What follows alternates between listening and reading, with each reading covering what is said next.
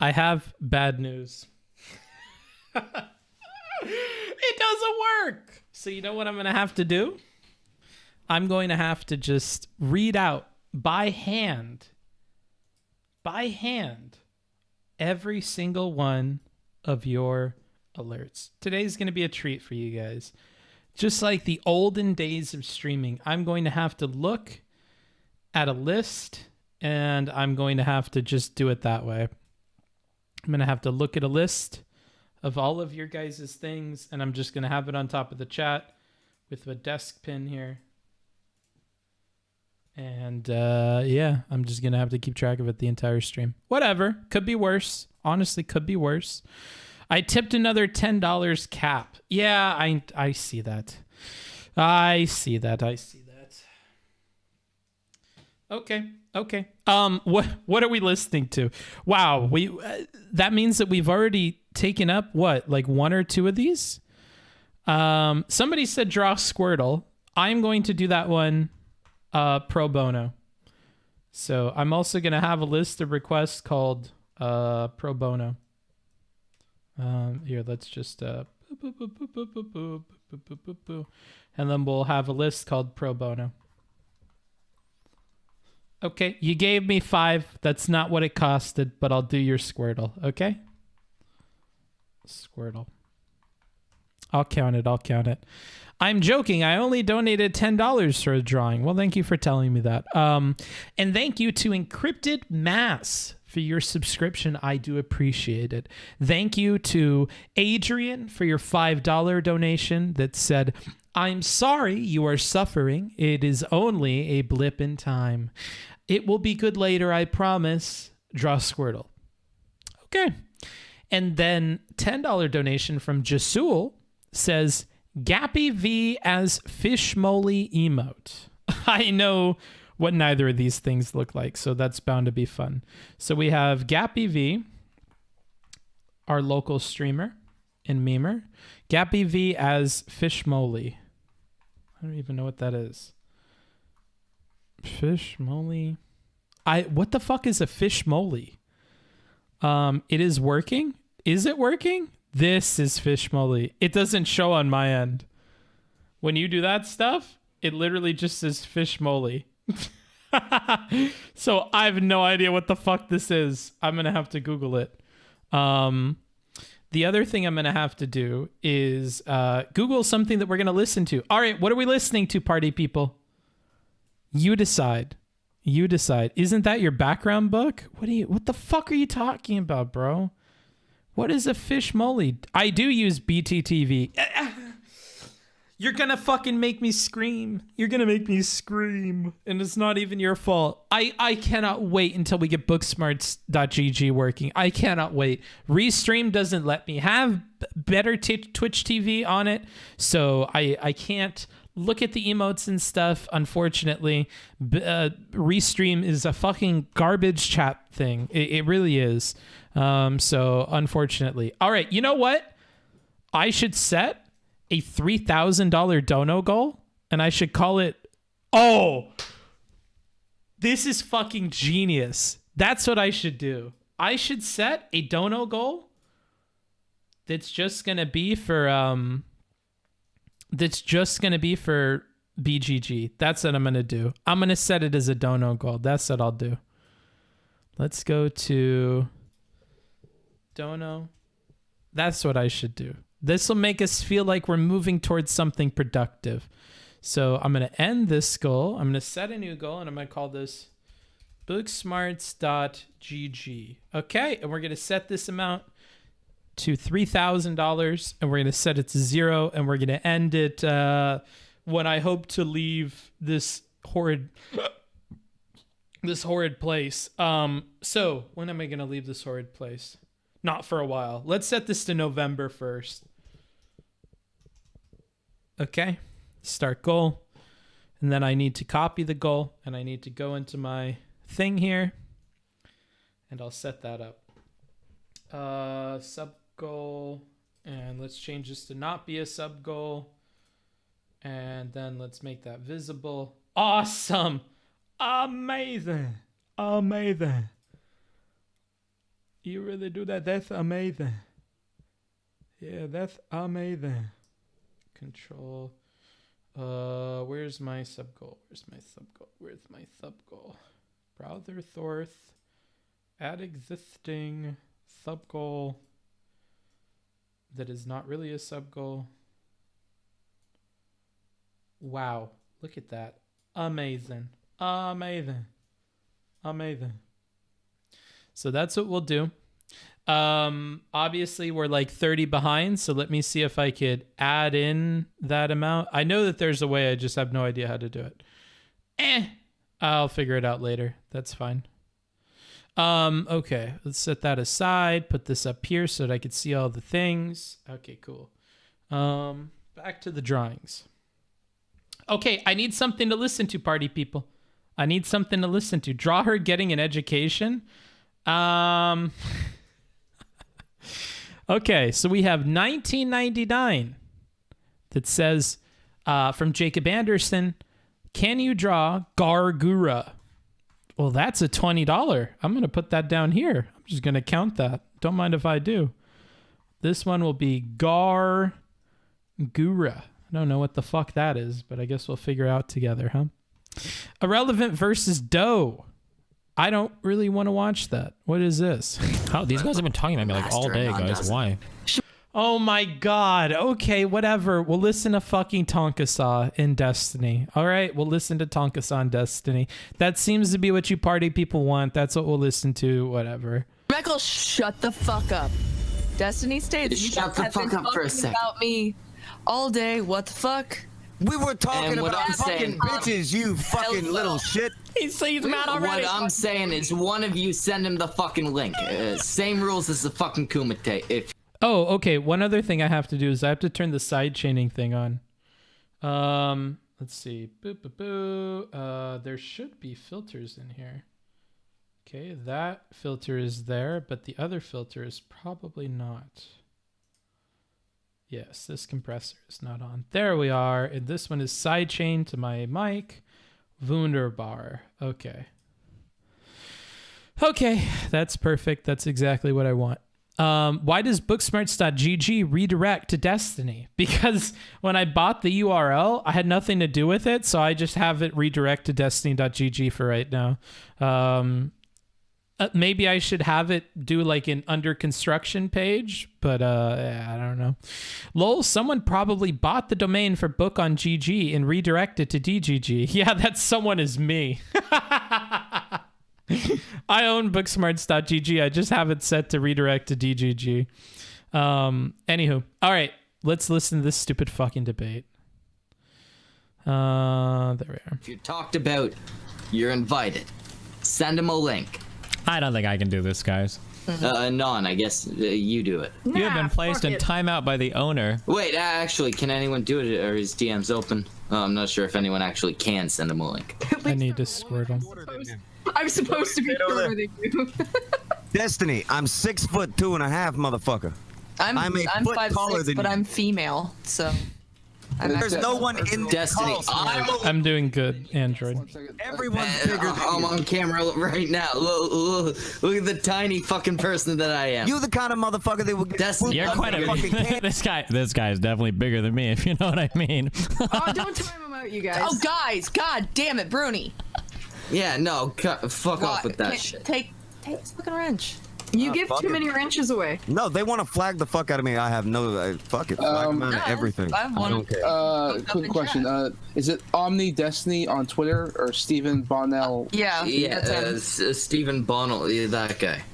Okay, I will send him the link. How's that sound? Should we just go on and fuck with him? Send him the link, and he should. I have abandoned all hope of serious conversation with these people. He was supposed to have a wrench, but it fucked up. Oh, if he can post again, I'll give him. We have a $5 super chat from American Phoenix.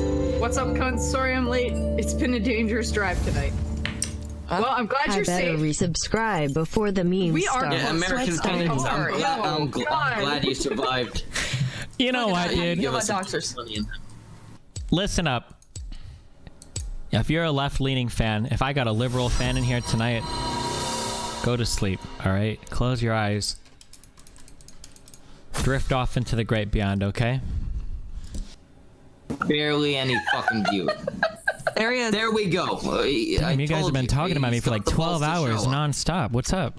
We were talking about fucking women, but since you're here, every time somebody when did you become 6 every foot? time somebody like links me one of the streams, when did you become every 6 time foot? somebody links one of the streams, you guys are talking about me. Steve, I'm glad I give you guys so much. They had the Zerka strap before Zerka was on here. When did you become 6 feet tall, Steve? I'm curious. Tonka, I call you small. I'm calling you weak, dude. I'm not short. I would like to thank you, Destiny. You have given us content. I'm glad I can energize you guys. Appreciate it. You give people lots of content. People like to make stuff about funny little motherfuckers like you. So when did you become 6 feet tall? 2 days ago, actually. I went to Russia and I got the surgery just so I could be taller than you, Tonka man. Oh well, good. I'm 6'2", so I'm still taller than you. Oh, well, I'm actually 6'5" now, so. No, you're not. And I got a better bench. No, you're not. Upgraded model of whatever you have. So you better watch out if you see me drive. Wait, Steve. He has a Benz, he has a Mercedes. You make a hell of a lot more money than I do. Mercedes. So you probably own a camera, right? Yeah. Sorry, I actually lost my headphone there. What did you say? Are you okay? Yeah, I've got He said cameras. yes, he has a camera. Okay, is there any chance that you could turn that on? I know Tonka won't. I'd just like to do a little experiment with you and me. Wait, I'm sorry. Did somebody say earlier he didn't have a Benz? What? He has a Mercedes. Why are you acting Did they make more than one kind of car? Is that the only thing that they make? Wait, you know that a Mercedes Benz is like do you no Destiny? Do you know that Mercedes makes more than a Benz? Wait, what other Mercedes are you talking about? Dude. Yes or no? Does Mercedes make more than a Benz, Steve? I've always heard them called Mercedes Benz. What else do they make? Tonka trucks? Do Mercedes make more than a Benz? Tonka trucks. What else do they make? I asked you a question, Steve. I'm asking you, Tonka trucks. Tell me. You ask a lot of questions, Tonka. You have never answered a question. The brand is called Mercedes-Benz Tonka trucks. What do you want me to say? Tonka trucks. All right, what else you got in here? I don't want to shit on Tonka. I already did that like a ton today. What else do you guys want to talk about? Share something real quick, just so fucking retarded you are. Damn, he's the R slur, yo. That's not cool. You know that like a Benz that's not like a model of car. Like the make. Nobody said it was. The make is Mercedes-Benz. That's the name of the company. Damn, he already lost. Oh shit, he's googling you. Oh shit. Okay. No, Tonka, he's got you here. He's got me on what? Mercedes-Benz is the name of the company. Well, no, but I want to know why the cunt here. Why was she calling me out? If you own a Mercedes, you own a Mercedes-Benz. No, but the other chick in here was the one that tried to call me out on it. Why would you do that? Vamper and all. Because she's not into cars and shit. We were talking about other shit, you know. Oh, you're into cars and shit? Tell me what other kind of Mercedes besides Mercedes-Benz there are, if you're all into cars and shit. Steven, do you know what model of cars that Mercedes makes? You said it is just a Benz. What is just a Benz then, Steve? A Benz is a Mercedes-Benz. To be fair, there's... Okay, so that's the model of car you have. No, that is the model of car you have. Mercedes-Benz is not a model, just like Ford is not a model. Dodge is not a model. You came in and you said that you had a Volkswagen is not a model. Than me. So let's hear that. Since you have to come up with stuff like this. I said what? You talk about the most nebulous shit in the world. I'm not talking about nebulous shit. You try to correct me on shit that you're wrong about all the time. Nebulous. Can you fucking pronounce it, you little fuck? Nebulous. Are you okay, Tonka trucks? Damn, dude, you have your meds again? You sound so mad. Okay, dude, Mercedes-Benz is a make a car. It's not a model. It's all right. I corrected you on it. You won't make that mistake again in the future. So you won't sound any dumber than you have to, buddy. Oh, man. Jesus. What else are we talking about in here tonight, guys? Well, Tonka truck gets his mom to Google whatever he needs to.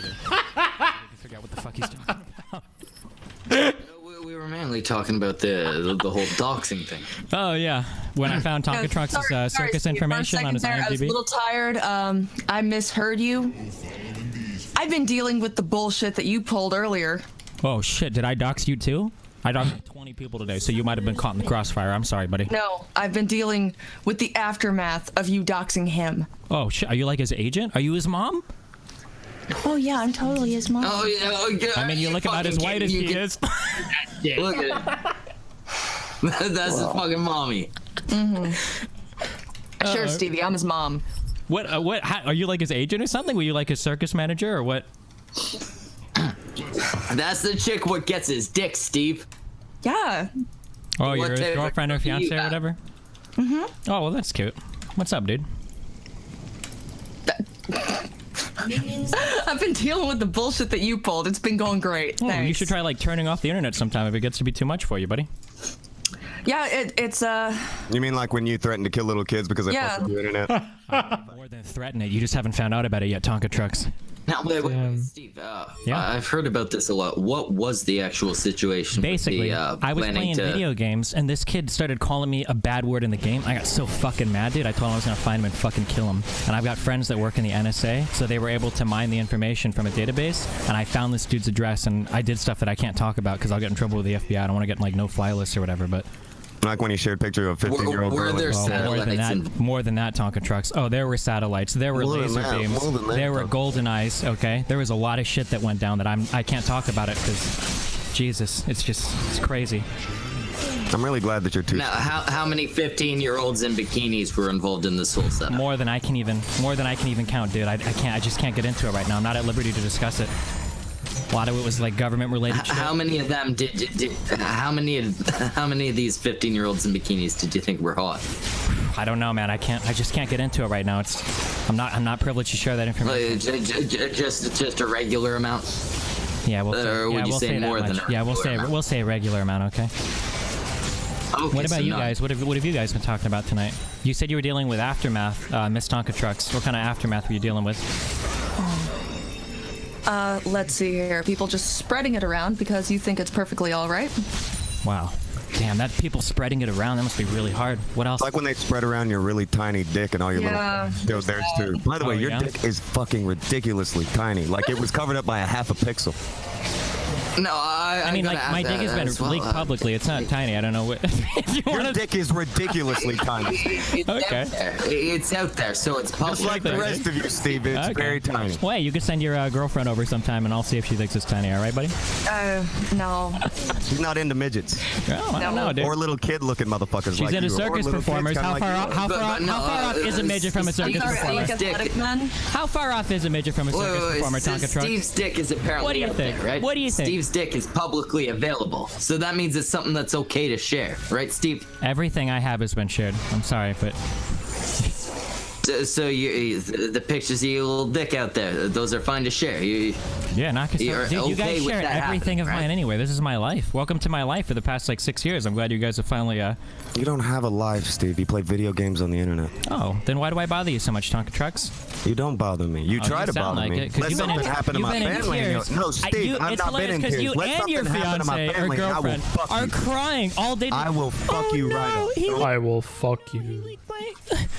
No, I'm not. Have I cried anything? Yeah, dude, you had to I cut your told mic. everybody I was a wrestler, you fucking retard. Everybody knew. They didn't know you were a circus performer, though. They thought you were an actual fighter, not a fucking, I was not a a fighter. I sideshow. was wrestling and fighter, Not you a fucking sideshow. idiot. I'm a champion. Wrestling A champion? and fighting That's like and saying radio House is a and fucking doctor. movies. I've done Holy shit with my life. dude. What have you done? The I know belt where that he's the wrestled. I know champion who belt- trained him the- MMA. I know where he wrestled you too. can I see talk. the audience with all 4 people in there watching, dude. Your champion belt came from a You're not prop gonna lie about it. I'm a department, wrestler. dude. I'm a fighter. Your I did radio. championship belt came from a prop did movies. department. But that's You ain't okay. gonna talk over. Listen, man, I'm an entertainer ain't too. gonna talk over. You're an entertainer. I will always I'm a be better midget. than You're you. a You ain't circus getting to me, but performance. if you fuck with You my know, we got a fucking lot in family, common, Tonka Trucks. that's We got when a I'm lot gonna in get mad. common, That's dude. when you're That's gonna bother me. awesome. I'm glad that I can relate know, to mute yourself somebody now, retard. who's on my level. It's awesome, dude. What's it like being an entertainer? I don't think he understands that he's muted.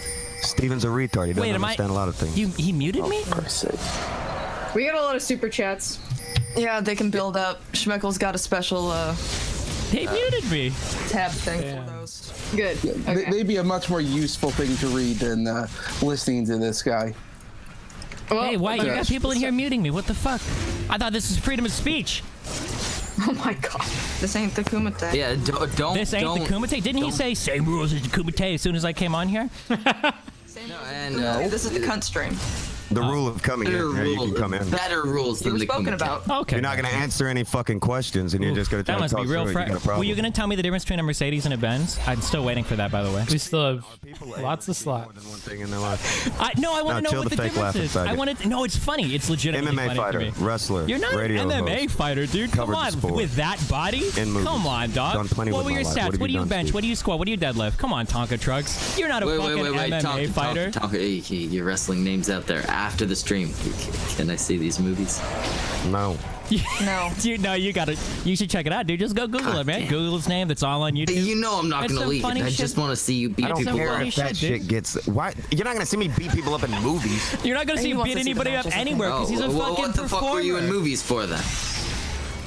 Plenty of shit. I did a bunch of stunt work in movies and had like 2 or 3 appearances and some shit. In movies, Damn, like the Andy Warski film or what? I'm curious. I have enough shit to work that I'm working on right now. I don't give a fuck, fam. I know you don't. You still haven't paid me yet. Ooh. Pay me, I'll be bitch. paying you at the end of fucking February. Fair enough. That's when you get the January money. Wait, did they meet me again? Also, Steve, you're muted again in case you haven't figured that one out. Well, no, really I'm not staring at the fucking window to see when somebody's gonna get like ass pained about like me talking. Oh, people don't like Yeah, to no, hear you. like I'm I done hearing said, you. Tom- Wait, then why the fuck I've did you been invite me done. on here, Tonka Truck? I didn't invite you on, I don't want Steve. you crying I didn't again. I don't invite want. you, I don't and want I'm to make you not cry, Tonka.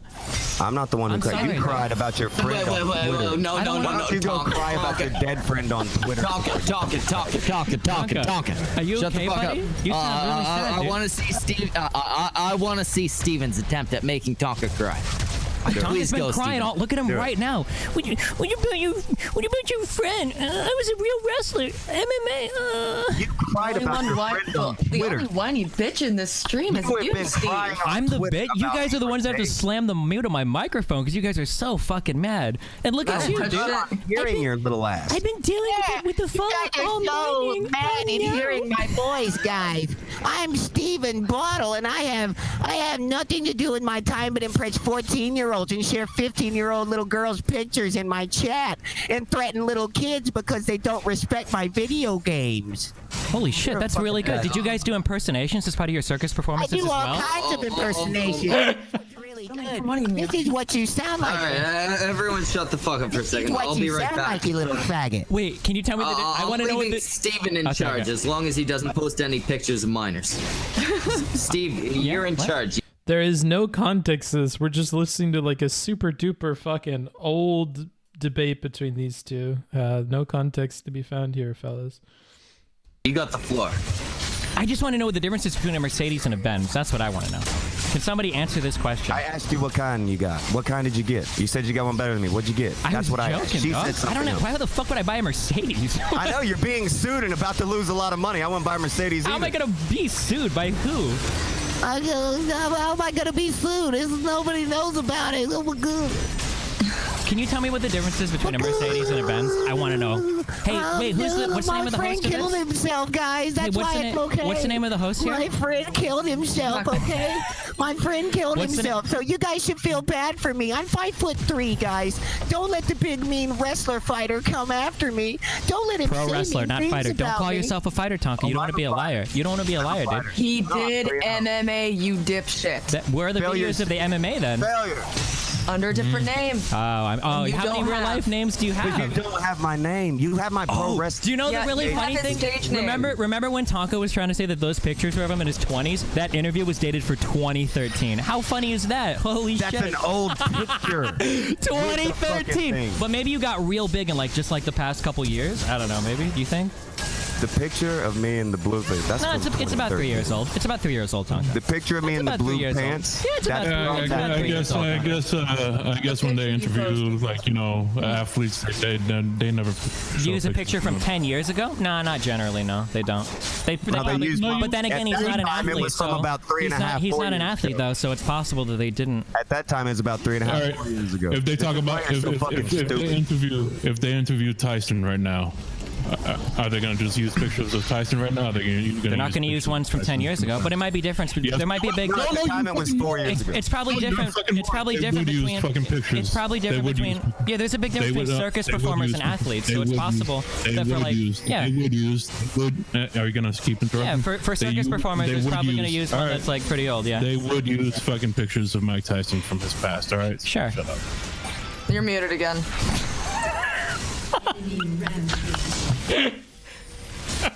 And also, that was, when was that? He said 2013, so how many years ago would it be at that point? Just a few.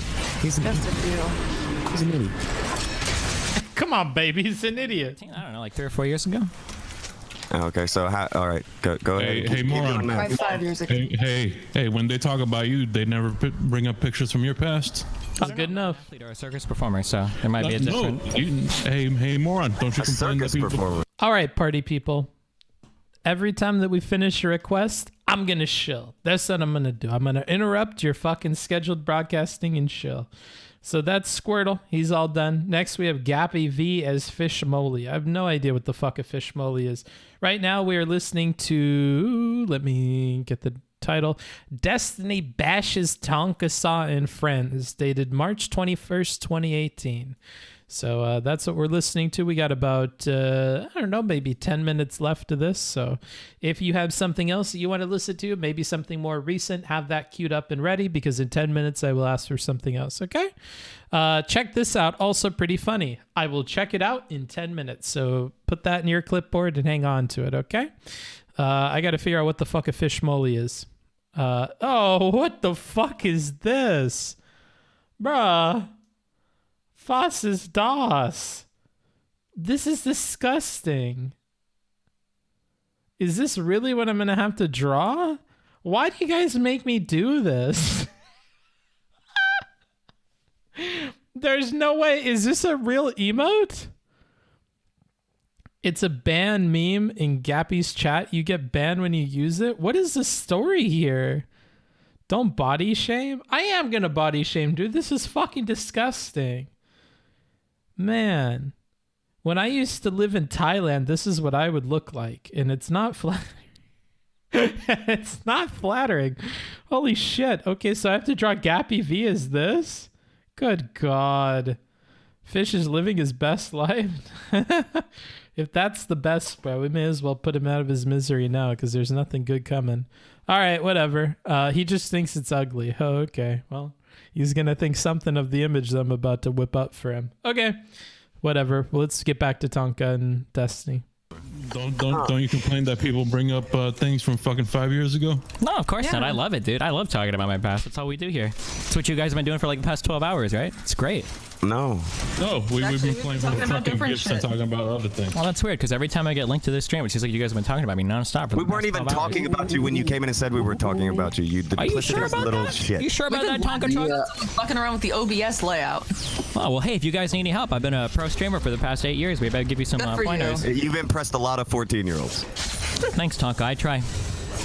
I made more than you yesterday than you made in your entire esports career. I seriously doubt that, Tonka Trucks. But no, we checked it. We went ahead and showed everybody your winnings from esports. How much? Wait, I'm not an esports competitor, Tonka. I'm a streamer. Oh, you were though. No, you were. Can you bring up his esports stream record It's probably like $1,000, Tonka. The difference is if you go back and you look at what I've done, Tonka, I don't have 4 people in the audience, 2 of whom are probably my parents watching me be a circus performer in the ring, dude. Where we can see his winnings, just so that we know that yesterday on the Kumite, I made more than he made in his entire alleged esports career.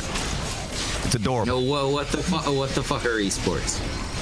Oh, that's what Steve does. That's what he thinks, Matt. He plays video games. I don't do esports, Tonka Truck. Okay, he plays StarCraft. I don't do esports, Tonka Trucks. I make my money streaming. In your gaming career, what happened? You just put the last. Oh, 1 second. Tonka did mute you again, Steve. You gotta unmute. Can you tell him to stop getting triggered and muting me? Because he just wants to sit here and tell like fucking stories. I have told him. Okay. You bloviate too much, Steve. Tonka, please chill. I know you're getting really triggered right now, but you need to calm down. I'll do what I want. Hit it again, faggot. Hit it again. in your Not about in your gaming career. I don't like that. Yeah, go ahead. How much money have you made? Probably $1,000. I don't know that. We can show it. We have the fucking. I was never a pro gamer. You need to do again. Jesus fuck. All right, if he meets me again, I'm just gonna take off, which is cool. If that's what you want me to do, I can leave. I made a. All right. Well, hey, Tonka, have fun crying, Tonka. Deuces, faggot. Have fun crying, Tonka. I know that I've upset you a lot, my dude. I hope you get over it. I'll see you later, Schmeagle. I'll see you later. I know that I really get to you, Tonka. I'm glad I can. I'll see you down the line, Schmeagle. You're the first pro fighter that I've ever really pissed off, Tonka. I'll see you down the line. Have fun, buddy. All right. I had fun. Oh, give a shit that his family got doxxed. They're still talking about me. That's a pretty shitty individual. He has to keep it. He's like, oh, yeah, I got to you. I got to you. And then it says. Right. So Steven was not my profile picture. I haven't sat around and posted a bunch of shit about that goofy little motherfucker. He wants to pretend he matters. Let him pretend that he matters. I can't. That's why he's over in this stream, and nobody's ever over in his streams that are over the age of fucking 16. It's a good thing you qualified that there because I have like 3-5 times as many viewers. We got like the adults. 200 fucking viewers. I'll be right back, cunts. Yikes. Samaj is in charge. Okay. Of course. Have you drawn us any boobs yet? Yeah, I just haven't posted them yet. I've been a little distracted with all this nonsense about Destiny and shit. I wanted to say that I've seen Destiny in many debates with like Sargon and all that kind of stuff. Where he loses. He doesn't usually go full.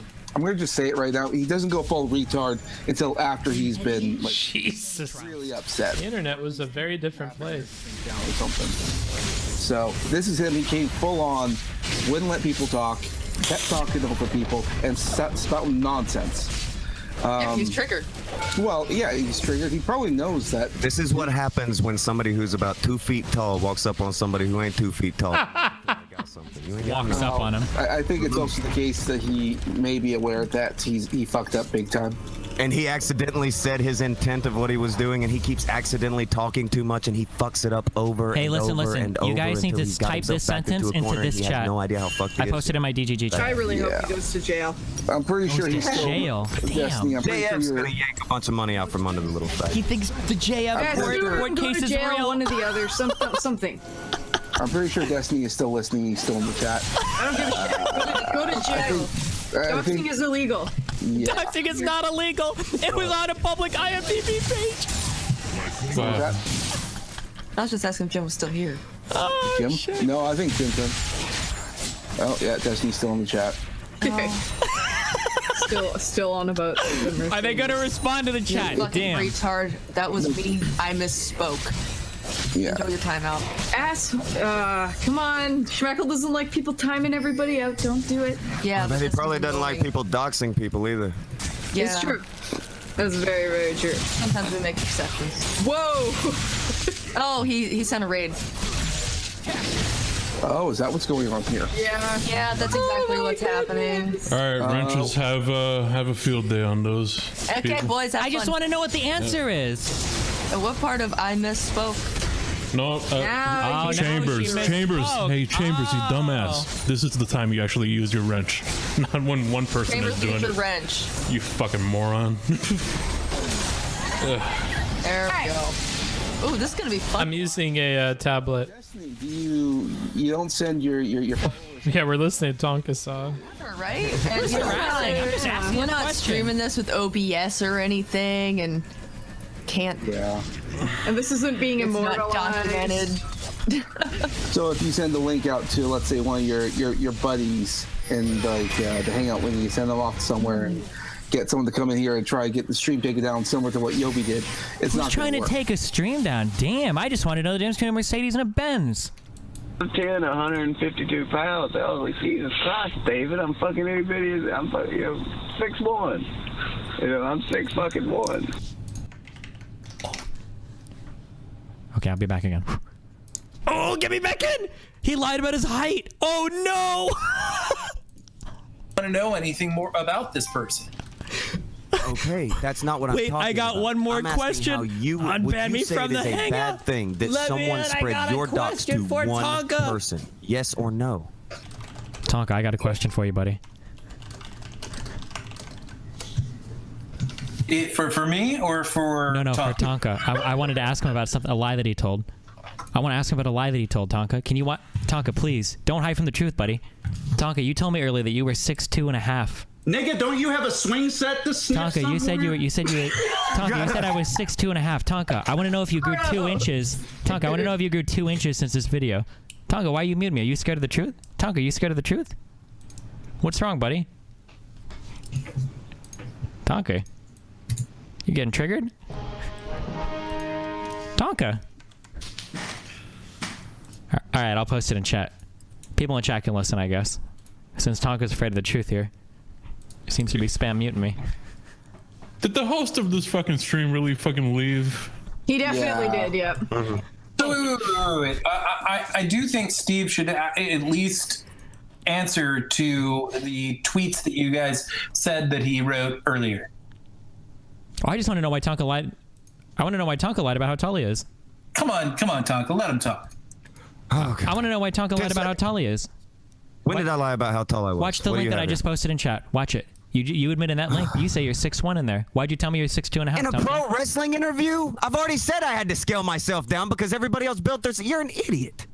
Tonka, when they build pro wrestlers, they dumb. scale their height up. You're going the wrong way, buddy. Unless I am a lightweight and I am too tall for some of the ones who are building themselves up, they scale the height, you schmuck. So they don't even take your height before you go into the ring, or what? You just tell them whatever? It's not real, you idiot. Oh. There you go, buddies. There's your stupid conversation you wanted me to listen to. That was Destiny Bashes Tonkasaw and Friends on YouTube. I am now accepting submissions for whatever the next piece of hot garbage is that we want to listen to. 6-hour version of this. What is this? You send me a lot of shit. Featuring Andy Worski, Brittany Venti, Medicare, Asmongold, and more. Destiny debates YouTubers. Okay, so I'm going to line up all the options. We have this option. Check out this about Hasan. The consequences of being dumb. Oh, no. This one. Benefited from these sorts of arrangements. Is taxation theft by Exskillsme and Irish Laddie. Watch this. This is my own stream. Haha, you're very funny. Okay. Otzel's. You ever had a girl? Okay, that's it. So we have 4 options. I'm going to create a poll, and then we're going to decide, okay? So 1, 2, actually, we're going to do, yeah, I'm not going to type out the whole thing. 3, 4, which video?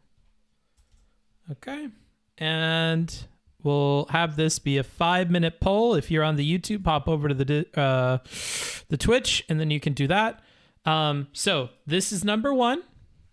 Destiny debates YouTubers featuring Andy Worski, Brittany Venti, Medicare, Asmongold, and more. That's number 1. Number 2 is the consequences of being dumb, part of the problem. Number 3 is taxation theft, featuring Exskillsme, Irish Laddie, and who is also now known as Vaush. That's his dead name. My apologies. And then she said no. But then next morning, important men's talk with Abba. So number 1, again, Destiny debates YouTubers with Andy Worski, Brittany Venti, Medicare, Asmongold, and more. Number 2, the consequences of being dumb. Number 3 is taxation theft, featuring Exskillsme and Irish Laddie. And number 4, she said no, but then the next morning, ellipses. Important men's talk with Abba. I don't even know who the hell Abba is. I have never heard of no Abba. This one, of course, I don't remember either. I have no idea what the fuck this is. The consequences of being dumb. Something about Hasan. And then is taxation theft. This conversation I am well aware of. This is a fun one. So I don't know. I'd be down with any of these. Wow. I'm going to start doing an IRI style tracking of the votes. Number 1, very far behind at 11%. Number 2, up to 42%. Neck and neck with number 3 at 40. Oh, They're fighting back and forth, 94 to 87. Number 4 far behind with only 6 votes. It's down to these two, basically. The Consequences of Being Dumb, which is with Hasan Abi, and Is Taxation Theft, featuring Exskillsme and Irish Laddie. These two are in the lead, 144 to 146. Now tied. Oh my goodness. I've never seen them this close. Uh-oh. Number 2 is dumping votes. A lot of votes coming in for Hasanabi. Can't be surprised. Those folks can afford a pretty penny for stuff in the ballot boxes. But then we have taxation theft coming in. Now at 48, now at 50. 50% of the vote going to Is Taxation Theft with 2 minutes and 30 seconds remaining on the clock. Who is going to win this? This is anybody's fight. However, Is Taxation Theft is coming out ahead. 268 votes to 228 for the Hasan video. I don't know. This may be decided in favor of Taxation is Theft. Number 2 having 42% of the vote. Number 3 with 52. Oh no. Pulling out ahead. It may be that we have to listen to Is Taxation Theft, a 3-hour video. Please, God, no, save me. Save me. I'm going to cast the vote. I'm going to cast the vote. I'm voting. It's not making a difference. My vote doesn't count. Oh no. 47 to 48. Oh my goodness. They are back to neck and neck. Number 2 pulls ahead. The Hasanabi video coming out from behind. Oh my goodness. An upset victory at the very end. Could this be? Oh my goodness. By 1 vote, by 2 votes, by 3 votes. My God. Number 2 pulled out ahead. I thought it was over. I thought we were getting number 3, but it looks, oh, I stand mistaken. Number 3 is coming out ahead. 536 to 568, 545 to 568. Oh no, a 2% lead for number 3 Is Taxation Theft. This is anybody's race, folks. Oh, no, no, no. Now we're at 47 to 51. Good golly, Miss Molly. Looks like the Hasan one's falling behind after a near steal. What's going on with the Hasan voters? Oh, no. Oh, and we're pulling ahead. The Hasan vote pulling ahead. Only 1 to 2% separating the two choices here. Number 4 is sitting comfortably at 0% of the vote. And number 1 at 1%. This is a showdown between just these two options. Oh, my goodness. Oh my goodness. And it looks like 3 is going to come out ahead unless we get an upset filling of the ballot boxes. Number 3, 51%, 750 counted votes to number 2, 701. What a close race. What a close race. Well fought, number 2. Well fought. Skeptical, a huge contributor here, putting forward 53,200 channel points. And AC 0510 coming in with 40 bitty boys. Not sure which way they went, but wow. Doesn't seem like we had people buying that vote. That's pure channel point goodness right there. Goodness gracious. Looks like we're going with option number 3. I'll go ahead and exit the other ones. Again, if you have a video that you want us to watch, just save it. I will play this at 1.5 speed to the V Omega D losers at home. Get used to 3x, motherfuckers. If you have this shit at 2x, congratulations. You're going to learn today. You're going to learn today how to listen at 3x, because there's no way in hell that I'm listening to this at 1x. That's for damn sure. That is for damn sure. We lost the evil money. Yeah, that's what it is, bro. It's those media interests. They just come in and they'll win no matter what. Poor Tina, bro. She was robbed. It makes me sad that I know what you're talking about. Holy shit.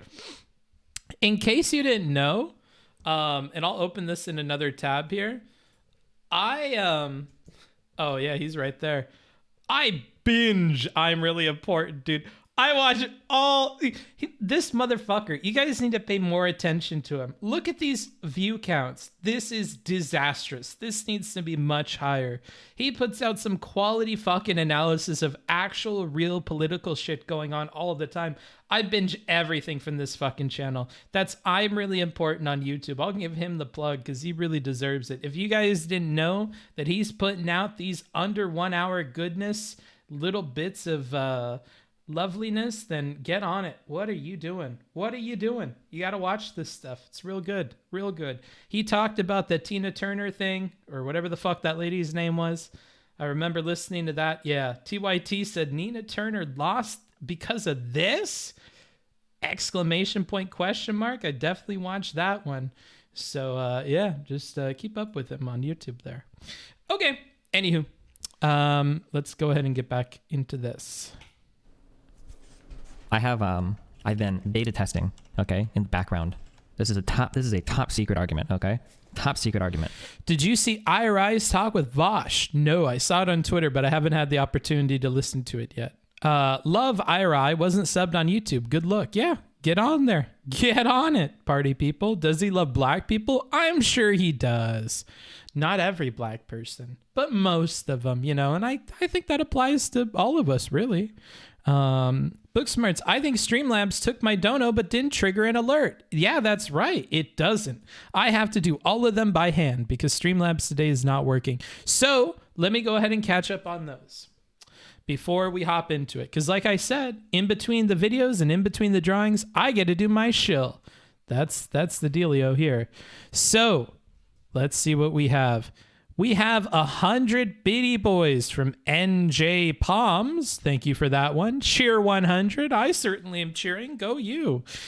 Wadu 436 donated $10 and says, draw Ferris the Rustician, the Rust language mascot. I have no idea what any of those things in that sentence are. I have no idea what any of them are, so I'm definitely going to have to Google this one. That is Ferris the Rustician. Rustician? No idea. Ferris the Rustician.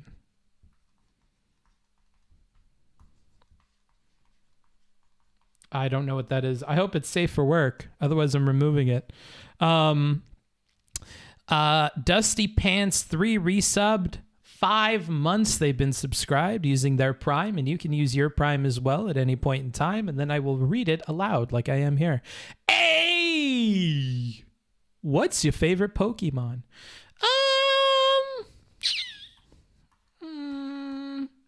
Probably Entei. I like Entei a lot. When Adam Sunglasses resubscribe with their Prime for 4 months, if you have Amazon Prime, you can use that Prime subscription on me. I definitely need the money. When is this debate from? That debate was from 2016 or 2018. I believe 2018. Also, hey, Booksmarts, keep up the great work. I'll try. This work slowly destroys me every day that I do it. Silent Cinema donating $10 says, draw a picture of me and someone of your choosing doing something not safe for work. Oh, no. And by not safe for work, I mean against OSHA regulations. Okay. And there is the last $10 slot. So if you would like, I will count partial donations. So let's say we get a $10 donation. That is 50% of this filled. And then the person who fills in the last 10 will get their request written in here, okay? If you'd like to guarantee your requests, you can donate 20 and then you get the full request slot, okay? I'm going to start trying to hurry through these $10 ones, maybe not color them and do them really, really quick, and then get more intricate as we get down the list, okay? So our last $10 slot is going to be Silent Cinema doing something OSHA against OSHA. And I'll play the video for you guys. But if anybody ever brings up the taxation is theft meme, I have the murder shot on that. I'm not even going to reveal it. The argument is so deadly, okay, that as soon as you hear it, you're going to be like, oh, shit, that's the game changer argument. That's the game changer argument right there. Whew. Oh, man. We'll see if it comes up. Is the response in the form of a question? Comos, yeah. I'm gonna get another one like that. Is Como City stay here? Oh, okay. Here's my meme, I guess. I don't want to reveal this because I don't want anybody to be ready for it because I want to ambush somebody with it. If somebody were to tell me, right? Okay, this is like my meme, silver killing bullet, that I want to see a good answer to. When somebody says taxation is theft, right? So if somebody says taxation is theft, And, you know, you can do like a standard response, well, we need this to make a society run, blah, blah, blah. Like, why do you think taxation is theft? Like, well, because you don't consent to it. And it's like, well, you kind of do by living here. Well, you kind of have to, blah, blah, blah. All right. How about this? Okay. Yeah, you got it. Sample-adolic. If somebody says taxation is theft, I want to respond with, well, I think labor is theft. How do you argue out of that position? I would be really curious to hear how somebody counters that. Because all the same arguments you can make for being forced to pay taxes and blah, blah, blah, blah, blah, you can make for being forced to have to be a worker, right? Bring me and I'll debunk that shit. Exskillsme, chill, okay? Not right now. Business. Destiny's afraid. Yeah, I'm super afraid. Actually, fuck it. Get on fucking Discord. Why the fuck not? Tell me why it's wrong. I know, you said you always just come in and do. If you're upset that Exskillsme is coming on, this is your guys' fault, okay? Because I've talked to so many goddamn fucking socialists and lefties that I need to. I'm so sorry. I hope you guys are upset. This is your fault. You've done this to me. And where the fuck did Exskillsme go? Did he get on Discord? But then I want like a cool light in the back. If I take that light and I just diffuse like a really gentle like blue or green or purple, would that look really cool or is it gonna look really fucking stupid? Do you know how would that be? I think it would be quite nice personally. God damn it, who the fuck is that? Oh, you're so fucking dumb. I agree with you a little bit more on the Supreme Court thing though, but just a little bit more, okay? On the Democrats and Republicans both pushing back and forth on each other. Do you remember what I'm talking about?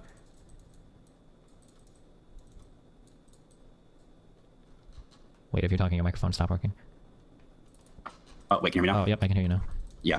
Yeah, so yeah, understanding the background definitely adds a lot of context. A little layer yeah, of complexity, but okay, what's up? What's your response to the if taxation is theft, then labor is theft? Well, before I give the response, I have to hear the construction. Why is it the case that labor is theft if taxation is theft? I mean, I'm generally applying the same arguments. People seem to think that taxation is theft because money is being taken from them or something of value is being taken from them and they didn't necessarily consent to it. Like they're born in a state, they get a job, and then they just lose money and they don't want it to be taken from them. And it's done by force because the government will put you in jail and then kill you if you whatever. So it seems like you can make similar arguments for the value of your labor being extracted from you because you also don't have the ability to keep that from happening. Okay, cool. Yeah, I'm actually really glad. The reason I jumped on this isn't because I'm married to the taxation is theft meme. It's because kind of what you just said about labor value being forcefully extracted from the labor force is such like a ubiquitous meme among the left that this is a pretty awesome opportunity to actually clear that up. Because oh shit, well be careful. I know you're excited, but I don't actually believe that, but... Well, that's your silver bullet, though. And even if you don't believe it, we can still talk about it. Oh yeah, I'm just curious of what their response would be because I think that I'm not married to the idea that a capitalist is depriving his laborers of value by scraping money off the top of their work. I don't think that's I don't like that take, but... Yeah. So the reason that take is wrong is basically the most fundamental law of economics. This was why the economics profession basically didn't exist before the 18th century. There was no economics, and our understanding of how you acquired wealth, how a nation acquired wealth, was basically the economics is a zero-sum game, right? Mm-hmm. So the idea was, if you want wealth, that means you have to stop wealth from leaving your country, as in like prevent trade. And secondly, you have to go and take it from other countries, and that led to colonization and all. But basically, the fundamental insight that led to modern economics, promoted by Adam Smith, was that the actual act of trade creates value. When two people engage in a voluntary trade, both are better off than they were before the trade. So this kind of gets to the value of labor labor theory, because labor is a voluntary trade, and the Marxists. I would take issue with that, but go ahead. Yeah, well, it is a voluntary trade. What you're going to say there are opportunity costs to not engage in that sort of trade, and that's true. But saying there are opportunity costs to decide not to engage in a sort of trade isn't the same thing as being forced to do that trade. Yeah, kind of. But I think we can talk on this in degrees. So, for instance, like I have just as much a decision if I want to walk across the street to go to a different restaurant as I do if I want to move slightly to avoid getting shot in the head. But I would argue that like the voluntariness of both of these things is very different, right? Because the opportunity cost attached to both is very different. Yeah, but it's not a matter of the opportunity costs being different or different. It's a matter of the opportunity costs being the result of some actor with a gun versus the opportunity cost just being sort of like gravity. Like if you don't produce anything and you don't trade what you produce, then you can't consume. That's sort of a fundamental law of nature, so to speak, that you can't trade or you can't consume if you don't produce. So the idea that like, if you don't participate in the economy, that you're not going to be able to consume very much, that's an opportunity cost. That's not so much somebody actually forcing you down because you don't want to give up your labor. But I think that we can go back to this. We can go into this a lot, but that's back to this. Yeah, but I think the more fundamental... Oh, and then real quick, just to be fair, because I'm not trying to kill you or whatever, I did tell Mr. Man I'm playing games, so we have to keep this kind of short, okay? Okay, that's fine with me. Yeah. So the other thing, and this is something I've heard you repeat a lot, and it's that basically capitalists extract surplus from labor. I've heard you repeat that like quite a bit, and leftists repeat this as well. Kind of like your impression of what that entails. Yeah, so my idea, so the lefty explanation of this is that laborers get together and they produce some value, but they're robbed of some of that value via a capitalist. Somebody that owns a business takes value from them. The way that I view this transaction is you have laborers that aren't able to generate any value with their work, but then a capitalist provides the means to do so, and as in exchange for providing the means for them to earn some sort of money, the capitalist scrapes money off of their labor as well. So kind of as you said, like it's a transaction that benefits both parties is how I view it. Yeah, and that's a key insight, and that's actually the reason it's true. That's why it's kind of like it's a half truth, right? Because the capitalist does earn surplus from the labor it hires. That's true, but that surplus is what incentivizes the transaction in the first place. Why would anybody hire somebody if they received no surplus from that transaction? If you receive no surplus, then you have no incentive to engage in the relationship. And the second key insight, and this is probably the more important one, is that the labor also receives surplus from the capitalists. And this is again getting back to the fundamental law of trade. That laborer, because he voluntarily agreed to do that, he is basically saying through his actions that he's better off engaging in that trade and receiving his income than he is in not doing that. So both sides receive a surplus, and that's the fundamental law of trade, is that when there's a voluntary trade, both sides receive surplus. And when you have an involuntary trade, then that's not necessarily the case. But that's a really fundamental that's a fundamental. It's very important to understand that the laborer gets surplus too. The laborer gets more than what he puts in, and the capitalist also gets more than what he pays. And that's why the trade is beneficial, because both sides are better off than they were before. Sure. I don't think anybody necessarily disagrees with this. Theoretically, I think that the haggling comes down into how much of a surplus is being provided by both sides, which is what people. So somebody would argue that while Amazon might provide some level of surplus to their employees, if you look at the wealth that some of the higher people in Amazon, like it's clear that there's much more scraping being done from the laborers than the capital owner. I'll say that sort of comparison is somewhat maybe beyond the scope of economics to a certain degree. Well, it's a very morally loaded argument as well, right? It's morally loaded, but I think I also kind of just fundamentally disagree. If you go to any single laborer who works at Amazon, and it's like, would your life be hurt more by abolishing this trade relationship you have? Would it hurt you more, or would it hurt Amazon more? It's like, even if Amazon is getting most of the surplus, or the fact that I think we would both agree that the worker's life would be more impacted than Amazon would be by saying, no, you no longer work there out of nowhere, right? Yeah, sure. And this is kind of I make similar arguments to this, where it's like, if some random Amazon employee were to start tweeting how much he loves Nazis on Twitter, it's not really gonna have much impact on the company. Whereas if Jeff Bezos did it, it could theoretically like massively shift, stock prices in the entire company or something. Right? Like the level of responsibility. I guess like that. Yeah. But I guess my point is that like laborers receive a very big surplus from like when they engage in that trade. That's why. And it's not exploitative. And I think the indications of this are the fact that the labor market's pretty healthy. When recessions happen, and unemployment happens. But in the grand scheme of things, it seems like labor and productivity and wages, they seem to rise together. I know there's a big meme out there that wages aren't keeping up with productivity, but that's just a lie. We can talk over that side, because I've read a lot arguing both sides where people disagree. Actually, and I think you've even linked something too. I've seen both sides go back and forth on that productivity versus labor quite a bit. Yeah, they have gone back and forth, but I think if you understand the overall arguments of the back and forth, then that leads you kind of to the inescapable conclusion that that's not a true lie, or that's not a true fact. And I think the actual source of that is the EPI. And basically, if you look at how they measured it, the way they measured that was by basically excluding non-managerial wage growth. But the problem with that was that they compared the wage growth to a measure of productivity that did include those workers. So those numbers are fundamentally comparing apples and oranges. If you read the link, they basically walks through that. Yeah, but I thought but then people argue that there are reasons why these comparisons are made. In fact, we can talk about it specifically like at another time. Yeah. But basically, what they say is that, we're trying to get the typical worker, so we don't want the managers involved in this. But the problem with that is like, your argument isn't really any longer that labor isn't keeping up with productivity. It's just that productivity increases aren't happening in the lowest wage sectors, which is true. But that's not a problem of wages not keeping up with productivity. It's the opposite. It's a problem of wages tracking productivity too well, such that workers because frankly, if you look at the labor force, it's true that the low wage workers, especially look at fast food restaurants, those jobs haven't changed very much in the past 20 years. So those jobs haven't really been the sectors responsible for the productivity growth. So it makes sense that the parts of the labor force that aren't responsible for the productivity growth aren't the ones that are seeing the wage growth either.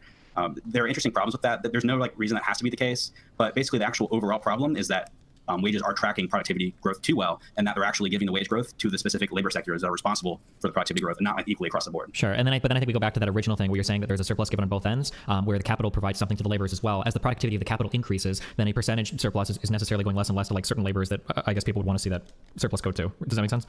Yeah, I understand kind of what you're saying. It's a bargaining power argument, right? Like let's say there's like one. So like the argument that you're making is, let's say I've got 15 employees and one manager. You're the Michelangelo of our church. Thanks, bro. I think this one came out well. I'm happy with it. I'm not complaining. Again, if you're joining late, we're doing requests. This is Gappy V as the fish moly emote, which I hadn't heard about until today. Pretty ugly, not gonna lie. And I'm not talking about Gappy V. It's this fucking fish, dude. This is some gnarly shit. I'm talking because we've just about finished it up, and every time we finish it, I will talk about the shill. And the shill is that we are taking requests. All of these are going to be requests. So if you would have a request, oh my God. There you go. There's Gappy V. Oh, wait, no, hold on. We have to erase these eyes, of course. Duh. Come on now. Gotta erase these eyes. Oops. It's a bit large. Ah, there we are.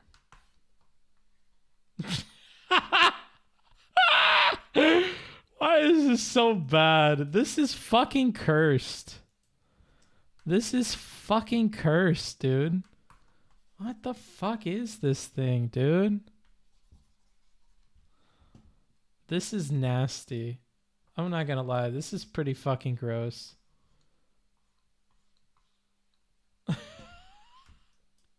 There you go. There's Gappy V as the fish. I won't lie. I'm aroused. Yeah, I was initially going to draw him with clothes on, but I was like, where the fuck are the clotheslines going to go? How am I going to do this? So I just opted out of it altogether. There you go. There's your... Oh no, what have I done? At some point I fucked up my layers, dude. God damn it. Oh man. What a nightmare. That's close enough. That's close enough. Clip it and ship it. Yeah. Gappy V is fish moly. Gross. Disgusting even. I added a fish leg just because I thought it would be funnier, but yeah, it's honestly disgusting. Layer issues, what a fucking nightmare. Yeah, dude. Oh well. Okay, like I said, anybody can request this stuff. Oh my god, dude, I fucked up everything. No, that's what I get for fucking writing on the wrong layers. Wait, how did these go? Were these both $10 ones? I hope so. Here, I'm gonna crop that and put it in the proper layer. How annoying. Grab these two layers, merge them. What is this one? What have I done? What have I done? Wait, then what is the other layer? Oh my god. Last time I was so lucky I didn't run into any layer issues. Wait, what is this layer? Oh, a separate layer for the line art? That's dumb. There we go. There's all my line art. Wait! Why are the colors on that same layer? All right, whatever. Wait, hold on, not whatever. What is going on here? So this is the line layer. I drew the colors on the fucking ink layer. Whatever, dude. We're gonna merge them anyways. I don't give a fuck. I'm a fucking rogue. I'm a rogue, dude. I'm gonna have to label these so I don't fuck them up. Color. Lines. Wait, what is layer 3 then? Oh! Then what is this layer? What's on this layer that I'm just gonna merge them? Fuck it, dude. I'm merging. I'm merging. Oh, you know what it was? It was probably the sketch layer. I'll label this one sketch then. Okay. Booksmarts, do you mind changing the headphone color to purple for Gappy V? No, I do mind, and I'm not going to do it. Sorry. Too late. We've already merged the color layers. It is not possible anymore. There is no going back. There is no going back. And I'm going to delete these. Bam. Okay, cool. We're on to the next thing. Squirtle is still missing his tail. Wait, what the fuck? What happened to his tail, bro? That's not cool. Oh, we'll just have to draw that little bad boy in. I think I remember how his tail goes. It's like a little swirl. It goes whoop, maybe a little bit bigger than that. It's like the same size. Good enough.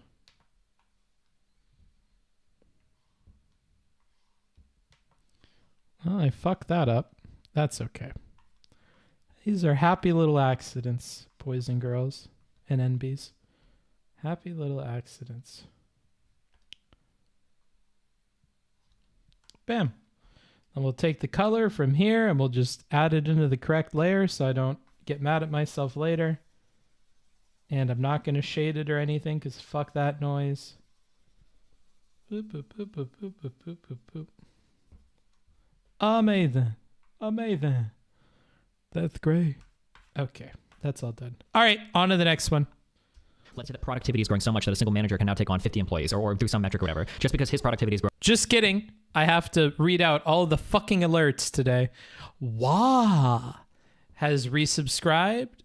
A tier 1 sub for 12 months. Huge round of applause to Wah.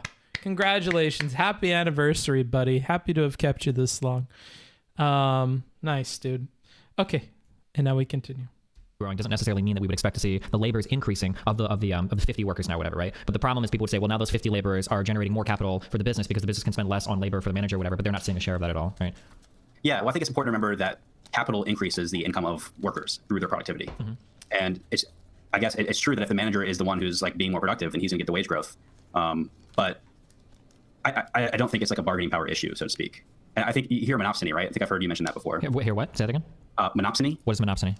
So it's basically somewhat the inverse of a monopoly. So when you have a monopoly, you have a lot of buyers and very few suppliers, right? Okay. And that gives the suppliers a lot of bargaining power in the market, and they have a lot of power to set prices and set margins that they wouldn't have in a more competitive market. So monopsony is sort of the inverse in that there are actually not very many buyers and there are a lot of sellers. So this actually defines labor market, because in the labor market, the supply is actually the laborers and the buyers are the actual capitalists or the businesses. Okay. So people kind of use this theory, and I mentioned monopsony because I've heard you dub the labor market as a market failure because of like an unequal bargaining power. Yeah, it must be. It seems like it has to be the case. But yeah, I challenge that. I don't think that's the case. If that's true, then why is it that minimum wages seem to be positive in every place they're implemented? I don't think that's true at all. I mean, even... Uh-oh! Alert time. Jazul donated $5. Please edit the Fish Mully drawing to have purple headphones, Gappy love. Well, as I already explained to this dumb fuck, it's not possible because we merged the layers, but they didn't pay attention. Can you blame them? So there we go. That's $5 towards the $20 goal. So if you pick up 15, you get that request for free because this person decided they were going to donate $5, and I'm not going to change the thing that they wanted to change. Too late. It's set in stone. My masterpiece is complete. I've signed it.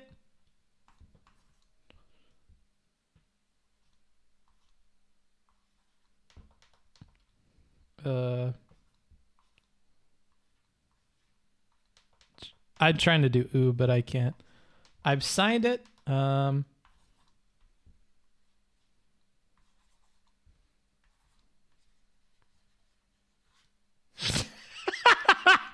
gotta work on a Booksmart signature.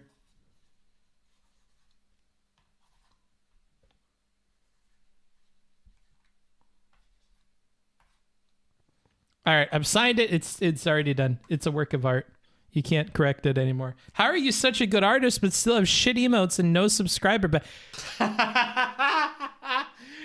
the YouTube chat has subscriber badges. I don't know why we don't have subscriber badges on the other thing. I'm gonna write it on my fucking forehead.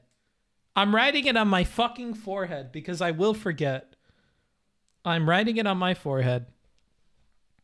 Because you know what? I should be a much better streamer.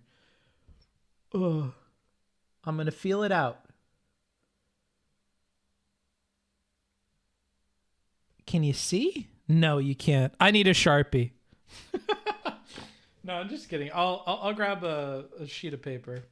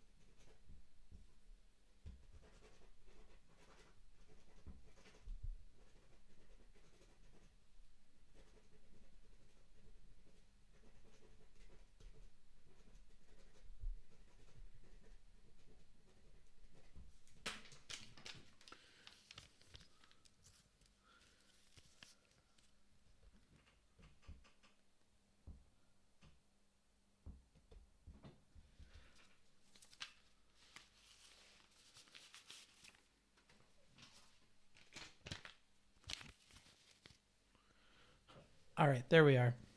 That's good enough. That's good enough. Lame? You're lame.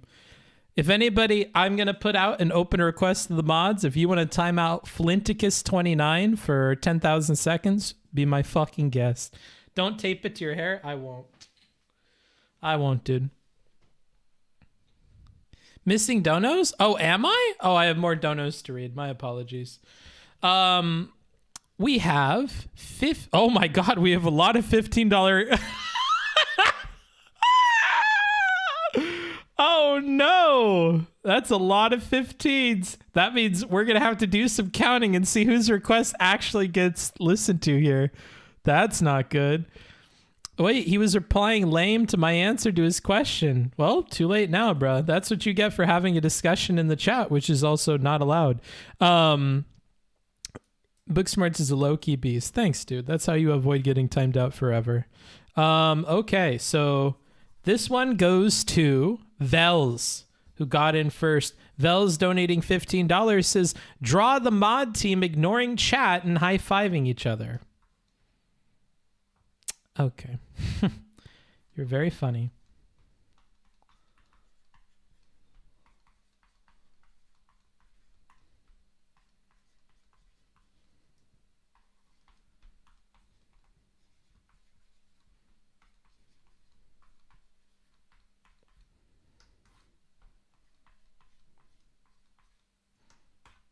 Okay. And then 15, which is half of the requirement here, is from the Swoderman. And they said, I don't know if I'm reading your tiers right. I'll do another $5 if need be. Please do Gappy V as Peepo Cute. Oh no! You're going to have to donate 30 because you know what happened immediately after you said that? Somebody else donated 15. Covering the full 30 for that tier, and that's Jacob Collier on YouTube, who says, draw you as your favorite Pokemon. I'm sorry, buddy, but he beat you to it. You played a game and you lost, so he wins, and that's going to be draw you as your favorite Pokemon.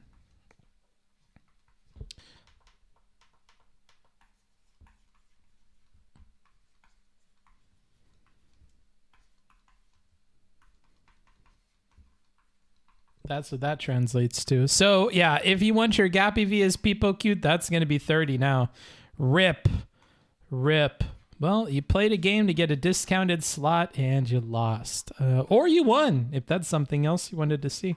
Wow, we are booked up. Only one $30 slot remains. And then we have a lot of 40s here. Wait, how does that work? Did they donate the full 30? I thought it was 15. No, so what happened was Jazul... Vels donated 15. So Vels covered the final amount for the $20 slot. Then Jacob donated 15. And then what the fuck? No, Swoderman donated 15. Then Jacob donated 15. And so those added up to 30. And Jacob was the one that took the $30 slot. That's how. I already explained this. Sebastian Noise donated 100 bits, and they said, draw these nuts on your chin. Well, I won't be doing that because that 100 bits does not add up to 30. However, I will count it as 1 out of the 30, okay? Just to be gracious to you, okay? That's 1 out of 30. So now you get a discount. This one will only cost you $29. There you go, okay? There you go. In Seattle, they revised those studies to say that overall it's had a beneficial impact on the city. No, that's not true. It depends on. It's really they didn't say overall beneficial impact. There are certain movements that they witnessed, but one of the I don't recognize the name Madness Combat. What they did was they observed the most inexperienced workers getting hurt the most in terms of their hours worked. But secondly, and more importantly, is that it's obviously with minimum wage. Wait, real quick for what you just said. It hurt the lowest people by their hours worked. But that was true. But I thought in that study it said even though they worked less hours, they were still making the same amount of money. So, I don't think that's that. There are some segments, there are some definitions of workers. And I know I can remember this from the study. Maybe you want to look at it more. Sure. But basically, the workers who had experience were the ones who saw the most benefit. And the ones who had no experience were the ones who actually received on net harm in terms of hours worked. So minimum wage was a case in Seattle where the benefits went to the experienced workers and the less experienced workers got the short end of the stick, which is often the case with minimum wage. But again, a more serious kind of issue with your statement that minimum wage always leads to good outcomes is the fact that minimum wage is always like a spurious correlation, right? And that we only humor big increases in minimum wage when the economy we only humor big increases in minimum wage when the economy is doing well, and we don't do it when the economy is not doing well. So if you look at it as a policy, like as a basic simple correlation, it seems like, oh yeah, look, every time we increase minimum wage, we see good labor, we see good unemployment rate. Well, that's because you only increase minimum wage when there is low unemployment rate. So I don't think that minimum wage is a good argument for why there's a market failure. It seems like the benefits are unequal and the consequences seem pretty unintentional. But to counterpoint to your minimum wage, the fact that, and I think you've mentioned this on stream before, the fact that larger companies pay their workers more than smaller companies. And that's a relationship that's completely opposite of what you would expect if we had this sort of market power, market failure. And to kind of restate what I just said, when you have like giant companies tend to pay more than small mom and pop shops. So if we had this sort of like market failure that was being driven by market power on behalf of the buyers, which are the businesses in this case, then we wouldn't expect to see the big companies paying their workers more than smaller companies. We'd expect it to be the opposite. So I think that's a pretty... I would have to unpack that a lot. I'm sorry, because there's a lot there. Like my instinct would be that larger companies would pay better than smaller companies because larger companies can do things more efficiently. I would appeal to like economies of scale and whatnot here. That would be my first thought. But earlier you're saying because of what I believe about there being a market failure and saying wages that smaller companies should pay more under my assumption there. Can you explain why I should think that? Yeah, because and that's kind of why I brought it to monopsony, because that's what you were getting at. Mm-hmm. And I guess to kind of like start from more of a lower level, basically, some economists support minimum wage, right? But it seems like most do. I would have to look at that No, point. I wouldn't say most. I mean, I would say most. I would say most support not abolishing it, but I wouldn't say most support rising it at a federal level to the level actually. I don't like federal minimum wage. I think federal minimum wage is real stupid. Right. I think a lot of economists think that as well. Okay. My point is that if you are going to justify the minimum wage on a economic theory grounds, usually monopsony is what they go to. Like that's the answer. It's like, oh, there must exist some level of monopsony power in the labor market, and that implies that these companies have bargaining power over the suppliers in this case, which are the laborers. So that's kind of why I'm saying the power dynamics for your theory don't make sense with that pretty important data point. Whereas the companies with more market power pay their companies more than companies with less market power. So if wages were being set by this power dynamic, then we would expect it to be the opposite, but it's not the opposite. So that always, and it's not just you making this argument, even economists make this argument that there's monopsony, but it comes across to me as like, oh, we're trying to reach some conclusion, so we're saying, oh, there must be monopsony power, even though I think the conclusion has sort of come before the data. And maybe you would have to weigh different parts here, and I can't do that. I don't have the background to do it. Yeah, and I guess, we don't have to kind of go all the way into that. Sure. But because there's competing, because when you get into like competing economic factors, it would be disingenuous for me to pretend like I could accurately weight. Yeah, I understand. But I guess the major takeaway, though, and the takeaway to the leftists out there is that in a voluntary trade, and that's an emphasis on voluntary trade, both sides receive surplus value from the trade. Neither side is extracting surplus from the other. Both are receiving surplus. And if either side didn't receive surplus, then that side would have zero incentive to actually engage in the transaction. I take somewhere between 19 and 17 issues with what you just said there, Exskillsme. Very rarely do people start at the upper bound and go to the lower bound when they are. Yeah, I didn't think that was. He was thinking of going even higher, but then he decided to tone it back. Yeah, I realized I was overstepping at first. Why are we having this discussion with Exskillsme? All due respect, Exskillsme, but Exskillsme doesn't know shit about this. Why are we having this discussion? You know what? Fucking go for it a little bit. Go ahead. Are you saying I don't know about labor economics? I mean, I only have a bachelor's in economics, so I'll grant you that. I don't claim to know a lot, but I think I know enough to know what I know and what I don't know. So I understand the arguments on both sides, but what I understand most is that you don't understand any of the arguments, Harsh Laddie. Oh, he got me. I mean, it's true. I don't have any degree in economics, but what I do know is that it is very possible for a voluntary trade to involve exploitation of one of the agents involved. That's like a hard fact right there. That's like depends on how you define exploitation. Depends on how you define exploitation. That you could define it in such a meaningless way that I would agree with it. It all depends on your definition of exploitation. Okay, then let's bring it back to the simplest possible arguments, okay? You get marooned on a tiny island after your ship crashes in the middle of the Pacific. You find yourself an island with 2 trees. They produce coconuts. It's a source of sustainable living. Someone already crashed, already lives there. They say they'll give you those coconuts if you suck their dick. Now, and that's where we're going to pause it for a second, because we got some new donos, apparently. Oh my goodness. We do have new donos. So we have...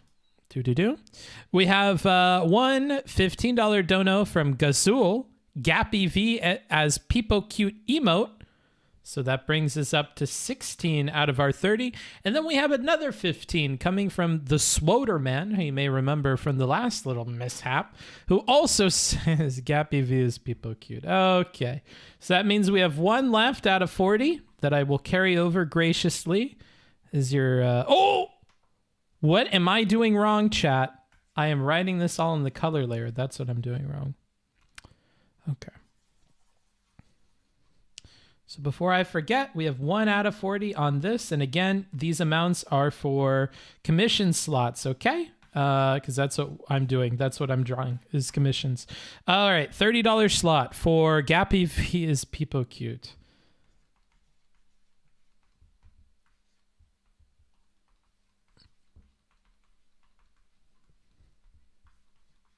Okay, fun stuff. Pog, we did it, Reddit. Yeah, congratulations, internet people. You came together and accomplished something for once. Good job. Back to the show. In this situation, you can engage in a voluntary trade to wrap your mouth around that meaty schlong and get that bread, okay? Totally valid. You can make that choice. But don't you think the initial setup, the circumstances into which both of these actors have been placed, involves just maybe a smidge of inherent exploitation? So it's so leftist tactics to be on this fantasy desert island world. How about we go to the real world and look at how the conditions of workers have improved where capitalism and where free trade have flourished? You're on your dick-sucking desert island, but how about we have a discussion about the real world and about countries that have allowed laborers and allowed capitalists to engage freely in trade, and let's examine how the conditions of those workers have massively improved. All of this is on the color layer. How real wages have kept up with inflation. We were just talking about that. Real wages absolutely have kept up with inflation. Well, wait. Okay, because this is actually like the central. This is the number one reason why I don't like the labor value theory shit or whatever. Is like this particular topic. So before moving on to like the productivity or shit, can you reconcile like how voluntary is a laborer when they engage with a capitalist in terms of earning wages? Like how do you analyze this? I want to hear both of you. I know how Irish Laddie does it, so go talk about this. Are you asking for me? Either of you. So basically, to lay out the basic premise, what Irish Laddie is saying is that if I exist in a society and I can go out to 10 firms and work, to say that this is a voluntary transaction is ridiculous because if I don't work, I'm going to die. So Irish Laddie's argument is that this transaction can never be truly voluntary. That the capitalists have much more leverage than me. If I don't work for them, they could find another worker. But if I don't work, then I'm fucked. So yeah. So speak to that. Yeah, so that's not exploitative because the opportunity costs aren't the result of some third party oppressing you. It's not somebody's fault if you don't get food and die. That's just the state of nature, right? So, but even kind of beyond that, the fact that laborers are voluntarily engaging in these transactions means that that's what that among all opportunity costs they have, that's their best option. So I'm not so interested in saying what laborers should do. So my point, Irish Laddie, to your analogy, isn't whether I think the person should engage in the trade or not engage in the trade. All I can do is conclude that they wanted the decision that they chose. And I think that's the important distinction between us, is that I believe in revealed preferences. I don't believe in saying, oh, workers shouldn't want to work for this or that.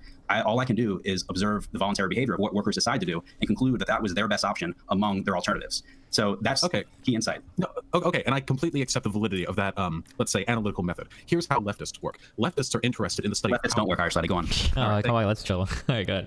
Leftists are interested in the study of power and social dynamics. And if you look at the decisions that play into a person's lifestyle, what type of job they decide to work, what career they go into, who they choose as a partner, all of these decisions, there's really no such thing as a voluntary choice, or at least not a choice completely free of outside influence. We are at all times susceptible to influences, some of which are explicitly coercive, some of which are implicitly so, which affect our decision making. My interest is not determining whether or not somebody does what they want to do, because people can want to do things that are nonetheless reflective of really shitty circumstances. A person who's working 2 jobs but can't afford to pay for their kids like high school binders and notebooks and shit, they can choose to work a 3rd job. That is their choice, and even if we pretend it's voluntary, it doesn't change the inherent immorality of a system which would require them to do so. I'm not interested in looking at people's decisions and asking, why did they do that? And if it wasn't explicitly because someone held a gun to their head, it was a free choice. And but that's your problem, Irish Laddie. That's why your ideology will always fail. Because if you don't ask why people aren't doing what they're doing, then you don't understand the situation. No, but that's just one part of the equation. Let me finish. What you don't see is that when a worker does something that you see to be the result of a super shitty situation, what you fail to realize is that they are selecting their best option among the alternatives. So you can say all day long how you hate that they have to have those alternatives, but those alternatives exist in the real world. So the fact that they're choosing the path that they believe maximizes their utility in the long run, you have to respect that, and you have to create a system that is conducive towards that sort of behavior. Yeah, what an unbelievably reductive and defeatist way of analyzing social decisions. Okay, hold up, buddy. So they make a decision, and they made it in a vacuum-free choice. Okay, why do they make that decision, Irish? My friend, people make decisions, generally speaking, that optimize their personal interests. However, that applies. I'm going to need you to hold your mouth for just a moment, because that dichotomy applies equally to a free man in America today and to a slave to the Romans back 2,000 years ago. Everyone, regardless of the social situations into which they were born, regardless of the choices they have in front of them, make choices that will generally, no one's perfectly rational, optimize their livelihood, their well-being in the long term. That's generally something people are inclined to. That does nothing about the inherent immorality of the situation. I completely agree with you, Irish Laddie, and that's why your system is always going to fail, because you live in a world where you expect this trade to happen in the absence of surplus. Let me finish. What incentive do producers have to hire workers if they receive 0 surplus from those workers? Now, you just told me that you understand. Let me finish. You shut your mouth this time. Now, you just told me that you understand people act to maximize their own long-term well-being. I 100% agree with that. In fact, that's the critique I have with your ilk, is that you deny that. So you complain about capitalists receiving surplus from the workers they hire, but at the same time, how can you expect production to happen if there's no surplus? You're literally dialogue treating me, right? I haven't even gotten to talk. Can I ask a question for Exskillsme then? That I think kind of gets to Irish Laddie's point. Probably won't take more than a minute from you. Sorry, hold on. Okay. Fuck me. Oh my god, I can't talk and hear that at the same time. Oh, okay, I'm sorry. Hold on. Okay, so Exskillsme, would you say that like a slave that's working for a slaver, would you say that that's like an okay transaction? Would you say that's an immoral transaction? No, it's obviously an immoral transaction because they're being... So then what Irish Laddie is kind of getting at is he's saying, let's say that you've got somebody that's a slave to somebody else, and then let's say that you've got like a laborer to somebody else. Both of these people are making the choices, the freest choice they can make to optimize their situation and whatnot. What makes the slave thing immoral and the labor thing moral? I would define that as the opportunity costs are being externally applied in a coercive manner. So to kind of emphasize on that, have a job. But that's not, nobody is taking food out of your stomach. They're just not giving you food. There's a massive difference between those two. You don't have a right for people to come to you and feed you. Okay, wait, can I ask?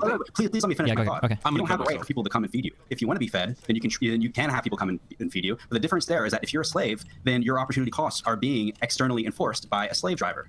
So, but in the real world, where it's like, oh, if you don't work, then you starve. That's not anybody coming and shooting you if you don't engage in that trade. That's just a natural outcome of you deciding to defer from that trade. Slavery, there's no such opportunity cost naturally from deferring to being a slave. Wait, that's absolutely not true. Slaves do get benefits. I never said they didn't get benefits. I said that the This is from December 1st, 2019. Opportunity costs of their decision to act as a slave are exogenous. They're being enforced, and they only exist because of coercion on behalf of a human actor. Answer me this: what is the difference between a system in which a person can voluntarily induct themselves into indentured servitude for a pittance? They'll be provided food, they'll be provided shelter, minimal standards, obviously, but nonetheless, they'll be provided what they need to live. And they enter into this agreement voluntarily because they need to settle a down payment that was made for their family over to the new world. What is the difference between that system and working any job today, apart from the severity of the consequences? Can I ask a question? Wait, can I ask a question? Because you can talk talk about this for a lot, right? What Exskillsme is going to say is that an externally introduced punishment is different than somebody that's actually doing it. So this like very fundamentally gets into a doing versus allowing harm. So here's a question. Let's say that there's like a river of fire coming towards me, okay? And then both of you can answer this, and I think we'll see the differences in what you think, right? Let's say there's a river of fire coming towards you. In one scenario, you can work a job for somebody, and you'll move away from the river fire. They'll move you out of the river fire. Let's say in the other example, you have the choice of working with somebody, but if you don't, they themselves will unleash a river fire on you to kill you. Would you say that these two scenarios are fundamentally different? Does that example make sense? Irish Laddie and Exxon? They're literally identical. So yeah, okay. So Irish Laddie thinks that they're identical, but Exskillsme, you would say that these are very different, right? Yeah, of course they're obviously different. To even begin, to say they're identical is already kind of patently false. Well, to even say that the conclusion is kind of the same, you would have to argue for a duty for care, basically. Yeah. So you can't say they're objective. Well, real quick, no, it's not false because you guys are. This is a philosophical discussion, okay? You guys are talking about. Let's skip the philosophy. No, you can't because this is literally what you're disagreeing. You're disagreeing on. You're on a doing versus allowing harm. Is like literally what you guys are disagreeing over. You have to talk about that. No, let me discuss Irish Laddie's question first, because I wanted to say this when he said this, but if you notice, Irish Laddie backpedaled immediately from slavery to indentured servitude. I'll stand with both. I was trying to make the examples simpler so you can understand them, but please, by all means. No, indentured servitude isn't a more simple example than slavery. Indentured servitude is just actually more analogous to the sort of labor relationship that exists. That's why you were treated to it. It wasn't about simplicity or complexity. Don't lie. You want to go back to slavery? Of course, or we can, because indentured servitude, the idea of if you have a debt and you work to pay off that debt, is that involuntary? It's like, well, you're working to pay off your debt. That's fundamentally different than slavery, which you brought up. So you were the one who switched from slavery to indentured servitude because you understood my takedown. No, because I switched arguments. That doesn't mean I backed off the previous position. Yeah. You fucking dialogue treated me into talking about theory of labor value when I was just talking about the fundamental uselessness of your way of analyzing economic transactions. I would like to, if we may, get back to the original discussion here, which the point that I never finished was this, simply. Both of us acknowledge that people generally act in their own best interests. Both of us understand that people should be allowed to act in their own best interests. That's a powerful social and economic motivator that we shouldn't infringe upon. However, your system, your way of looking at things is utterly agnostic to pre-existing systems of oppression. My system is interested primarily in dismantling an oppression, in assisting people in making free choices, free to their own agency, free of bigotry, of oppression, of coercion. My system is interested in making life better for people, and your system is about excusing how the system exists currently. Look at any society where the masses have been pulled out of the kind of oppressive systems and the grinding poverty that you describe. Any society, any case in recorded history, and in any of those countries, they have largely escaped from the kinds of conditions that you describe with capitalism and largely free trade. And we see the opposite. We see more oppression, we see more despair, more poverty when countries depart from that, when they embrace socialism, when they embrace leftism, or they don't embrace free trade. Free trade. Is a fucking Venezuela argument. I'm talking philosophy, and you're like socialism doesn't work. Venezuela is one example. My point is, you claim to care about oppression, but the fact of the matter is that the capitalist system has been the best by far system of liberating people from oppression in human history. I agree with that. Generally speaking, liberalism has been, I wouldn't call it a success. I'd say it preferable to feudalism. I mean, we've made a step forward. I'm not arguing against that point. I'm saying we can do better. Quit dialogue treating me, dude. At no point have I said capitalism is fundamental. Stop about dialoguing tree. If you have an argument, it's what conservatives do, and I've been making arguments. You literally just did the Venezuela argument. You just told me that I don't care about oppression and that I don't care about improving workers. My argument is that capitalism is best for what you claim to care about. I'm not dialoguing treating you. I'm taking the values that you are telling me you believe in, and I'm telling you that capitalism achieves those values better than your own ideology does. Empirically. Ideology. Do you know what kind of leftist I am? I know you're a capitalist. Well, I have an interesting mention from you where you say that I have all of the bullet attracting characteristics of a human. Did you remember saying that about me? Yes, I can. I stand by. To be clear, chat, Irish Laddie has basically said he would give me the bullet in his real world. So while he's here whining about me dialoguing treating him, we're coming into this with him basically saying he would kill me under his political system. Okay, okay. All right, okay. For one, I didn't say I would do it. I'm lazy, okay? Let's not assign that responsibility to me. But would you be killed generally?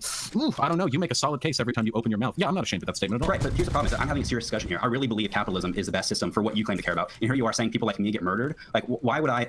We've gotten pretty non sequitur now. Okay, chill. It's not non sequitur. He says I don't understand his ideology now, but he's advocated for actually having me murdered. So, well, but yeah, but if his ideology would say that people like you are exploitive to such a level that it's enforcing inherently immoral applications onto society or whatever, then I mean his thing would logically follow. Right? Like, don't say that like I'm strawmanning his worldview when his worldview includes execution of me. So don't I have some right to automatically you haven't strawmanned me in that regard. No, I expect you to act in your own personal interest, which is to defend capitalism to your dying breath. I don't fault you for that. But what I do fault you for, however, is acting as though you're mounting the substantive critique of my ideology when we haven't even begun to discuss what sort of alternatives I would offer to the problems posed by capitalism. Well, I know it entails killing me. So what else would you after you kill me? No, killing you would be for fun. Okay. Yeah, I'm sorry. You're right. I should tone it down.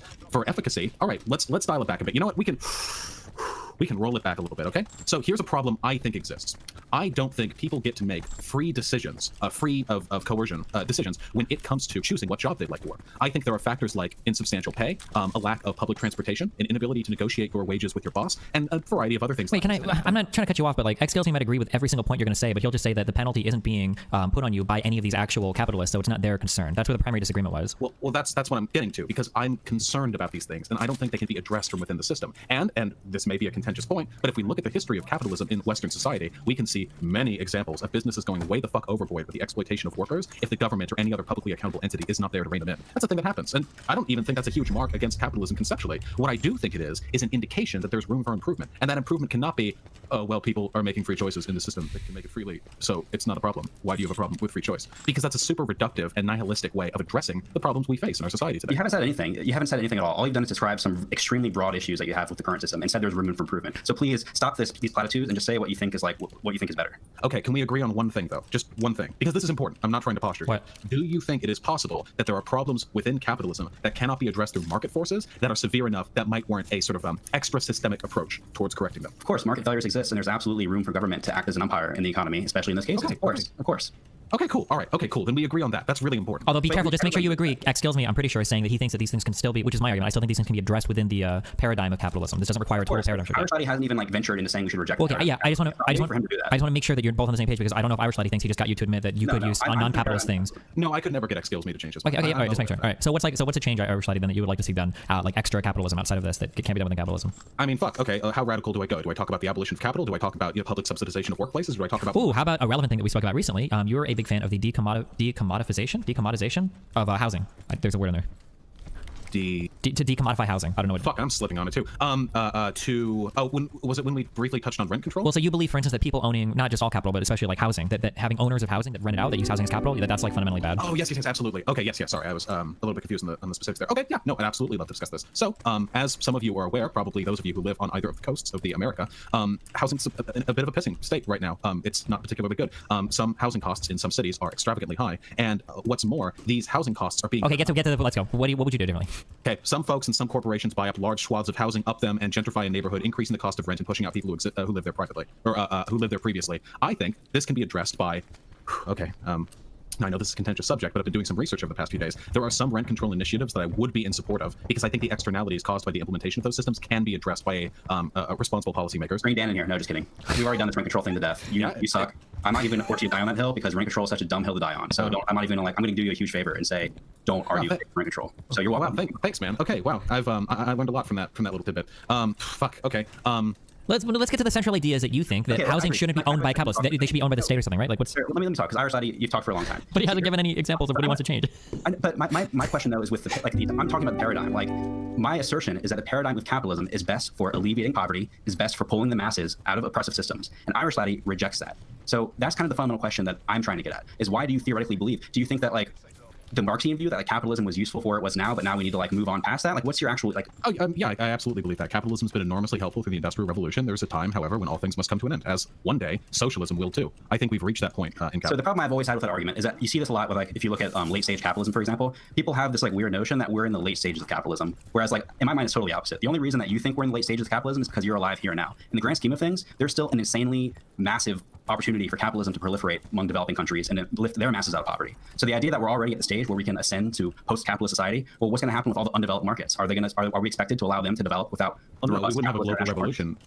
We would have a revolution in an industrialized country. I would never suggest India is ready for a socialist. Right, but you understand the problem you have, though, is that if you do that revolution in the United States and in Europe, then you fuck over capital markets. So how is India supposed to develop if international capital markets don't exist? Because you've decided. Here's the thing. Your view is fundamentally Eurocentric because you think our society is ready for socialism. You're ready for the revolution to come and dismantle capitalism. The reality is that throughout most of the world, they need the capitalism, the international free trade, the capital markets to even begin to humor your fantasy of post-capitalism. I strongly disagree with that. Okay, there are so many things you're failing to consider here. For one, it is not impossible for these nations to develop under a capitalist system without the assistance or without the existence of America as a strong trading partner. For two, a socialist America would still export goods. It's not as though these markets would disappear. We're not talking about a completely internalized, insular... Capital markets. You know what a capital market is, I'm aware of what a capital market is. So when you abolish capital, then what are you left with?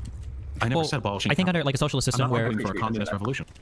Wait, can you explain this? Let's say that we have a system where all of the factories are no longer owned by capitalists but are owned by laborers. Why not? Why could they still not organize systems to trade with other countries? Why is that not possible? Well, we're talking about abolishing capital, right? Sure. A massive component of international trade is not necessarily. Let me finish. And when people think of international trade, they think of trading goods and services. That's important, but that's also only one side of the equation. On the other side of the equation, you have foreign investment. And investment in capital is fundamentally a capitalist game. Is that you're actually investing ownership to have a financial interest in that. So for these developing countries, foreign investment and movement of capital in and out is super important. So when we collectivize and when we don't have capital, then how? When you collectivize, don't you still have capital that's just shared by all the workers? Or is that you not possible? You don't have capital markets, because capital markets, what's key about capital markets is basically interest rates are the signal there for risk and time preference. So my point is that when if you moved on the U.S. and all these European countries to a socialist system, you screw over the entire landscape of international trade. Listen, I acknowledge the fact. Do you know who that's going to hurt most? It's going to hurt most minorities. It's going to hurt. I acknowledge the fact that a socialist revolution, that a transfer in the ownership of the means of production in America would upheave global trade to a substantial extent. I do not think some quippy argument about capital markets and interest rates is a sufficient justification to prevent an ethically mandatory social transition for some 360 million people. I don't think you can't just go like, oh yeah, India relies on our trade. You're fucking them over. For one, that is a massive simplification of the position that India has both domestically and in the global. Just get one world government. Capitalism has had at best a contentious effect on the third world, on the developing world. Here's a fact question for you. How many people escaped poverty worldwide since the 1980s? For one, what determines poverty is extremely subjective and usually defined by capitalists. Could you use China as an argument for that, Irish or Exskillsme? Hasn't China's government been mainly like a single party, like ruling over things? It isn't as much like free market and whatnot. Isn't a lot of planned economy stuff? No, actually, the opposite. China and India, for that matter, are both instances where they started with this Irish laddie ideal of a socially organized, oriented economy that failed. They moved on to a capitalist system, and now they're seeing tremendous growth. And the answer to the question, yes. Increase in GDP in society in general is moving forward. What was I going to say?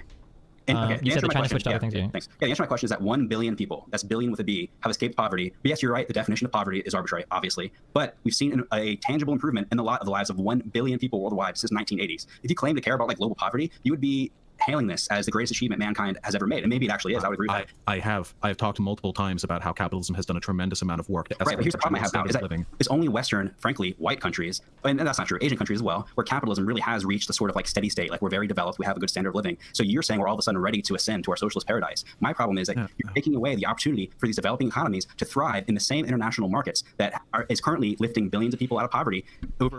You have absolutely no evidence to suggest that America's gradual.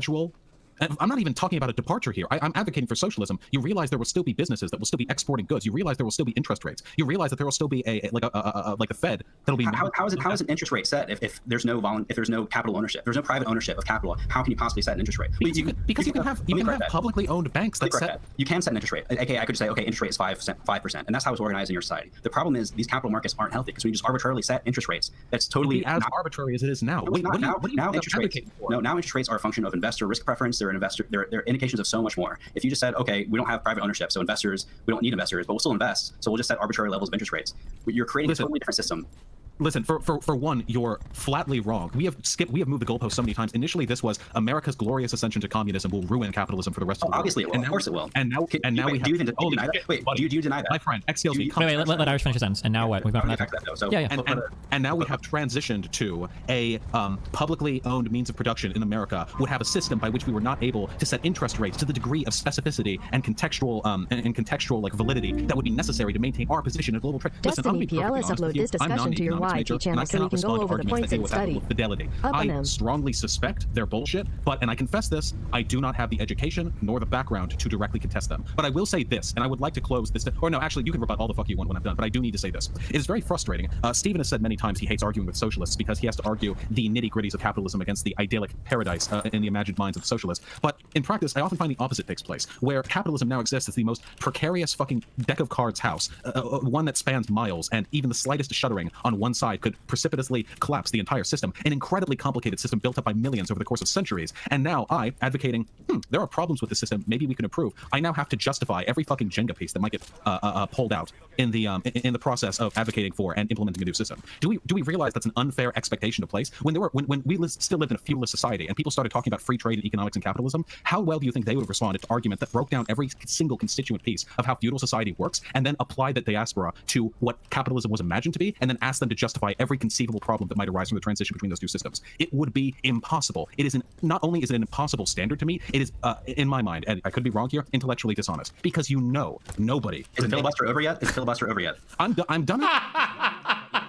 So, course I do, Irish Lady. That was never up for debate. The problem I have with what you just said is that you're pretending like you're only advocating that, oh, things aren't perfect and there's room for improvement. Don't tell me that's what you're advocating for. By your own admission, you're advocating for a paradigm shift. A paradigm shift where the impacts are global, worldwide, and they're impacting mostly the people that you claim to care about. So don't tell me, oh, I'm not an economist. I don't understand all the minutia of international markets and free trade. And so I don't have to talk about that. If you don't understand that, you have no business advocating for an upheaval of that paradigm shifting impact. None whatsoever. And it's immoral for you to advocate for it because, again, the most vulnerable people to your ideas aren't, well, maybe me because you really want to kill me, but they're not you and me. They're not our society. They're the developing world who haven't had the luxury of yet achieving the industrialization and the productive power of the capitalist free market system. You are jeopardizing their development because of your lofty ideas that you admit you don't understand. So thank you. I think that Irish Laddie's problem is that what he's essentially saying is you're presenting him with a sort of nirvana fallacy, where it's not even necessarily Irish Laddie's. It's not necessarily Irish Laddie's lack of education. It's that literally no person could ever account for all of the possible fuck ups of such a paradigm shift. But it's not even a possible fuck up. It's like, how is international trade gonna? How is that possibly going to be the same? And there's no response to that. Well, it wouldn't be the same, but the contention would be that the situations right now are so dire that almost any paradigm shift. But they're not dire. The world is better now than it ever has been. Sure. Well, yeah, I understand that this is what you think, but if you guys don't resolve this, you're talking past each other, right? Because Irish Laddie clearly thinks that the situation is dire and now to call for paradigm shift. Here's the problem I have with what you just said, Stephen. Irish Laddie has acknowledged that capitalism has been extremely beneficial at lifting countries out of poverty. So what I'm saying is there's still a lot of countries in poverty. So if we ascend past capitalism in the developed world, don't we run the risk of fucking over developed countries? Well, no, because Irish Laddie is saying that the conditions that exist in capitalist countries right now are so dire that some level of risk is acceptable for that paradigm shift to occur. Right, you're risking the well-being of the developed world, basically. Sure, but he would say that right. Or sorry, go ahead. No, not even. We're not risking the develop. For one, us transitioning to a publicly owned means of production, and the admittedly, which has never worked, by the way, ever, never. Okay, look, that's a separate argument. Right now, we're arguing the effect that would have on international trade. Us transitioning from so far, the only argument you pose as to why publicly owned means of production would disrupt global trade is the change in the interest rates issued. I do not think that's substantial enough to indicate that the entire rest of the developing world will collapse without the influence of American business. No, interest rates are an example of a metric that are fundamentally driven by private ownership. So that was my point, was that they're very important, but they're also driven. The market level and the optimal level is driven by engagement in private ownership of capital. Okay, so that's my point there. But like you said, you're the one who's saying it's all about interest rates. It's obviously not about interest rates. No, I'm not. You brought that up. That's the only argument you've brought against in terms of how it would affect global trade. I'm talking about a broader paradigm of trade, and you are admitting that you don't know how it would look if we ascend past capitalism in the developed world. You admit that. I know how it would look in America. But you don't know the impact it would have on international trade, and ergo the development trajectory of the most oppressed. It's true. I don't have a full understanding of every field of knowledge. Okay. Now I can list you some literature that deals with the impact that a socialist revolution would have on global trade. I admit I haven't read all the literature, but if you're acting as though that literature doesn't exist, that all lefties are just like platitude spitting armchair sociologists, then you're flatly wrong. I confess this is a gap in my knowledge, but it's not the one that I came here to discuss. Because frankly, I don't buy the premise of your argument. Western trade relies on the exploitation of the third world. Here's my zesty hypothetical: what if America dips into socialism? Our presence in the global trading market diminishes because, admittedly, the GDP would probably drop if we went socialist, and consequentially, now that we're no longer exploiting the fuck out of the third world and using our combined corporate and government leverage to force lower wages on people that have to work fucking like slave wages in their sweatshops in India and Bangladesh and China. Careful. Irish Laddie, you're going to die so hard in this argument. Good luck.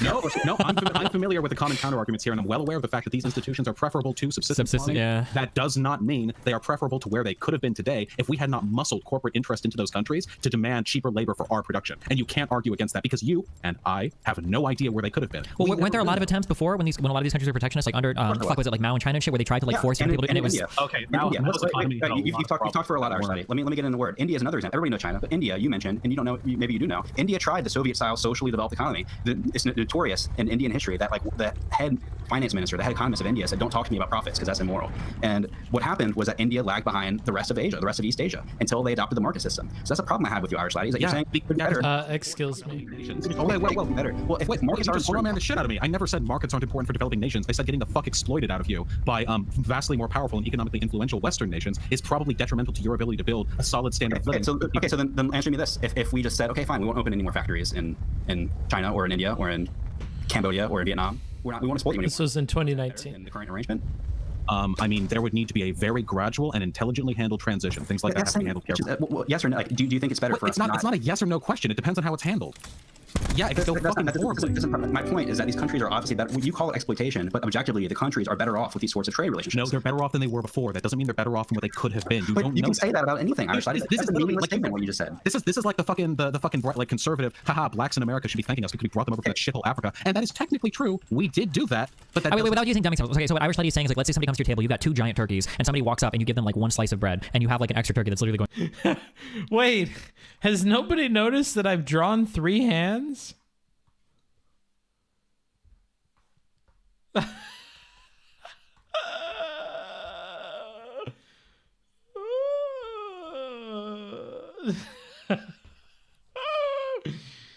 Wait, Wait, that looks really bad. Hold on. That should connect up here.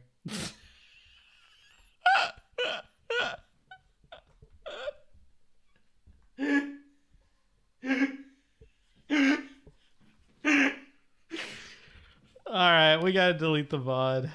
God damn it. I'm just gonna get rid of the hand. I'm getting rid of it. It's gone. Never mind. Going to waste. And then somebody's like, okay, well, hold on, this deal is not good. And then, you know, you're like, well, fuck you, you've got more than nothing. And they're like, well, I could have something way more. You're like, well, who cares? You can't look at that. I think that's kind of like what Irish Lady's pointing at. That, like, sure, they've benefited from these sorts of arrangements, but just because they benefited from something doesn't necessarily mean there isn't something they could have benefited from more.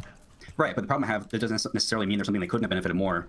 It's just a meaningless statement. I could say that about anything. It's like, oh wow, that was like a really productive relationship. Oh yeah, they could have benefited from more. Well, no. So like when we look at like exploitation, how am I supposed to? How is that falsifiable? How am I supposed to rebut that? Like say, oh, it could have been better. That's the problem.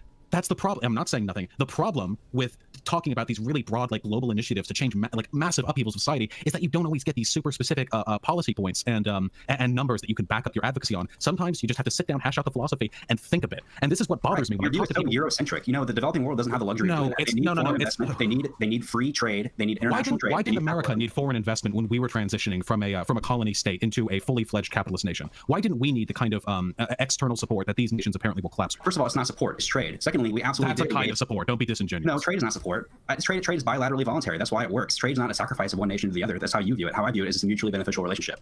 Okay, so how is trade? Okay, so do you disagree with the statement that the Western world and Western trade is predicated on the exploitation of third world workers or of developing world workers? Obviously not, but again, it's like how you define. Wait, you agree or disagree? No, of course not. It's not exploitative. It's mutually how about this, Irish Lady? You say it's exploitative. I'm not as much interested in that because I don't know how you. I know you're not. Listen to my response. Listen to me. Let me finish. I'm not interested in whether or not it's exploitative because that just depends on whatever definition you use. What I'm interested in is do you recognize that it's mutually beneficial?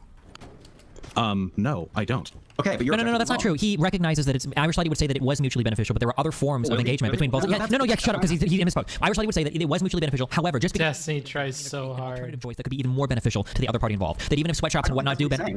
Let him speak for himself. Because he recognizes that it's mutually beneficial. This is mutually beneficial depends on what you think of mutually beneficial. Because when I think of mutually beneficial, I think of an exchange. Let him bury himself. When you think of mutually beneficial, you think of American corporations, sometimes backed with U.S. military aid, barging into countries and saying, yes, I will allow you to keep these assets of yours. We will not, impose our right to exert corporate control over these natural resources you have if you're willing to open up these factories and allow us to have workers work there for 3 cents an hour. Now, that may technically be beneficial. 3 cents an hour may be better for these workers than subsistence farming. And I acknowledge that in the most bland, platitudinal, worthless, ethically bankrupt way imaginable. But I do not consider that a free exchange. They're not even fucking close. How can you...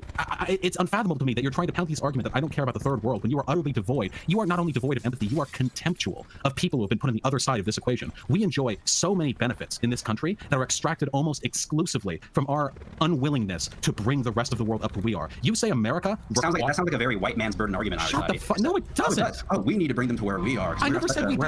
We need to take our fucking hands off them. No, it's a white man's burden argument. No, it's the literal opposite. We need to take our hands off them and stop interfering in their national affairs because we fuck things up. We ruin it for them. It's insane to me that you can pretend to think otherwise. I know you're being dishonest right now. I've seen you talk with Stephen before. I know you don't give a shit about being intellectually honest. You have an agenda to push, and you push it, and you do it with admirable consistency, and it is a characteristic I would like to see in more leftists. But do not look me in the eye over the internet. Don't look me in the microphone cam. Don't sit here and pretend to me that my desire to see America stop meddling in the affairs of foreign nations stems from some subtly racist... Okay, you guys are like both virtue signaling to each other so fucking hard. It's making me cringe. Okay? What the problem is that you have to address Irish Lady. Everything you just said, Exskillsme doesn't disagree with on a value level. What he's saying is that his system comports to those values better than your system does. Of course. And that's what I'm saying. Empirically, capitalism does way better at lifting people out of poverty. It does best at replacing oppressive systems with more democratic institutions across the board. Name me a country that then is why do largely Western free. capitalists keep backing fascists in developing nations to prevent the scourge of communism from taking hold in the hearts of their workers? Communism is an authoritarian system.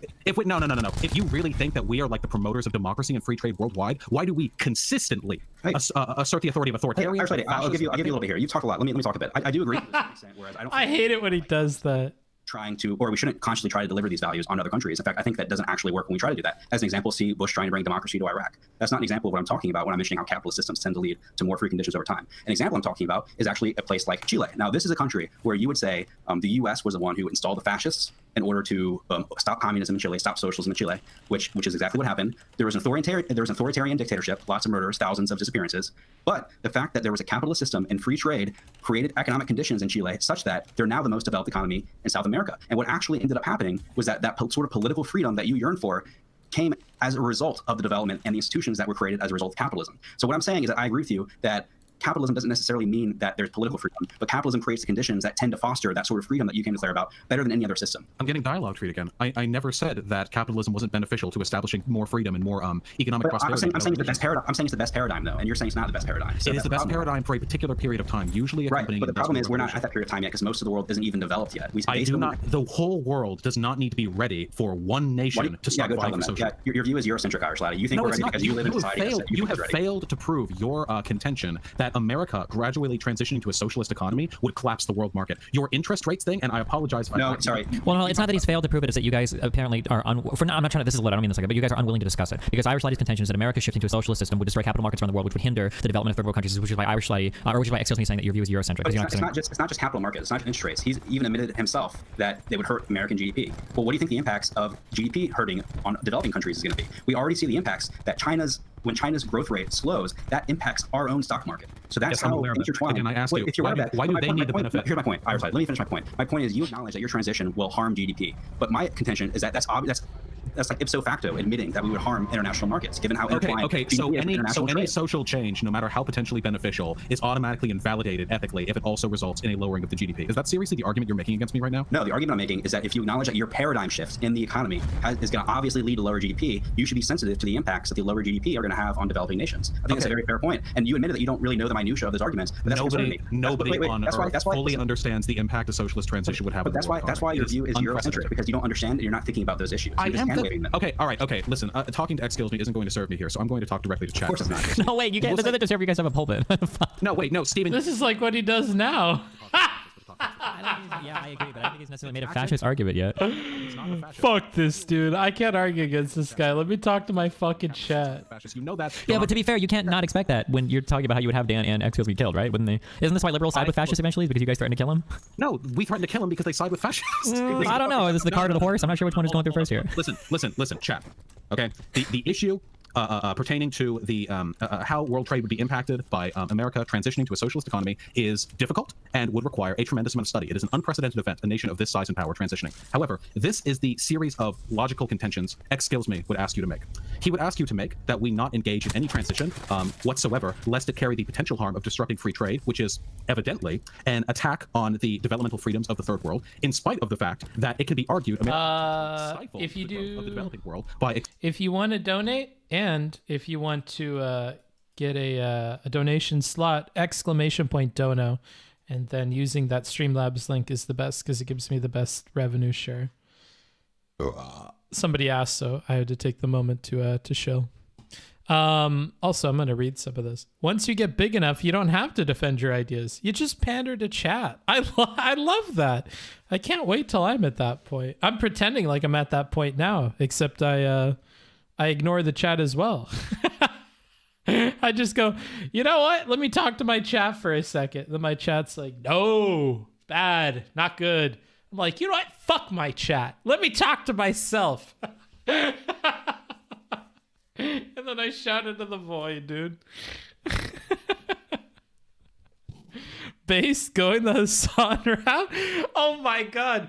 Dude, I was listening to this fucking this Hasan video where Hasan was like, do you really believe that fucking Cuba has microwave fucking weapons, you fucking idiots? Like, you're a 14-month tier 3 sub and you really believe in this shit, dude? So much for my chat full of lefties. You got a couple fucking idiots that, like, he was just like going up. You can't afford to chat. Draw me high-fiving Revan. I know. We'll get to it, bro. We'll get to it. And I have to read all of the alerts today by voice as well.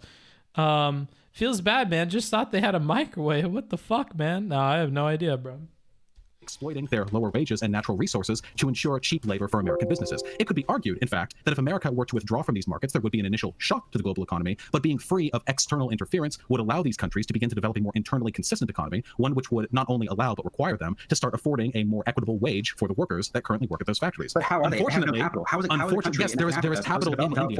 There is capital in India. We're talking Africa. Africa needs capitalism more than anywhere else in the world, and you want to upheave the capitalist system worldwide. That's why I can't talk with you about this, sniping one particular aspect of my argument, because the most frustrating part the problem is you're giving these huge issues. You're not really saying anything. So you argue that we can't transition until after the world has risen to a point in capitalism where they could survive our transition, but that would never happen because the Western world depends on the economic exploitation of the developing world. There will never be a fully ethical, developed capitalist economy in, say, India, because their lower wages are the only reason we have an interest in maintaining our overseas holds there. That's why we build our plants there. If they develop, we lose our ability to get cheap labor that leads to lowered costs in our country, and we have an economic crisis. We lose access to the cheap labor, and they lose access to the jobs. So it's a loss. Both sides are worse off than they can make their jobs. But you're just saying that, Irish Laddie. That's just empirically not true. If they could just make it, then why don't they just make it? Wait, you're saying that India is fundamentally incapable of rising above like a 10 or 20% unemployment rate unless Americans are there to force them to work in factories for 6 cents an hour? You're saying that is the only stipulation by which India is capable of rising to the top, of joining us at the top of the world. I don't think there's anybody who knows anything who would try to pretend that if India were all of a sudden cut off from those international trade and that foreign investment, because we're going to stop exploiting you, so here, we're not going to give you any more foreign investment, we're not going to open up any more jobs. I don't think there's a soul on earth who would think that 10 to 20% unemployment would be a lower bound, actually. Nobody thinks we wouldn't completely withdraw from the market. We would just engage with it in an ethical way. Here's the problem. You go back and forth, Irish Laddie. You're accusing me of saying that we can't do any social changes unless we understand all these impacts. I'm talking on the grounds of a paradigm shift, which you guys are literally white man's. Wait. Actually, can I hear? I'm curious. So, Irish Laddie, you said that we would engage in a more ethical way. Can you give an example of that? What do you mean by that?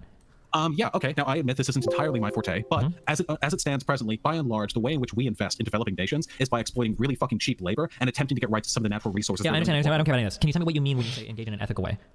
Okay, so hypothetically, once America transitions to a socialist means of production, all that's really changed is who's getting the money and how it's being distributed, right? I don't care about any of this. Wait a second. Can you go? These are important foundations. Just answer, bro. Internationally, what if there are ways in which we can invest into India comparable to the ways we've invested in, say, Latin American countries? It's almost like when Dima Mama was asked, like, well, what are some ways that you would do this thing?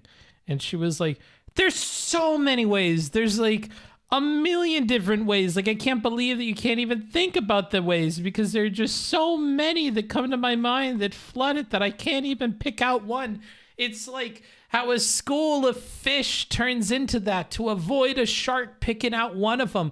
I'm just overwhelmed with options. I can't even focus on one. Countries that have since developed to something approximately a developed nation, in the same way we invested in Eastern Europe, in the former Warsaw Pact nations, even in some Middle Eastern nations. We can invest internationally in ways that aren't really fucked up and I know, and I'm asking you, what are those ways? Okay, I'm gonna spitball here. Would it not be possible for us to economically incentivize some larger businesses and firms in America to move to those countries? Whitemansburden.com. Wait, what do you mean by move to those? Shut the fuck up. You just said they need us to. Shut the fuck up. Wait. What do you mean by move to those countries? Can you finish your point? Okay, sure. Amazon gets socialized. Bezos gets the bullet. We bring an Amazon campus over to, let's say, India, Myanmar, whatever the fuck. We set up a campus over there. We invest in infrastructure. Now, this is something we can do as a society because we can determine where this money goes. It doesn't have to be for profit. We can set ourselves the fuck up here, institute local training programs and vocational schools that are meant to bring them. India already does pretty well with the tech stuff, but we can bring them onto. How is this not white man's burden? We're going to bring them. I'm gonna fucking kill myself. You're literally saying they need our sweatshops. You're saying we should go to their countries and set up education programs so they can be on our level. You are describing like the white man's burden to a T. Wait. Why can't you just own that and say sure, fuck it? We want to decide that we want to help other countries. We realize that we have like a surplus of resources here, whatnot, and we will go into it. It's bad optically. It's not the same as helping other countries. Well, but the fact that we're helping them is you're essentially saying that we have a burden. No. Okay, I'm sorry. I need to clarify this. White man's burden is a racialized term that suggests that it's the obligation of white men. The burden. That's what you're suggesting right now, by the way. Shh. Not have the sensibility, the civilized notion to help this guy is such a good matchup for Vaush. They are literally. I love this convo. They need those sweatshops to rise. I'm saying they don't. They can get by on their own. But we've got a lot of money in this country. Might be nice to expand the net a little bit, bring some campuses over, and help them and work with them in ways that do not force literal slave wages out of their work. It's not using this for racialized context. I think they should be done in other places as well. I would love to see Greece brought up. I love their food, okay? I would love to see them brought up to a level that I think is appropriate for a Western European nation. What a weird comment. But that doesn't mean we have to go into Greece. I love the Greeks. I love their food. They make great salads. Yes? Is it what we should be doing? No.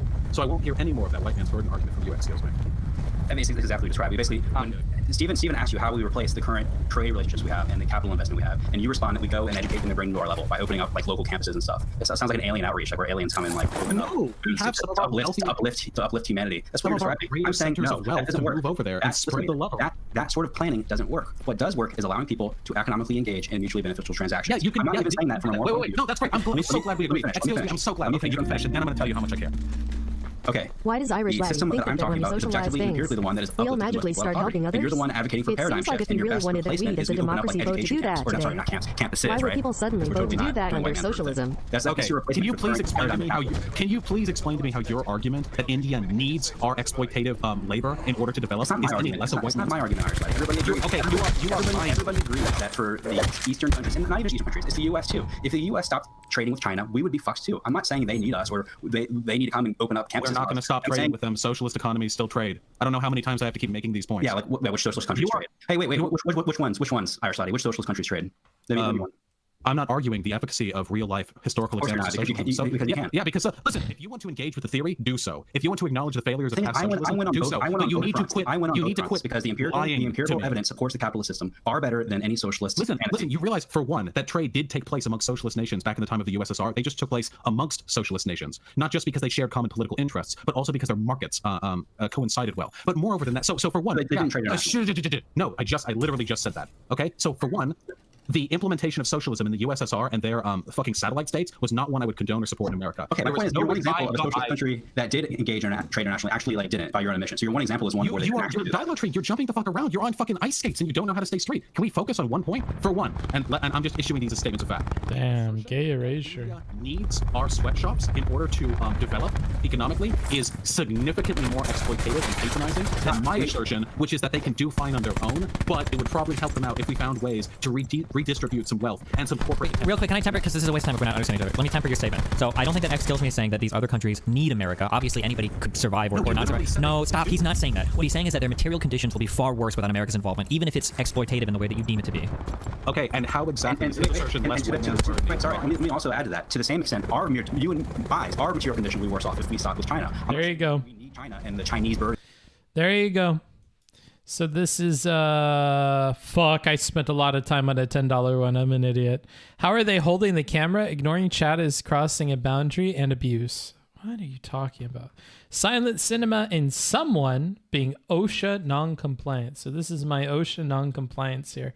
And that's of course silent cinema. Get it?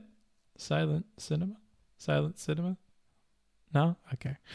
Can anybody guess who this fella is? Anybody guess? Anybody got a big guess? I think the drama was a bigger cause. How are they holding the camera? His head is a camera. Elvis. Yeah, it's Elvis. It's my attempt at Elvis, at least. Johnny Cash. Johnny Cash is close. What do you mean, Mickey Mouse? That's what a fucking movie projector looks like, right? It looks like this. Can you show the crab again? Yeah, there you go. There's your Rust station for the coding language thing. Okay. Whew. Oh man, I got a lot of fucking requests ahead of me. And I have to read some donations, as is tradition here.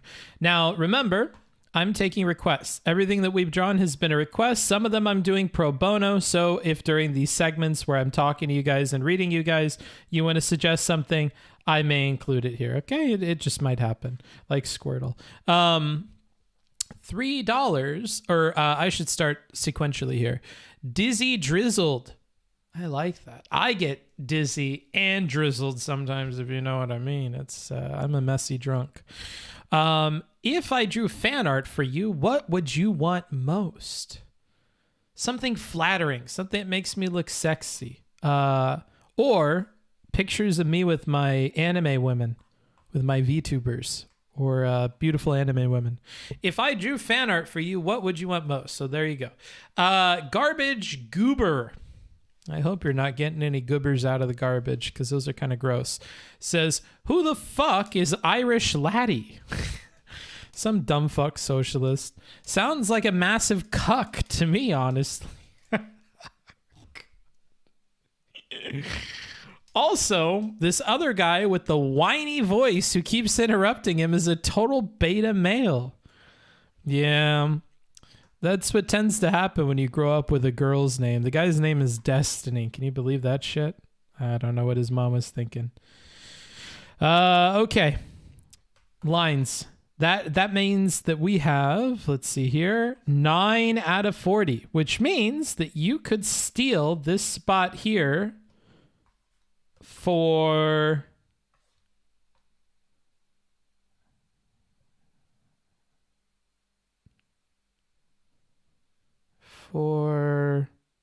$31. That's what it's at right now. So for $31, technically you could get that last slot. I am going to try to hurry through these because holy shit, do we have a lot more that I have to do. We have so many more that I have to do here. Book no bully. Okay. Draw Booksmart's drawing what people are asking him to draw for money.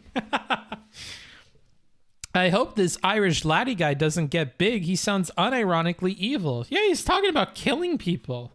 What's up with that? I hope that's just because he's mad in this conversation, not like an actual point that he believes in. Let's be honest, at the rate you're going, you'll never get there. Shut your whore mouth, fellas. I'll make it. Booksmarts, could you draw a depressed Cheetos character? I could, if you pay me.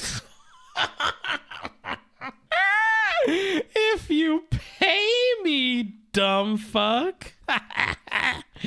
Anime women like Griffith? Nah, not like Griffith. Give me something good.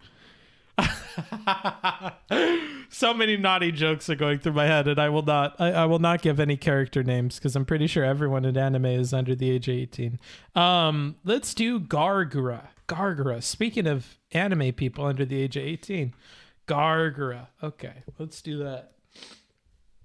The Chinese man burden sense. I'm not saying that at all. We all need healthy international trade. That's so important for development and for alleviating poverty. So I'm saying, but if you agree, then you're advocating for a paradigm shift that will have impact. I agree. International.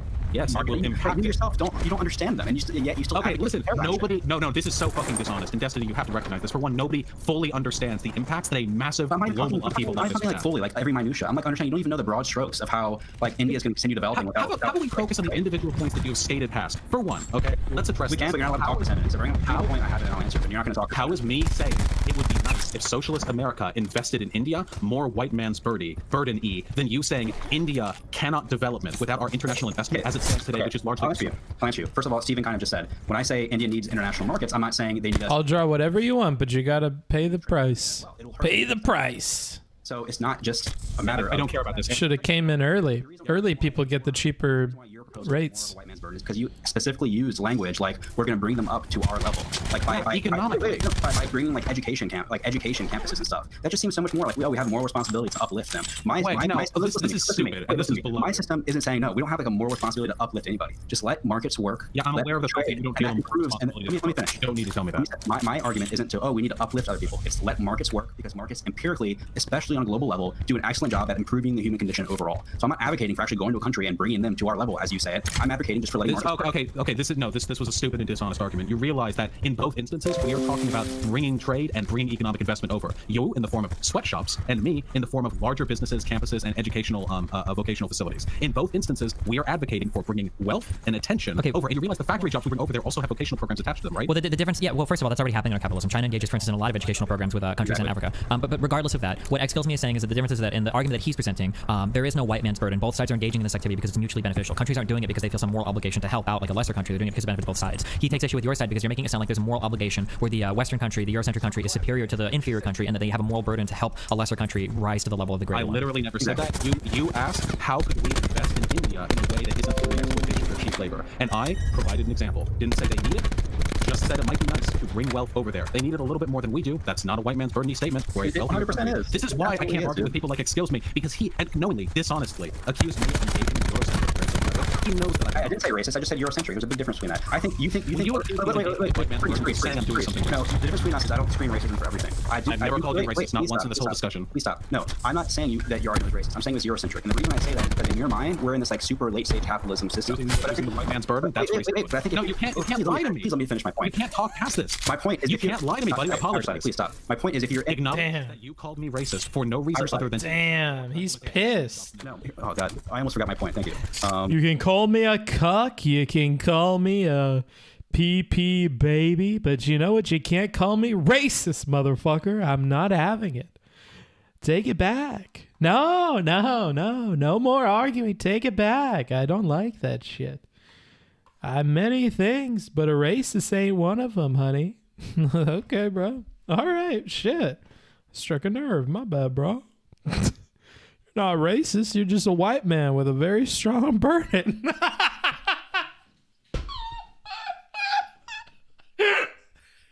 You're just an overburdened white man, bro. I'm sorry. I tipped you over, bro. That was the straw that broke the camel's back. You were so overburdened, bro, that you couldn't handle this one little remark. My bad. You're busy fixing the whole world, bro. My bad.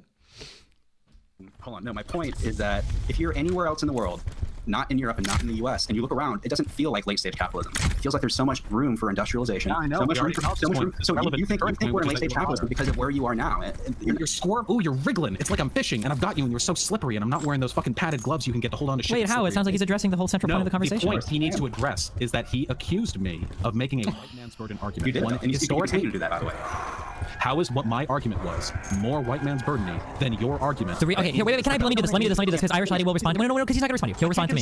Okay, Irish Laddie. So what he's saying is that when you have two parties and one is literally helping the other out of the goodness of their heart, and that's it, that type of thing is making it sound like one party is the superior and the other is the inferior there. So when you say that a Western nation has some moral obligation to help a third world country, it sounds like you're talking about a burden on the larger country to help the smaller one, and it only exists for a moral reason, not because both sides benefit. That's what he's arguing. I never did. You asked me ways that we could invest in India without engaging in exploitation of their labor, and I provided an example. Yeah, but the way that you phrase it, Irish Laddie, when you say we should invest in their country, you're making it sound like a way that's only a one-way street. We're throwing money at them to invest in them. The burden is on us to do it. That's why he's saying that you're making. Listen, Stephen. Okay. Don't you feel that's a little bit disingenuous to equate saying that you want to invest in a developing nation to you invoking a 200-year-old racialized worldview as to the burden of the white man? I feel like that's an incredible stretch. Well, so like, I mean, you can argue that what he's doing is he's being a little bit incendiary by saying it, which I could agree with that. But I mean, like, I still think that's a contention that you would need to address, but maybe without the incendiary language. That like, well, hold on, let's say that we make these socialized nations or whatever, and that people don't necessarily feel that moral burden. Like, how are you going to compel somebody to help someone else other than literally saying, well, we're the better country, so we need to do it?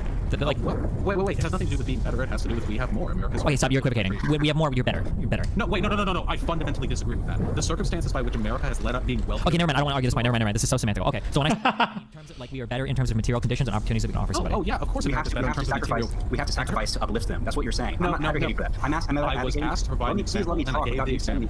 But you lie every time you talk. I am advocating for trade that is mutually beneficial. I'm not saying that the U.S. should make sacrifices to uplift other countries. I'm not making that argument. I'm saying the capitalist system is great and that allows us to both benefit without relying on some sort of moral burden like that. I never said sacrifice. I never said moral burden. Okay, hold on, wait. So when you say invest, every one of these words is being put in my mouth. I was asked to provide an example. Can I explain? Yeah, can we invest? The investment was presupposed in your question. You're not. No. Okay, let me explain where this is coming from. The reason why he says you're making it sound like you have to do a charity sort of thing is because the language that you're using when you say that we need to invest in other countries, you make that sound like a one-sided transaction. That's the implication that you're giving, whether intentional or not intentional. But that's how I'm understanding it. You're essentially saying, and because you were making arguments that you explicitly stated earlier of morality and not necessarily of economics, that's what it feels like you're saying, that we should take some burden onto us in order to invest in other countries. That's what it feels like. Okay, but you do realize I never out and about said we should or we have to. Many socialists are extremely insular and. No. You have to buy. No. You have to buy that, because if you don't buy that, then you totally concede the point that like maybe we'll fuck over third world countries by moving towards the direction that Marx wanted us to, but you just don't give a fuck. Yeah, but I don't want to because I feel we have a moral obligation. I think we all benefit. And that's what we're discussing. Exchange. Yes, I feel we all benefit from a free exchange of wealth,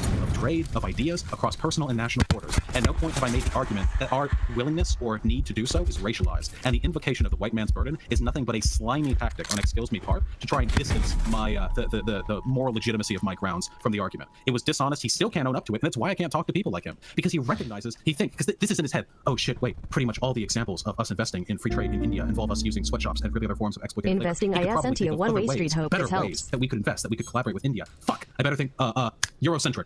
Well, no, the problem is that like every topic that you're bringing up is something that already happens under capitalism. Like, what is my favorite anime? I don't know. I like lots of anime. Like you would have to pick a specific like thing. Like, what is the anime with your favorite character design? What is the anime with your favorite story? What is the anime with your favorite like character development? I don't know. You have to be specific. I'm a man who's watched many anime, okay? I've watched many of them. What debate is this? I'm surprised that people are still asking such questions. And if you don't recognize this debate, do you even watch debates? Do you even listen to them? This is Exskillsme versus Irish Laddie versus Vaush. Versus Destiny. That's what's going on here. There's a good anime? Yeah, you just haven't found the right one. It's like women, you know? Just because you haven't had luck doesn't mean that it's all bad. Like there are businesses being moved to other countries. There are marketing agencies that market product to other countries. There's education and two-way investment that goes on in other countries. This is all happening under capitalism already. I know, and I never said it isn't, but you asked me to provide an example of how we could ethically invest in another country, and I gave an example. I never said anything beyond that. Not a moral obligation. Not that this is something that only happens under socialism. It's something that I think would happen more under socialism. I guess it's just strange. Like it seems the moral obligation. When you mention that we should invest in another country, but not do it in an exploitative way, you're essentially saying that we should do it as an act of charity, which makes it sound like you're doing it under a moral obligation. No, you can have non-exploitative trade, or at least less exploitative. A socialist America would still be way more economically powerful than most nations on the planet, possibly all nations on the planet, excluding a big few. There would still be some implicit coercion in the trade deals that we negotiate. We'd still have more bargaining power, but that doesn't change the fact that under socialism, there are means by which, because we've removed capital as an incentive for the business owners, we could invest more often, more ethically, less exploitatively, more globally. I mean, I don't know other than that's just fundamentally not true. And it's important to, Wait, what do you mean? What part of that was fundamentally not true? I was just saying we can invest more ethically without capital. That's just fundamentally not true. I guess the problem I have is he's just saying, oh no, we can just do it better without like saying how. And no, okay, fine. But it's kind of circle because he already admitted earlier that he doesn't know how. He's kind of just saying. Wait, no, I never said I don't know how. I said I don't understand the minutia of global trade. I apologize. That's not my forte. It's not even minutia. It's like you're saying, oh, we in a socialist country we can invest more ethically and we can invest better and everybody will be better off. I can't accept this from somebody who keeps pretending that I'm saying a socialist revolution would cause us to no longer be able to engage in global trade. You've ascribed every conceivable negative value to my argument. Can I give an example, and then you both can say if you agree or disagree with it? Okay, because absolutely. Okay, so let me give a hypothetical because I do believe, or well, no, I mean like hypothetical thing for you can tell me whether you would agree or disagree with something. So like, let's say that we talk about trade with other countries. So I do fall in this. Did this fucking debate bro motherfucker just say I don't like hypotheticals? Damn, dude, he's Relly's worst nightmare. I don't do hypotheticals. Like, excuse me? I live in the real world. Okay, motherfucker, really? Then Vaush may as well hang up, bro, because all his shit's hypothetical. You both can say if you agree or disagree with it. Okay, because absolutely. Okay, so let me give a hypothetical because I do believe, or well, no, I mean like hypothetical thing for you. I don't like hypotheticals. Let's say that we talk about trade with other countries. So I do fall on the side of I believe that some of the trade that we engage with, even if it's beneficial to countries, feels a little bit scummy, right? What if we establish something where it was something along the lines of, if we're going to engage in trade with you, or more specifically, if we're going to export a supply chain to your country and your labor is going to work in that factory, the only way we will consider doing this under some international agreement is if your employees make enough money to say afford housing and food, and then we would set some baseline for that. Is this something? So Irish laddie, is this a type of policy that you would be okay with? Great step in the right direction. Okay, and then Exskillsme, is this a type of policy that you would be okay with? The problem is I'm not allowed to go to the minutia of the economics, right? Well, no, go to the economics. I'm curious. What would you say? Yeah. What we observe empirically is that when we make those sorts of arrangements, they're always unilaterally. We always have to make those sorts of arrangements with a specific country. Sure. And when we do make them with a country, guess where the flowers go? They go to the country where we didn't make that sort of arrangement. Okay, wait. So wait. Oh yeah. Okay. This is especially a big problem with with Asia because we've made these very same agreements with Cambodia, but then the production just shifts. Yeah, I agree. The reason why I want to cut this off is because unilaterally is boring. So for another example of this is sometimes we've tariffed certain countries for like I know it's happened specifically with tires and whatnot in the past, but what happens is people just buy from a different country, right? Right. That's why I don't like hypotheticals. So yeah, well, we can do multilateral. We can do multilateral trade agreements, things like the WTO or the TPP. They cheat on multilateral, especially in the Asian countries. They don't respect them. So whichever country cheats, capitalists who hate paying people a fair wage. Whichever country cheats in such an agreement is the one that gets the benefits. We see this empirically. This isn't me making this up. But couldn't we use multilateral trade organizations to punish these types of behaviors?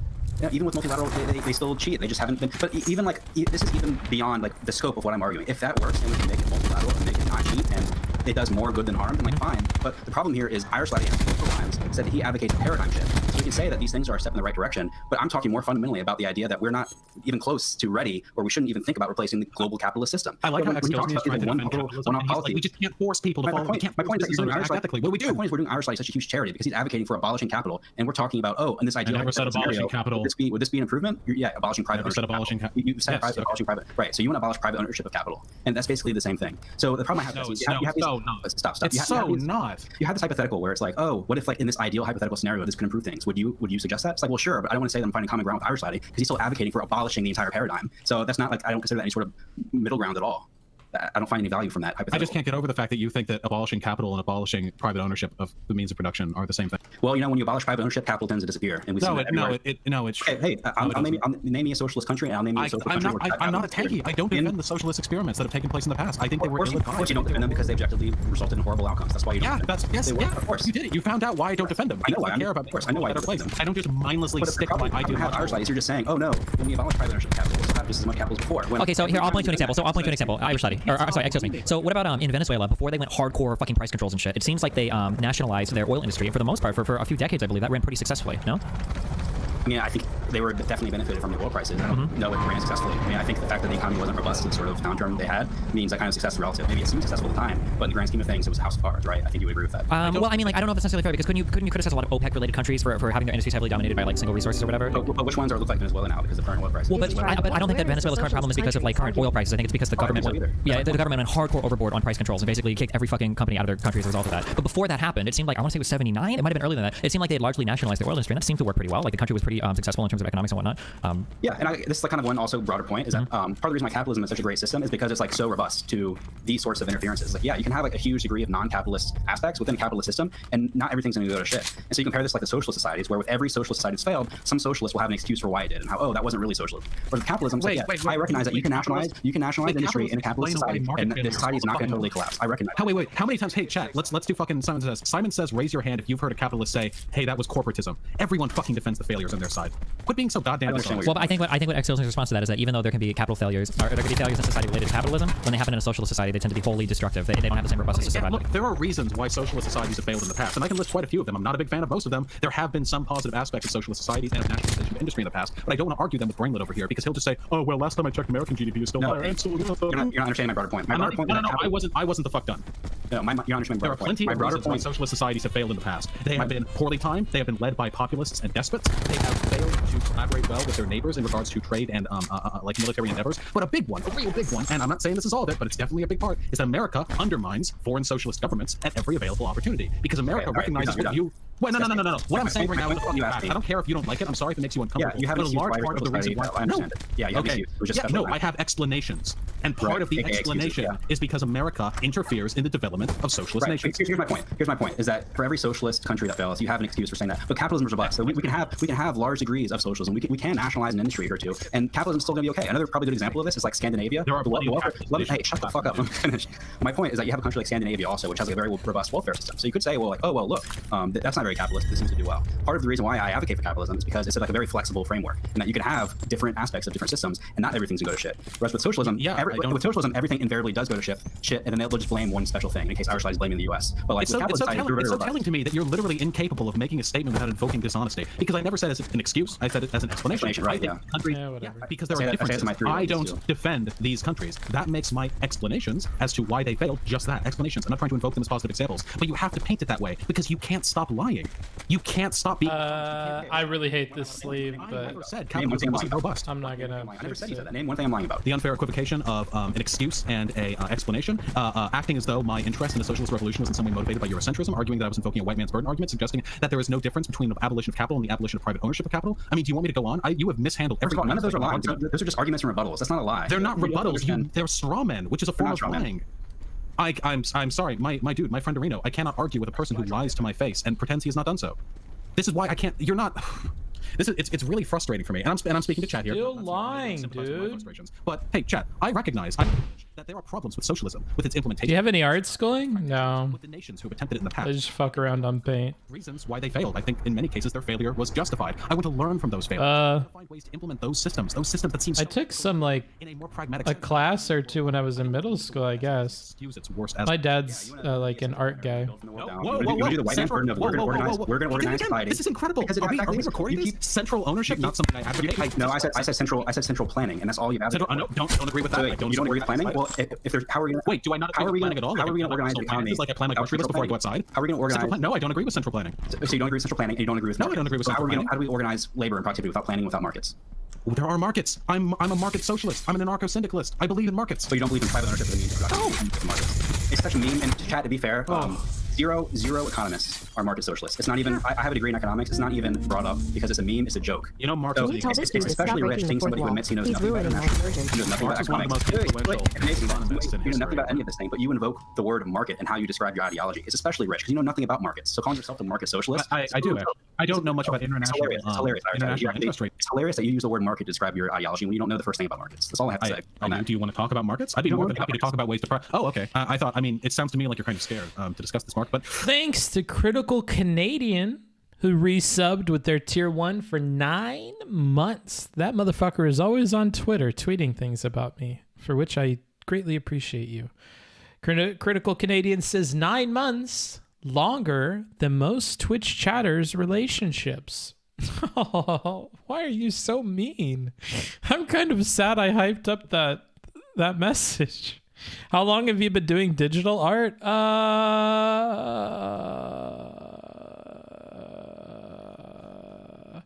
I mean, I've had a tumultuous relationship with it. It's been on again, off again, you know. Nothing too solid. I think I've been doing digital art for maybe 7 or 8 years, technically. I mean, I got my tablet, the one that I still have, like a long time ago, like right around then. But it's not like I kept doing it or anything back then. Lots of time off. Because, I don't know, it's not like a consistent thing or anything. So take that with a grain of salt. Anywho, we probably don't want to listen to me yabber on, huh? The only advantage you have is that market socialism wasn't in my curriculum, but that's only because of how big of a joke it is. You're like the worst middle ground too, because at least other socialists have the honesty to admit that, like, okay, I hate markets, whereas you I need you to answer this. This is very important to me. Okay, this is existentially important to me. You realize that a major part of leftist economic philosophy involves the inclusion of markets, right? The inclusion of markets as they are. to the same extent that we enjoy today. No, that's no. Markets necessarily entail private ownership, and you can't have a market. No, they. No, you're totally wrong. I can't. Okay. Hold on, wait a second. Can I budge in here since you guys are incapable of talking to one another? Why is it that I couldn't have like a collection of firms that are all owned by the workers that still engage in markets the same way that firms owned by capitalists would? Why is that not possible? Yeah, I'm very happy to answer that question. So markets are fundamentally driven by the laws of supply and demand. Okay. So fundamental to the actual functioning of a market is the price signal. Okay. That's why we say it's the market price. Sure. So when you have a market price, you have a supply and you have suppliers that are responding, that have ownership of the capital, and they're responding to the movements in the price in order for supply and demand to what we say clear, which means that there are no surpluses or shortages. Yep. What ends up happening invariably in a socialist country, which is what you have in Venezuela, which also was that sort of like market socialism flavor, was that what ends up happening is you have a socialist plan that fixes prices, which it has to do in order to achieve its social goals. I understand that, but let's say we do the market socialism and we get away from a planned economy, okay? So let's say that you have like a demand, we start to see that there's a demand for more cell phones or something in society. Why couldn't a collection of laborers get together, open a plant, and respond to that demand in the same way that a capitalist would opening a firm? They can under a capitalist system as well. The problem is who's gonna invest in that factory? Well, all the laborers would, I guess, right? Would do that. But you know as well as I do that even a substantial collection of laborers can't invest in a factory.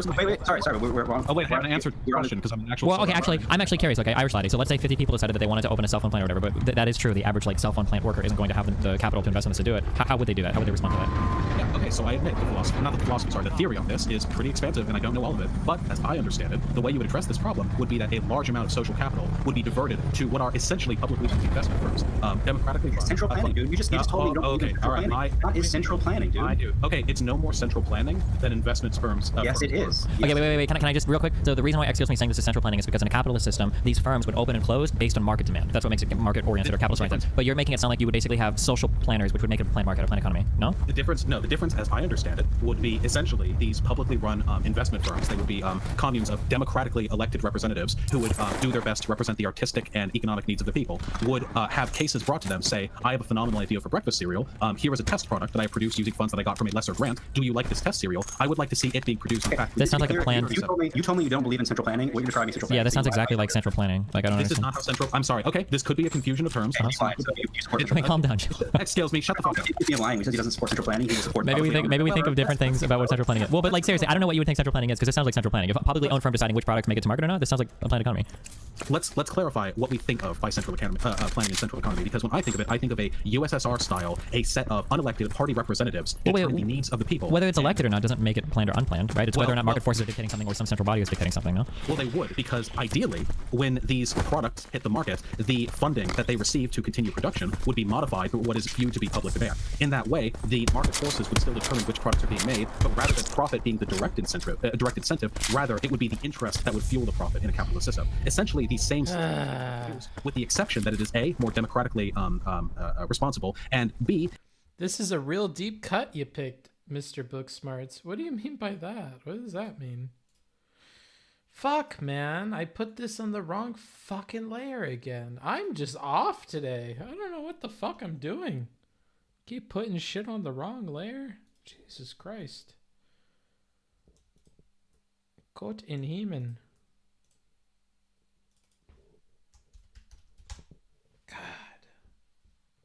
it does not entail exploitation of the worker. I think this is a fairly clean solution. It's now admittedly mostly theoretical. It hasn't been implemented to the degree that I would like to see it implemented, but I think that theory-wise it holds up pretty well.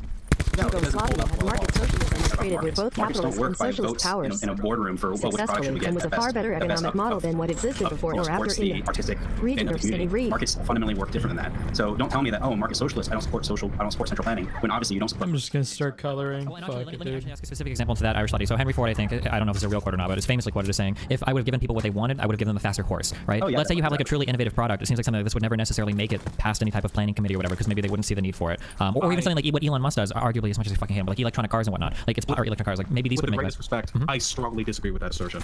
There have been massive leaps forward in technologies that would later become integrated into public goods, fueled almost entirely by public research, by military research. What happens most of the time, as I understand it, is that the technology, the real groundwork, the innovation is laid forward often by the government, and then corporations run in to make it smooth, aesthetic, slap a shiny sticker on it, and sell it at the price that they can afford. But take one step back here. Tying everything together, you say you support market socialism. I'm saying that's not markets, because fundamentally markets are an act of distributing capital and distributing labor to determine the optimal production of goods.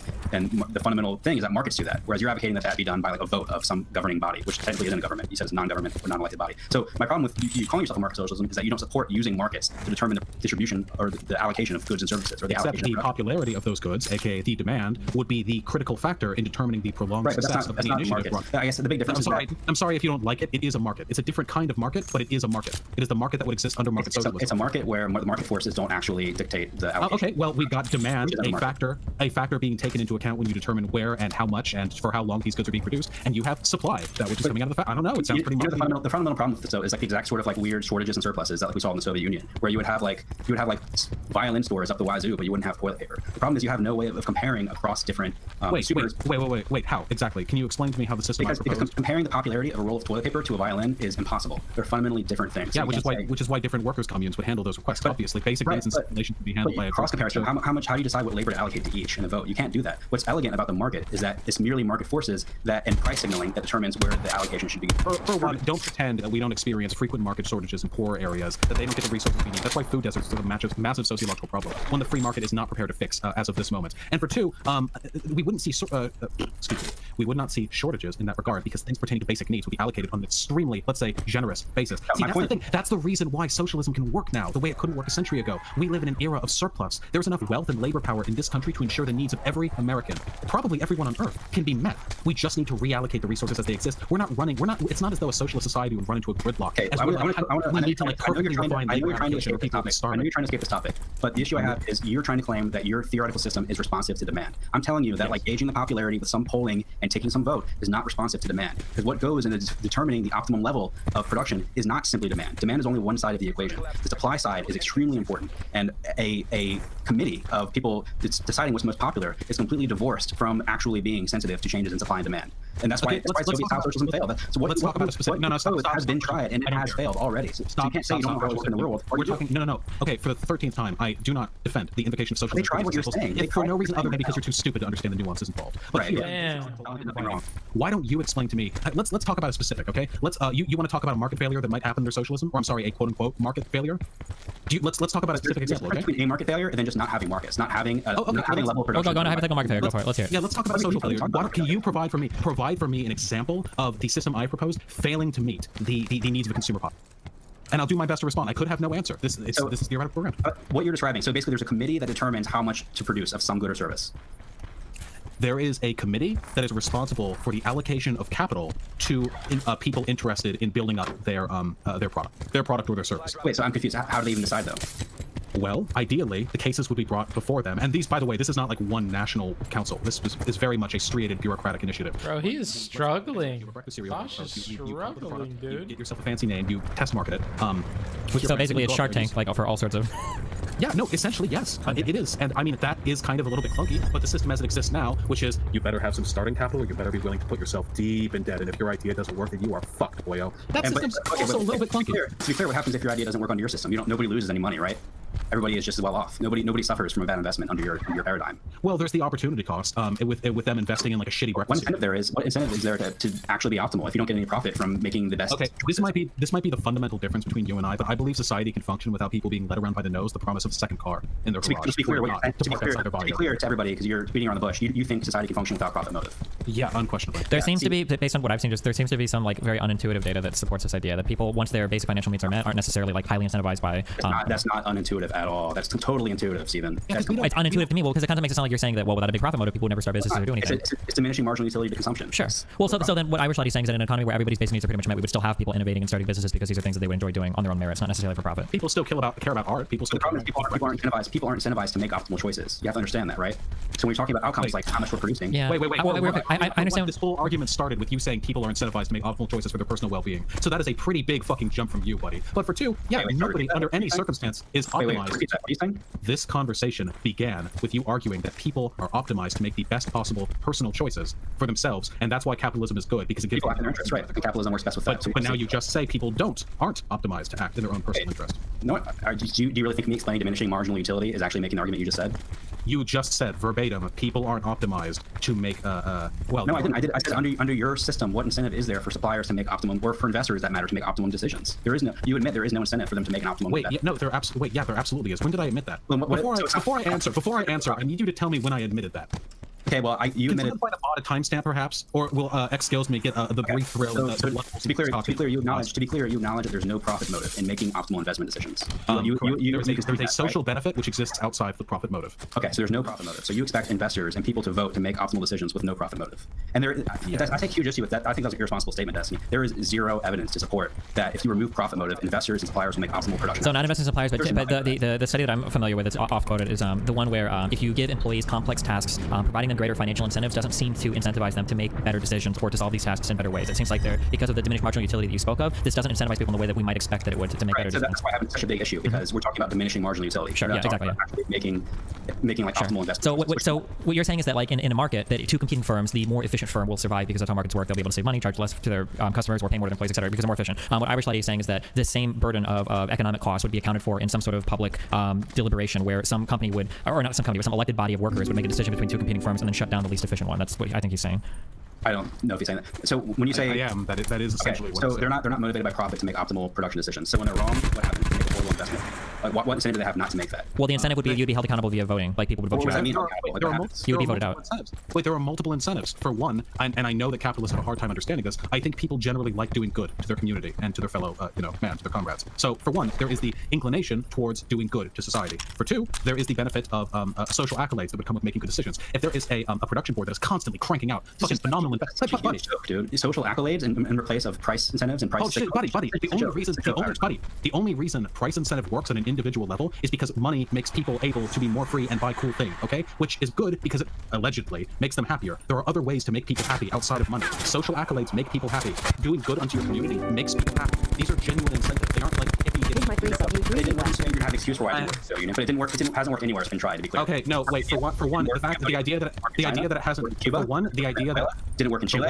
It hasn't worked anywhere. Not in a single place. Excuse me. For one, the idea that it hasn't worked anywhere is flatly wrong. I shot this guy like fucking 20 times. How the fuck did this guy not die? I shot him like 7 times. Do you really want to get into, say, for example, Cuba and how well they've done with healthcare, literary education for absolutely no Their economy is stuck in the 1950s. Oh, but I'm not talking. Yeah, no, their economy has a big old problem, but there are instances in their economy of success which outstrips their own. What? I never said, buddy. My dude, can you please go a few minutes without being dishonest with me? Because I read it. There are huge examples of economic success. There's not every economy that's tried it. That your whole social accolades will be enough to incentivize optimal decision making. Okay, no. How can we argue that? Can we argue this on the theory, my dude? You can say it will work. I'll say it doesn't work, and I have more evidence for why it doesn't work than you have evidence for it does work. So I don't understand. Listen, human society has been functioning for a long time, longer than profit has existed as an incentive. There are plenty of examples in the past of people trying to do good unto their community, motivated by nothing more than that which we all should be motivated by. Economic growth is a capitalist phenomenon. Economic growth is a capitalist phenomenon. So economies have never grown in history in society. Let me show you. You want to look at world GDP over time? Yeah, GDP is a capitalist metric for determining the production and wealth of a nation. What does GDP measure? The total value of all goods and services within an economy. Yeah, produced in a country given. Yeah. And what's who determines value? What's a better way of measuring economic growth than the amount of goods and services produced by an economy? I mean, there's the average per capita of individual in a country. No, because that's risen too. You don't want to use that argument. Don't do that. Yeah. No. It has. Wait, I never denied that capitalism is great for growing the economy. The assertion that capitalism is the only economic system that can lead to economic growth is fucking the only one that has so far. So you're just saying, then how did we have evidence for it? Bro, wait, what brought us from hunter-gatherers to like the height of the Holy Roman Empire? Farming. Okay, I think it was a little bit more farming, but even if it was just farming, you realize that the Roman Empire, you realize that the Byzantine Empire, you realize that the feudal Chinese Empire and feudal Japan, you realize these were non-capitalist countries that rose to ascension because they grew economically, right? You realize that GDP is a metric that functions well for determining the wealth of the nation in a capitalist system. But outside that system, it's every bit as useless and contextual as GDP per capita would be for Byzantium. It's such an empty and fallacious way of arguing against the potential for economic growth. Here's the problem I have, Arshadi, is you're proposing all of these like really lofty ideas, like, oh hey, we're gonna have a system of central planning where people are voted in and they determine there's no profit motive involved, and it could work. Well, I can say no, it won't work. And okay, fine. Okay, here's my genius counter. If you want to bring a product to market now, you need to go to investment firm. You need to get investment. You'll be in debt. If your thing doesn't succeed, you're going to be in debt for the rest of your life. And well, firstly, that's not how investment works. Careful. Okay, there are plenty of small businesses that have been floated either on the spare change in the back pockets of those owners, or by putting yourself into pretty big debt with the banks. You can open lawless system of promoting like. Well, yeah, I'm just saying that if you procure investment from other people, that generally means you're personally not going to be massively in debt. Hopefully, right? Because you're getting investment from other people. Hey, Stephen, if you have a second, you should open the Google link to show economic growth, because I think people also have this misconception. I think I've heard you do this too, Stephen. Economic growth isn't like inevitable. I think a lot of people say, like, oh yeah, we have great standards of living now, but we would have had this today without capitalism. But I don't agree with that statement. But okay, hold on, wait, real quickly. Let me. So what Irish Lady is trying to say, I think, is the problem with using, if we're talking about capitalism versus any other type of system, we'll say socialism or communism even, using a term like GDP or GDP per capita is always going to favor capitalism because that metric is inherent to capitalism. So for example, let's say we could create a society of Buddhist monks who are all eternally happy and are all self-actualized and go out to the fields every day and meditate. The GDP per capita of this society might be really, really low, but in other metrics, we could argue that the overall happiness of the society is much greater. So I think that's Irish Lady's contention with saying that GDP is the best way to measure the success of an economy or the success of a country, when capitalism also has other baked-in flaws like massive consumerism. That's totally valid. That's totally valid. I'm just asking him for a better metric. I'm asking for a better metric. Wait. You realize that the concept of GDP didn't emerge until well after capitalism had begun to seize. Well, okay, wait. So what would be so ignoring this? What would be a better metric then? A better way. Well, in a market socialist economy, GDP. Wow. Okay, but what Exskillsme is saying is that GDP is, well, or what I imagine Exskillsme is saying is that GDP is always going to optimally grow when you're responding to market incentives. That's like a really basic thing. Yes, absolutely. But we are not. Listen, this is what Marx wrote about. We are not slaves to capital. We should not force ourselves into lives. Okay, wait, hold on. You're saying we're not slaves to capital, but you just told me that the best way to grow an economy or to measure growth is with GDP, which would argue that we should be. The best way to grow an economy is to be capitalist and to do everything in your power, whether it be ethical or not, to raise them fucking numbers. I don't think that's the best way to run a society. I think that capital should serve us, not the other way around. If the economy is growing, but there are homeless in the street, if there are fucking single mothers out there that can't afford to pay for their children's. Stop pontificating. We know your spiel. We know your stump speech here. Yeah, wait. It's not the problems with your system. Wait. So I have to listen to you. So hey, which non-capitalist society doesn't suffer from homelessness? Why do you keep asking? Wait. Why do you keep? Because you're attributing these problems to capitalism, while capitalism has done a better job of alleviating these issues than any other system. So if you're going to attribute homelessness to capitalism, then I'm asking you, where in the world do we not have those problems without capitalism? That's it. I don't know why you keep pretending that I am defending any other existing socialist system. I don't know why you keep. Okay, so hold on, wait, real quick. Oh my god, because you guys are talking past each other again. So Irish Lady, you just brought up a bunch of ways. Destiny, please. I just need to say one thing. I am not talking past him. I address his points directly. Well, but you're not, because the way you address his points directly. No, the way you address one is you're giving us a list of things that you value. But Exskillsme is saying he values them too. He just feels like your system doesn't address those things better than his does. So for instance, you're saying things like I want to do things that are inherent to capitalism, like single mothers or people that are homeless, etc. And Exskillsme is saying inherent to capitalism. Okay, well I'm sorry, but more or less yes, you would say that too. Also, you would say that things like homelessness and what. But regardless of the specificity, he's saying that he values the same values, but that your framework doesn't deliver you a better solution that comports to those values. That's why it does not. Right, and that is why I talked about at your behest, Destiny, the implementation of how we might partner up and trade in India in a socialist society. Okay. How we might invest in burgeoning industries and socialism. But what am I supposed to say? I'm be like, hey, here's some problems with socialism. We've got homelessness, wealth inequality, we've got fucking medical bills and shit. And then he's like, okay, why don't you say how they work in a socialist society? And I could, but how many hours am I meant to dedicate to a counterexample for every flaw he has to cover up in order for his argument to make sense? It's not a flaw, Arshadi. What I'm saying is that what you claim to care about, empirically, capitalism is better at alleviating the issues that you're identifying more than any other system we know of. So if you're advocating for a system that introduces a paradigm shift away from what is working really well now, then you should have some broad stroke understanding. Oh, what are you guys arguing about? Like should really get a channel trailer? Guys, you guys gotta shut the fuck up about the channel trailer. I bet you that this is the person who's emailed me about the channel trailer thing and who's on Discording me about the channel trailer thing on like 10 different accounts, just bugging me about it over and over and over. Fuck it, dude. I can figure that line out. That's not that hard. Yeah, I get it. I'll work on it, okay? I'll get you the fucking channel trailer, okay? You hear me? I'll do it. I'm frustrated with her hair. Because of course it's all light colors and I can't see the difference between white and blue and fucking... I got black out the whole back of this. Fuck, that's not black. This is black. Oh, I can't do black. Kidding me. Kidding me now. Kidding me. All right. What are you asking, Luxifer? These are dumb arguments and also gish gallows. These two are a match made in heaven. I love listening to these two argue. Hypers complain enough and shit gets fixed. Maybe, dude. Maybe you bug me. You know what? I'm going to put it on the sticky note. Channel trailer, huh?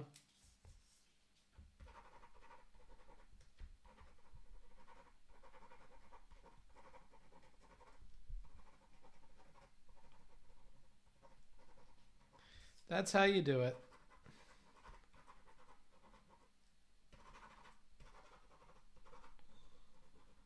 I'll message the person and I'll get to work on it. I've been putting it off. If you guys keep bugging me about it, I will. Because right now it's just like whiny old me. Just like going on and on about it. Going on and on about Biden. Thank God Biden won. Otherwise, what a big waste of time that would have been, eh? We have Gargara at home. The Gargara at home is this. Whatever, dude. I'm not trying hard on the eyes and the nose and whatever. I could give a fuck less. I just need to finish the drawing at this point. Also, I'll take this opportunity to shill. You too can get a slot here. People have paid $9 like fools towards this this $40 one. So technically it's only $31 for that last slot. All these other slots have been filled. Gargara, the mod team high-fiving and adoring chat. Booksmarts is Ente. Gappy V is Peepo Cute. And a unknown slot that I'm sure that we'll fill before we finish. Hot take, Exskillsme was the necessary evil keeping Vaush from hating Steven. Yeah. You know what's funny is in history, there were these, pardon my racism or whatever. There were all these Islam communities, okay? And other sorts of communities. And they lived in land A, okay? And in between them and the far nether regions of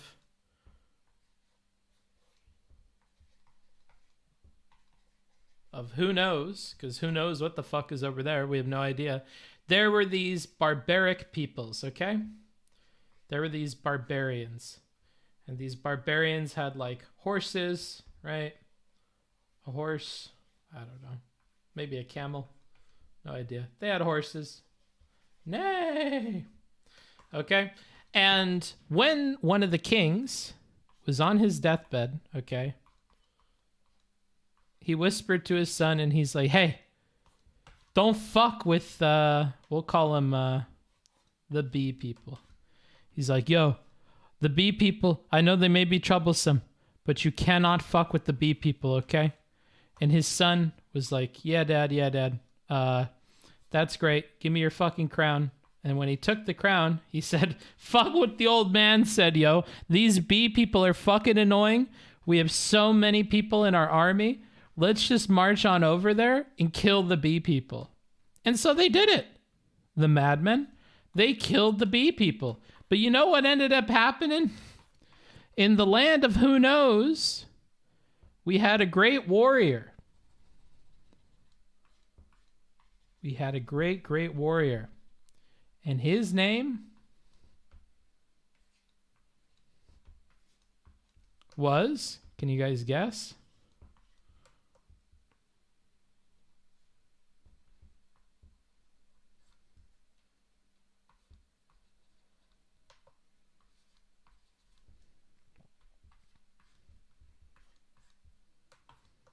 It was Genghis Khan. Dum, dum, dum. Genghis Khan lived on the other side of the wall, yo. Or the other side of the bee peoples. And what did Genghis Khan do? He drove over with this fucking Mongol horde. Because they're like, oh, hey, look, the bee people are gone. Fuck with that. Yo, look, we got fucking A people over here. And they got fucking religion. And gold. And lots of books, but we're not really down for the books. But hey, look, they got gold and shit that we could steal. And so they killed all those people and they took all their stuff.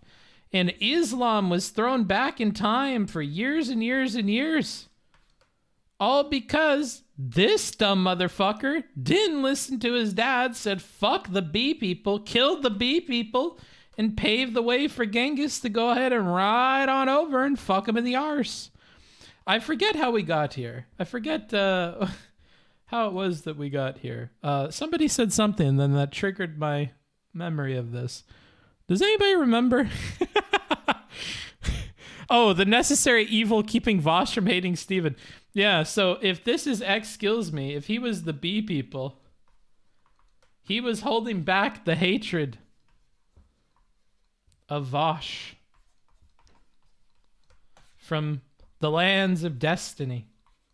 And then, when Exskillsme was gone, the hatred of Vaush came flowing over, and then he intellectually surpassed destiny. And perhaps monetarily as well. I'm not sure. And then that happened, and it was very unfortunate, and everybody was sad. Okay, and that's my story time. Please don't delete the VOD. I'll put it on Patreon. But yeah, so that's what happened. That's basically it. All right, I got to finish this drawing. Its current arrangement. I know, but that's you know who's going to be hurt by that? The people who are going to be hurt by that are the less developed countries. The people you claim to care about. We've already been over this. We already have, but you keep introducing the same problem with your argument. Is that what you claim to care about? This argument. What you claim to care about is best under capitalism. With the issues you claim to care about, empirically, the best outcomes happen under capitalism. And you keep coming up with these pie in the sky ideas. So let me clarify this. Listen. Wait. We can settle this right now, actually, because I think we're both tiring of this somewhat. I certainly am. Can I make any arguments for socialism to you without there having already been a super successful socialist country that's better than America in every conceivable way? Of course. I think the way, kind of like what Destiny was getting at, there are market failures in capitalism. I'm not an anarcho-capitalist. I do think there is a role for government to act as an umpire. There are aspects that you could consider socialism. So, for example, maybe... No. You're talking past the point. You're talking past the point. You're answering something nobody asked me, dude. I'm not asking for ways the government can step in to make capitalism nicer. I'm asking Let me finish the answer to your question. You're not answering my question.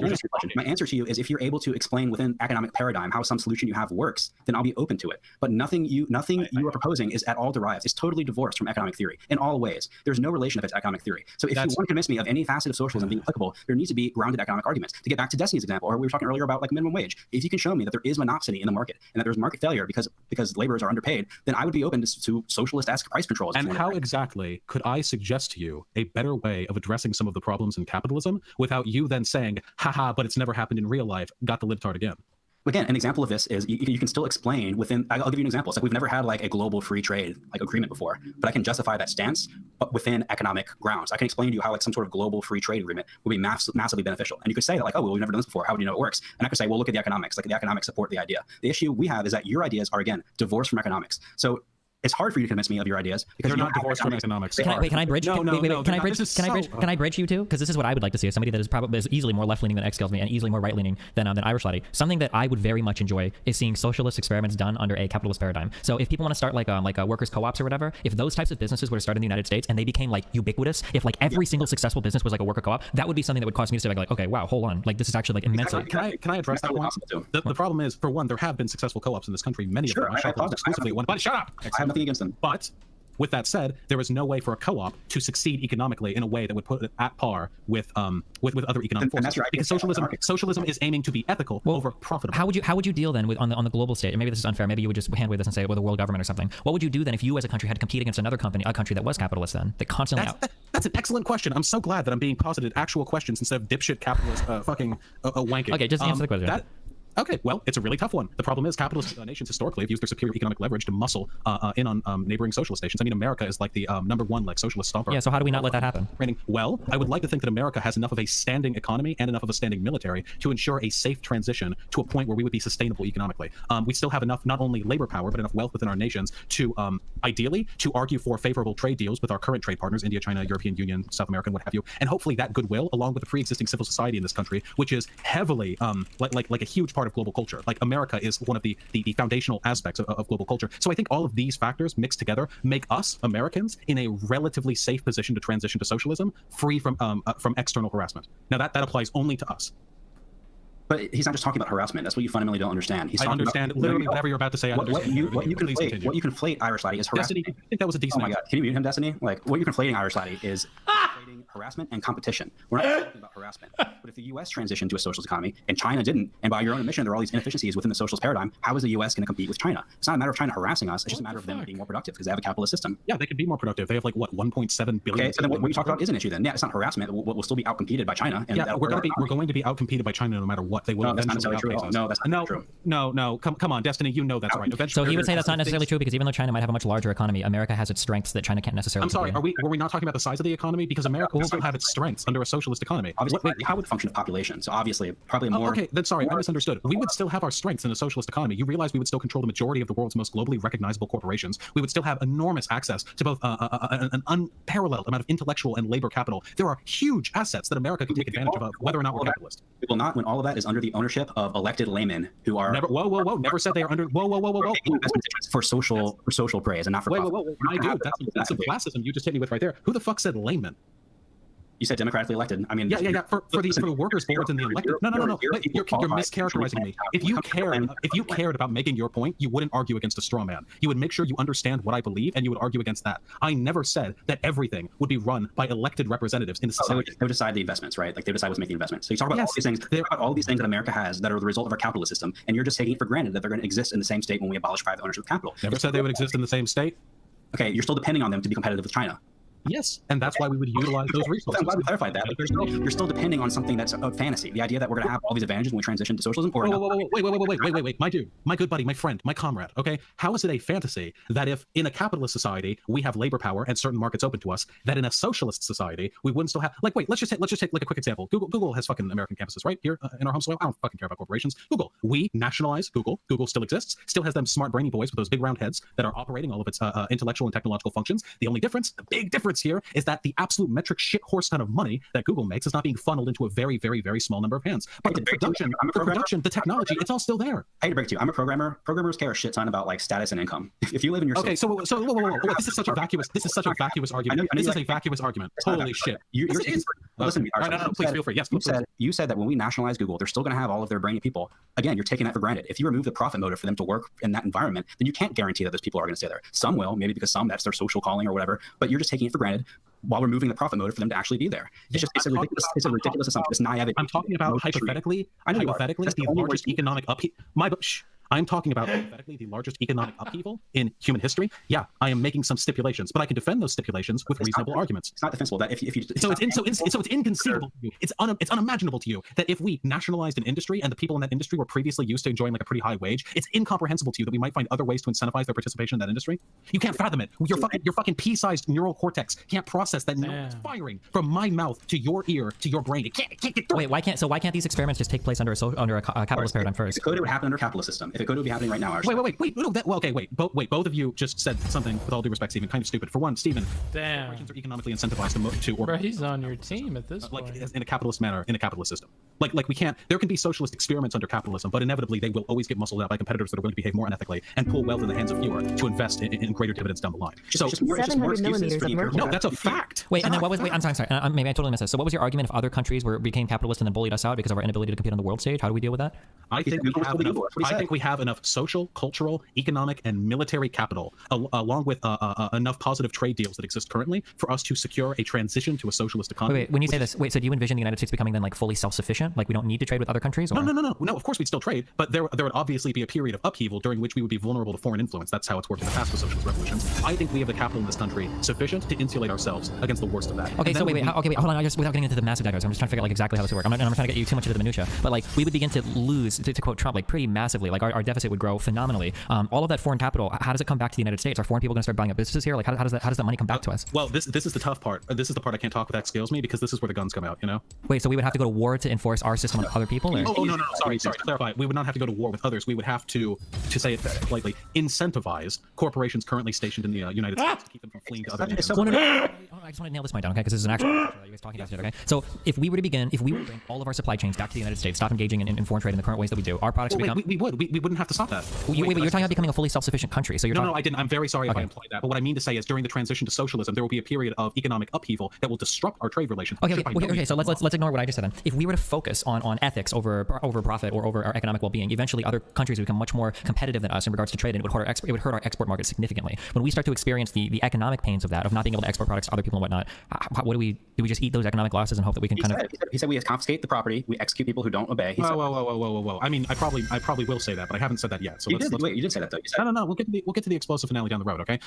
Yes, Stephen. One of the unfortunate truths of being a socialist is you have to accept that your nation will not get to enjoy the skyrocket GDP growth that capitalist nations get to enjoy. There is going to be a sacrifice of some economic efficiency to the benefit of hopefully making life better for everybody. Now, does that leave us open to being slowly economically consumed by other nations that don't have our same, ethical standards? Absolutely, it does. That's why I'm glad I live in the United States of America with the world's strongest military that could defend itself if necessary. I would like to see a socialist cascade, because and pardon me for dreaming here, but as we go socialist and we no longer exploit developing nations, the socialist movements that have been growing in fervor in those countries since the Soviet Union took rise would hopefully have a little bit more leeway to flex because they aren't being stymied by American corporations going over there and funding their people to beat them into submission. Hopefully America going socialist would have a cascading effect, and within, I'm going to be optimistic, a century, we could see something comparable in most of the nations of the world. Is it risky? Yes. Are we all going to die anyway? Yes. I think it's worthwhile. That's a whole Was that an answer? I'm not trying to just jerk off. It's just theory crafting. You might as well be describing like Middle Earth policy or something.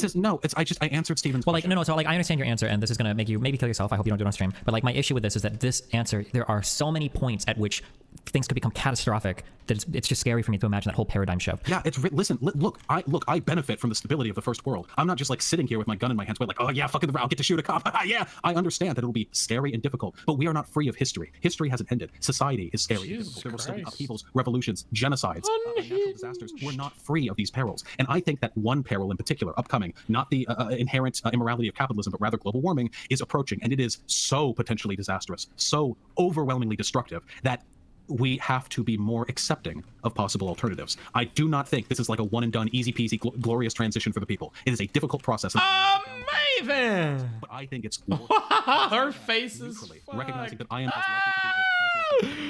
Her face is That's not, nope, that's for one, nope, not centrist, just some people. And for two, it's not genocide. Genocide is socially, economically, well, no, it's not economically based. If it was economically based, it would be a genocide, but it most I like how you change the definition on the fly. No, I misspoke. Well, hold on. I mean, if you were to kill all rich people, that's a type of genocide, right? Does it necessarily have to pertain to race or religion? I'm not rich, and he said he would kill me, so I'm... Well, capitalist and capitalist supporters. My buddy, Exskillsme, you're a special case. But no, we wouldn't kill all people. I'm a capitalist. There's a lot of capitalists out there, dude. Yeah, and we're not going to kill the cap. That'd be ridiculous. We're not going to kill everyone above a certain... Don't worry, you and Dan will be on the same train. I'm not commenting on that one. Look, okay, it's not about... Oh my god. Securing the removal from power for people who could, in the event of a revolution, stifle the will of the people. These are people with enormous political and social and economic power. Not every wealthy person. But isn't that going to be the Google people who own stock in Google? Aren't you going to be taking from them too? Some people who have stock, like the big stock. No, oh yeah, absolutely. They all have I agree. I think what Irish Lighter is right. We must... Whatever. That's as good as it's getting. It's so hilarious. Yeah, I agree. Oh shit, I fucked up. Wait, hold on. I recommend this guy. Now, he's not a Nazi, but did what he say? Was that crypto fascist? Like, that's how sensitive we are. You want to know what the difference is? You want to know what the difference is? I know you won't be able to recognize the difference because as a capitalist, you're incapable of siding with leftists over fascists. But the difference is here. I want mass murder on any side. For one, I can make. All right, when you're done. For one, I can make arguments as to why the people who I think deserve to be removed from society would benefit from their removal. These are the same fucking thing. Yeah, except their arguments fall apart. No, you can't do it. You can't hold it back. That's too, my dude. That motor mouth, my friend. I can make arguments. Let me clarify that are good. Yeah, they can the same way a revolutionary could talk about how you need to get rid of the monarchy and the nobles. Now on the richest. I need you to stop here. Just a little bit. Because the depth of your misunderstanding is embarrassing to me. I'm cringing over here. I'm getting a fucking ab workout cringing at what you're saying. Capitalists are as much a victim of their circumstances as the poor. We should send them to education camps so they can become happy members of our community. If they want to be rehabilitated, smiley people face. in the market square about capitalism and free trade, and you think, fuck, that sounds a lot better than being Now, how can we establish such I want a system that gets us to the point where we can upload our consciousness and probably before religious clergy, death or to is another it sitting reality there the saying, fastest. well, I don't support the implementation of violence in any case. Really, that would be genocide of the nobles. I care so much about the people in sweatshops that I want to implement a social and tell me market that you would support system that will kill all dissenters. Omega yikes, living in a society that tolerates I believe there's a right to ideas while wanting to implement one that is intolerant to other ideas. Rights, and I think there is room for violent resistance. But unfortunately, in this scenario, cool, I totally agree. You're the one infringing on the right to life and property. No. Whoa. I'm not infringing anybody's rights. I'm just working every day, and you would have me killed, and other people like me. So whoa. Okay, like for real, you realize like memes aside, you aren't in the demographic that would be like killed, right? You do realize that. How are we supposed to know? Yeah, no. You told me. I mean, I hope. Yeah, no. Like, I keep saying this. I don't know why. For you, Exskillsme, it would be a matter of pleasure. But for other people, How do you keep joking like that when it gives real? He does because it's socially acceptable for that kind of rhetoric in our society. But if the right-leaning person, they fucking mad because the difference is I actually give a shit about society, and when Nazis joke about genocide, doing it because they hate brown people. That's the difference. Oh my god, this is so bad. It is a big fucking cancer to discussion in the political sphere that has ever happened, mostly since the internet came about. The difference is, my buddy, when I make arguments about genocide, I can say, hey, these people have a huge amount of power, and they can use their power in ways to stifle the will of the masses. They can shut down unions. They can shut down protests. They can buy off lobbyists and politicians. These people, as much as they have a right to life, they're hurting society big time, and they need to go. No, and argument about the way brown people out. No. You're making the same arguments they do. Fascists would say, hey, the Jews control a global conspiracy to replace the white man by having black people breed out with our white women with no data. They say that they're being replaced, which they are demographically. They are being replaced, and we live in a democratic society. Do you believe in the difference between a good and a bad argument, or are you so value neutral? Is your argument that my avocation? Okay, I'm all done with that. In the paradigm of oppressors and oppressees. Oh man, there's so much more to go. One side is lying, and one side isn't. Okay, maybe you're right. I actually have to go fast. Yes, they say it, but they're wrong. That's the. Well, you're saying they're wrong because needs the teeth. She does have teeth. When both she has one tooth. To both sides' values. You're saying whatever. Fuck it, dude. It's over. So they say it would be right. Exactly. It's got the signature. By people with nobles in power. I reject that. I don't think it's an oppression. Yeah, I know, but I'm not even going to try and make that. I can't make that argument with you because you wouldn't understand. Yours is the same lofty justification. Destiny's right. It's about different morals. So it's like. Has the signature. But I think that's okay. Hold on. You can eat that because it's okay because we've already deemed in the past okay to kill massive amounts of people to achieve some end, right? We did that with Hiroshima and Nagasaki, for instance.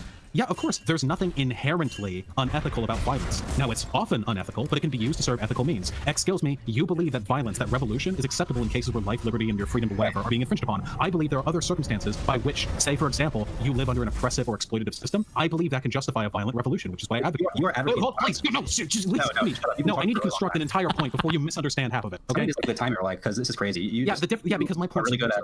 Listen, no, please. Wait, no, that's like SS stuff. Listen, okay. The difference is you have to make arguments as to why your standard as to what constitutes a good point to engage in violent revolution is legitimate. Everyone believes, well, most people believe that at some point a violent revolution is justified. The fucking founding fathers believe that. They believe that if the government should no longer meet the needs of the people, then a violent revolution should be ensured. I don't know. Who cares? Okay, no. It's over. Isn't that true that we have the teeth on the hoodie? Government against she does have teeth on the hoodie. Protect the rights of the people and the dumb fuck. Based off the philosophy of liberals like John Locke. Are you blind? No. Well, it's a good thing they didn't say it. Like there are teeth on the hoodie.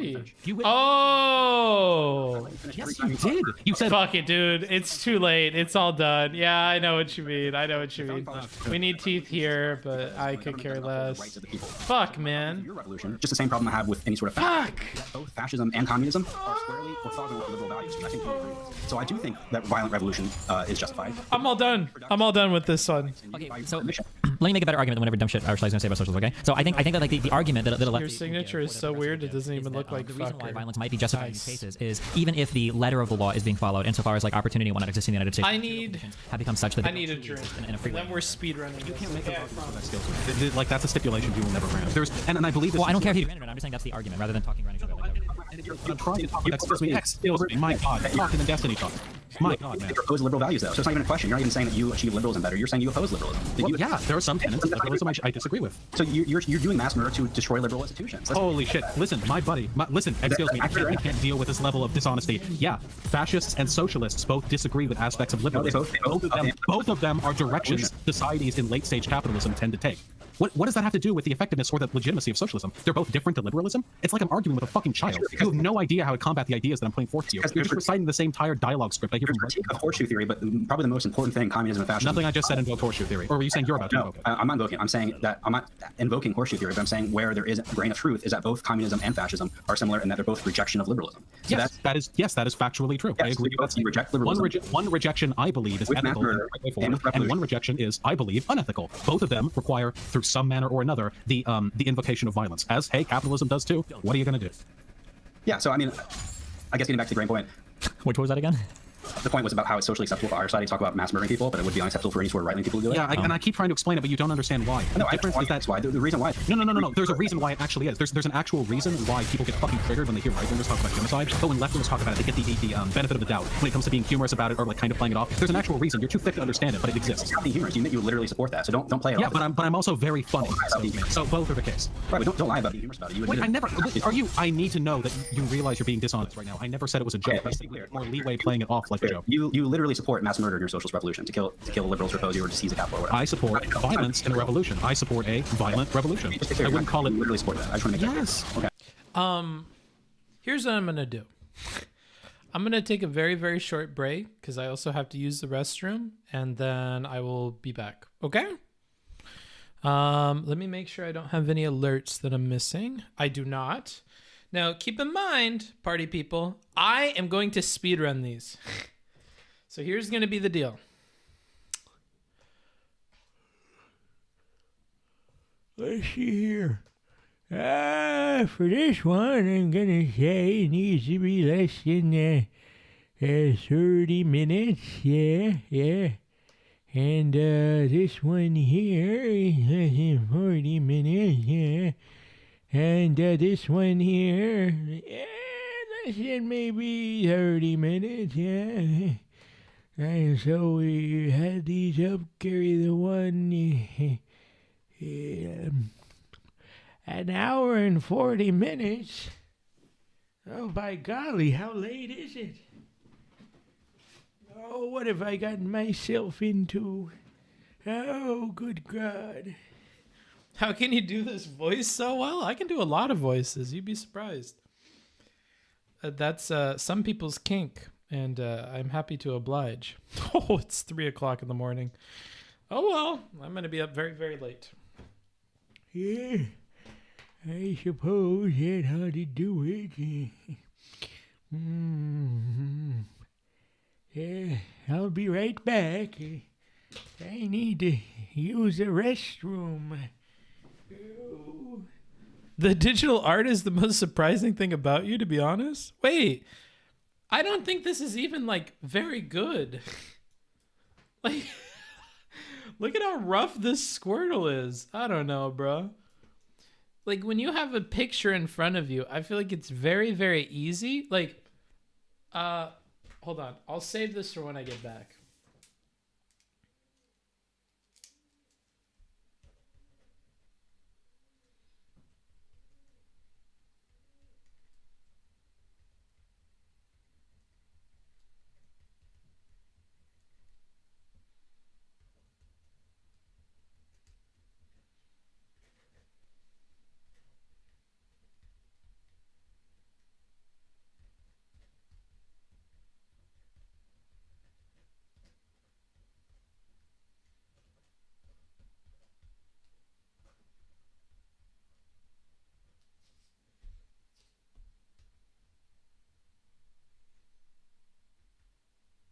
Okay, I got my story figured out. When I get back, we'll talk about it. Enjoy. No, I'm not hiding it. I put it up front. Revolution is how we move away from capitalism. This isn't. See, again, another difference. Fascists will hide behind language. They'll fucking play around with words. They'll try and distance themselves from the realities of their economic system, of their social system, because they know on some level that they're unappealing in the wrong. I don't need to do that. I'm very upfront with what I believe. I'm honest. If there's one thing you cannot fault me for, and you can't, well, you'll probably try anyway because you're not honest. It's that I'm honest.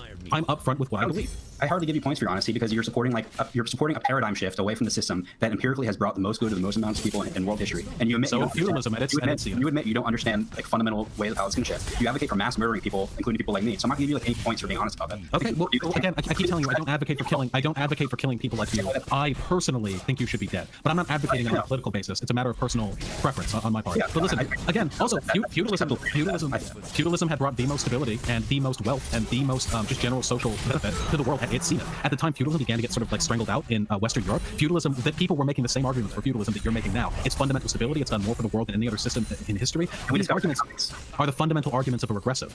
Then we studied economics, and economics led the way to the capitalist system that invented economic growth. Again, okay. Whoa. No. For one, you talk about how great feudalism is, but there wasn't worldwide economic growth under feudalism. Well, there was worldwide social and political development. That's the reason why at the beginning of the feudal era there was a substantially lower population, a much less widely adopted technology, and we did have economics prior to the introduction of capitalism, mercantilism, sort of the proto-corporatist capitalist miasma that it was enjoyed to be existed prior to capitalism and implemented many of the economic principles we see in use today.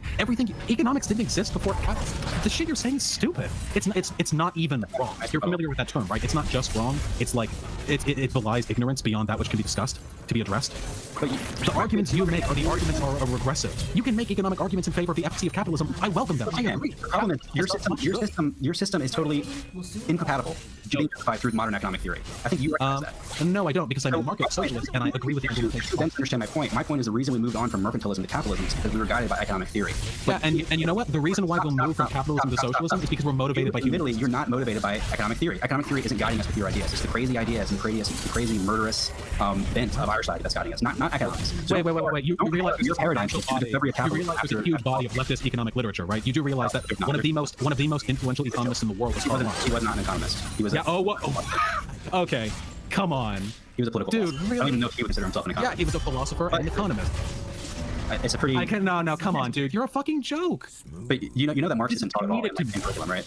Yes, because the curriculum we teach is reflective of our values as a society. But there is a substantial body of leftist economic literature out there. I'm sorry.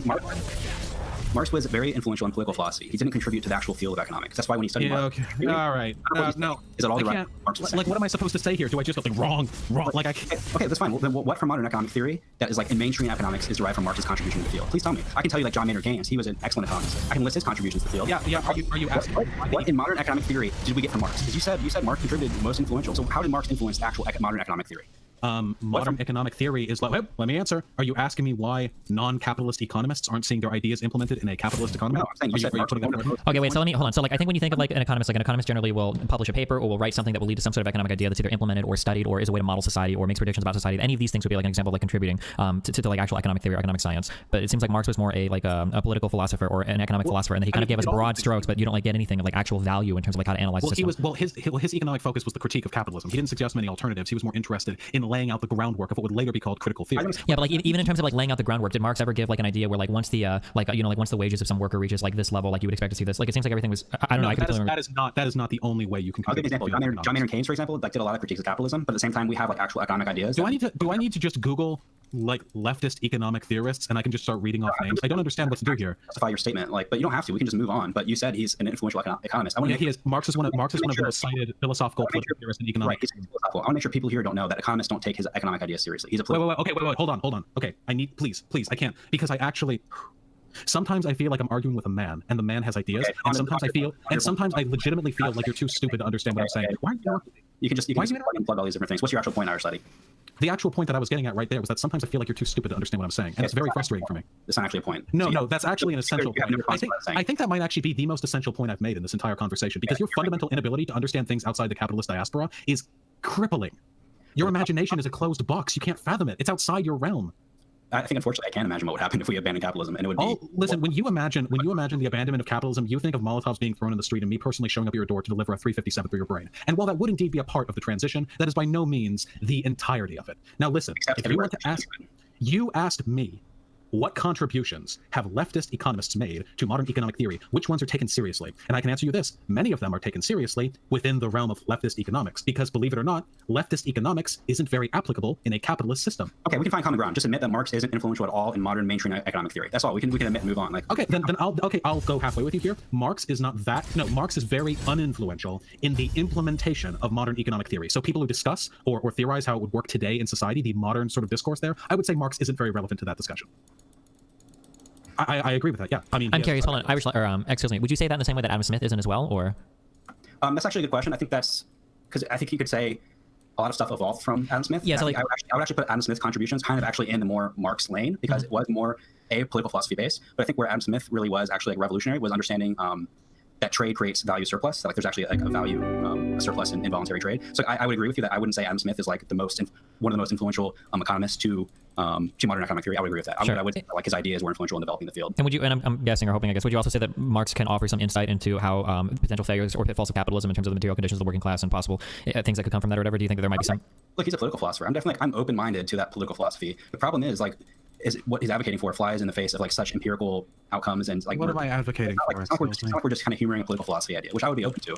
It's the idea that like we're actually at the point where the rubber meets the road. Sure, and then to be clear, just to be super clear, and I could be wrong because I'm totally obviously not read any of this fucking shit. I don't believe Marx didn't necessarily advocate for anything. No, wasn't all of his stuff more descriptive? That like he believes that this is Marx even was basically took the idea that like capitalism was a necessary stepping stone to the overarching end of capitalism. That's kind of why he wrote on the manifesto. He obviously had an agenda, but Capital, the book, his primary contribution to economics, was interested mostly in descriptive critique. Right. I think even Marx recognized that capitalism was a necessary stepping stone to development. That's why I dislike the idea that like, we're at late stage capitalism and we're ready to like go to the next stage when most of the world is. Wait, what do you mean even Marx? Marx was the first one to propose it. You're acting like leftists just begrudgingly have to accept that concession. No, I think Marx, the sort of primeval socialist, No, I think he was the one who first said people don't know. capitalism was an essential stepping stone. Right, but that's kind of the problem I have is that there's so many places where capitalism hasn't taken root yet and hasn't like brought development to that country. So that's part of why I don't like Marx's critique, or I don't think Marx's critique is applicable now because I don't think we're. And I say I don't think, but I think I can prove empirically quite easily. You can't prove we're not in late stage capitalism. It is a subjective term, a theory meant to describe a set of conditions. You can't objectively determine anything. You can prove or disprove it. I guess I can acknowledge that. It can be argued in favor of or against. I can argue that there's much room for capitalism to improve the economies around the world before we even consider a paradigm shift. What if the goal isn't the improvement of the economy, but rather the improvement of human happiness? That sounds like a worthwhile goal, Vaush. That sounds like a very worthwhile goal. I have something to share with the class. I'll make sure it looks good on OBS here. So when you guys are like, oh, Booksmarts, you look so much skinnier and whatever. You guys, I think you should see what I used to look like when I was skinny. That's what skinny Booksmarts looks like. I used to be so much thinner when I, back like in high school when I used to do sports and stuff. It was a very thin dude. Very, very thin. Very, very skinny Booksmarts used to be. I think you guys might be interested in it. Now you're thick. Yeah, I am thick. But look, I used to be like a very, very thin dude. A very thin guy. It's true. And then I started to get thicker and thicker.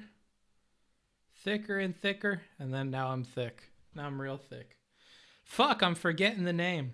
What? Wow, you were so skinny. Yeah, I used to be really, really skinny. I just saw this and I thought I would share it with you. Okay. Well, you became a gamer. Yeah, I did. I was 155 pounds at peak fitness.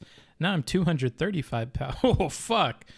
Yeah, nice. That's a skinny transformation version 3 filter. Lol. Nice try, Booksmarts, but I use that for my Facebook pics. No, that's just deadass what I used to look like. No tricks involved. But hey, Bookie, you got thick in the right places. Yeah, in my fucking gut and my arms. Yeah, bro. Yeah, but you're still super handsome. I bet, but you know, you're comparing me to other Twitch people, and that's not a huge competition. I don't know. I kind of want to get like I kind of want to get thinner, you know? Not that thin, but I want to get like strong, you know? I think it would be cool if Hans and I had like workout stuff together, or me and different streamers had like workout streams together. Don't sell yourself short. You're a good looking dude. Thanks.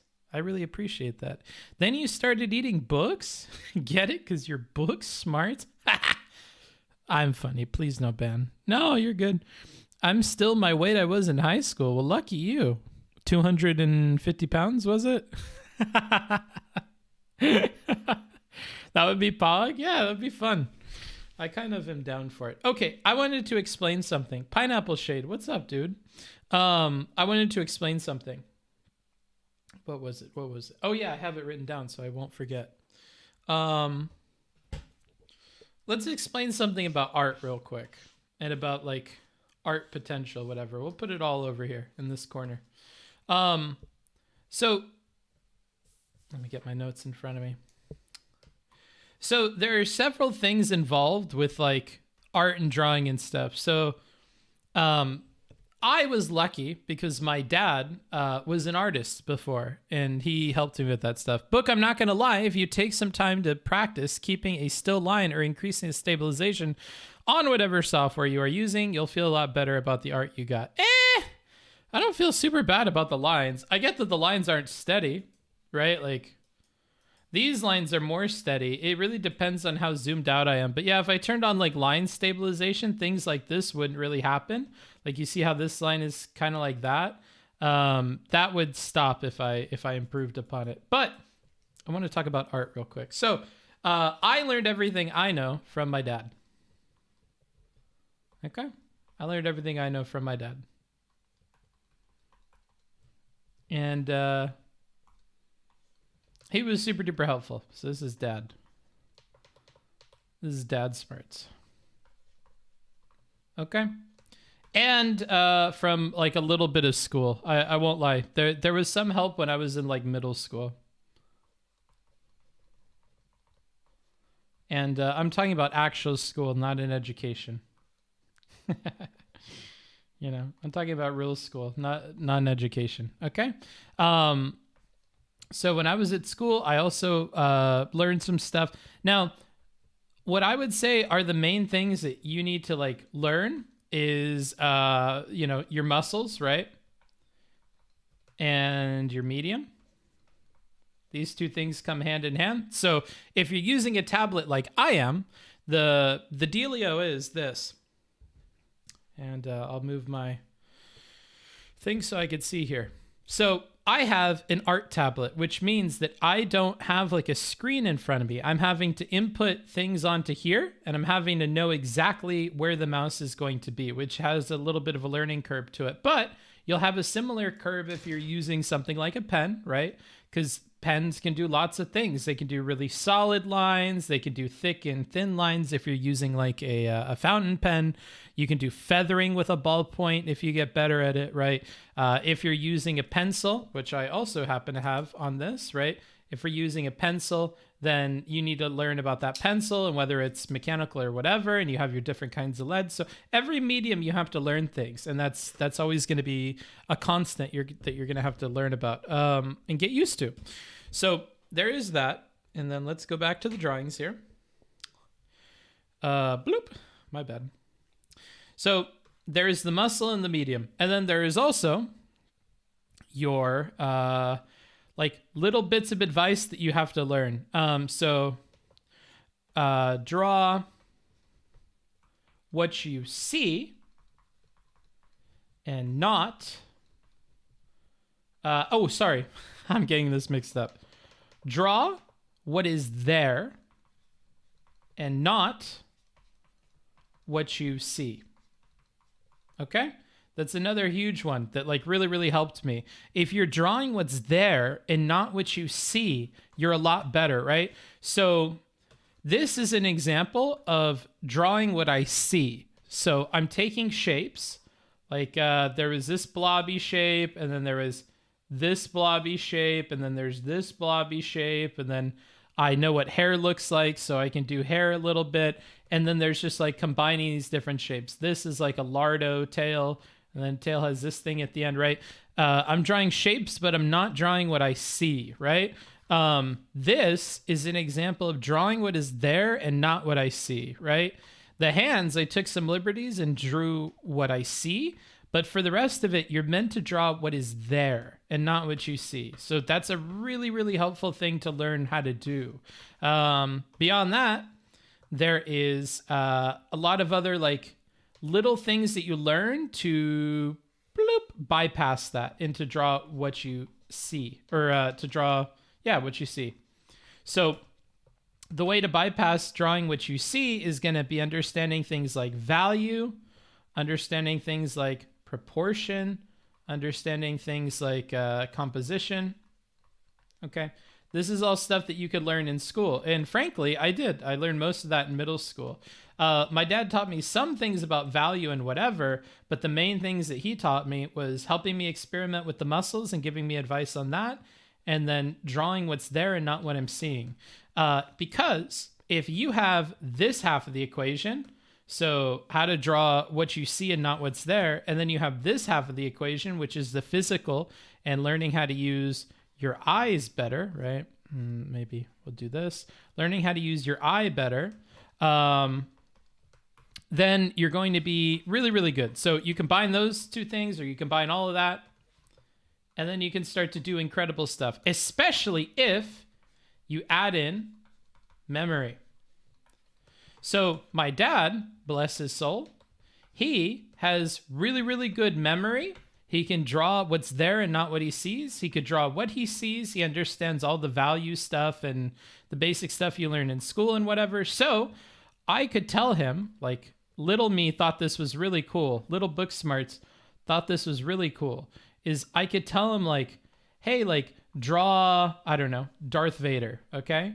And then he knows what Darth Vader looks like, right? He knows, like, basic shapes. He knows that he's got a helmet that flares out, and he knows that he's got, like, a breathing apparatus here, and that he's got something that crowns right here, and he's got eyes that surround that, and, like, yada yada. So he can draw from memory, plus this, all this seeing stuff, and plus what was there and what he knows about, and he can infer the rest. All right, if you have a cape, what does a cape look like? What does a cape look like when it, like, curls over on itself? What does a lightsaber look like? And what is the effect of a lightsaber? And, like, then you know other basic things, like what is the proportion of a human body, right? Like, he knows all this stuff, and so he's combining that to then draw a picture of what the thing is, right? So I think these are, like, the basic components, and if you combine those with memory, and with memory is basically practice, then you can improve on everything, right? Because not only do you have a picture in your mind's eye of what the thing looks like, right? Like, and you know it looks like X and Y and Z.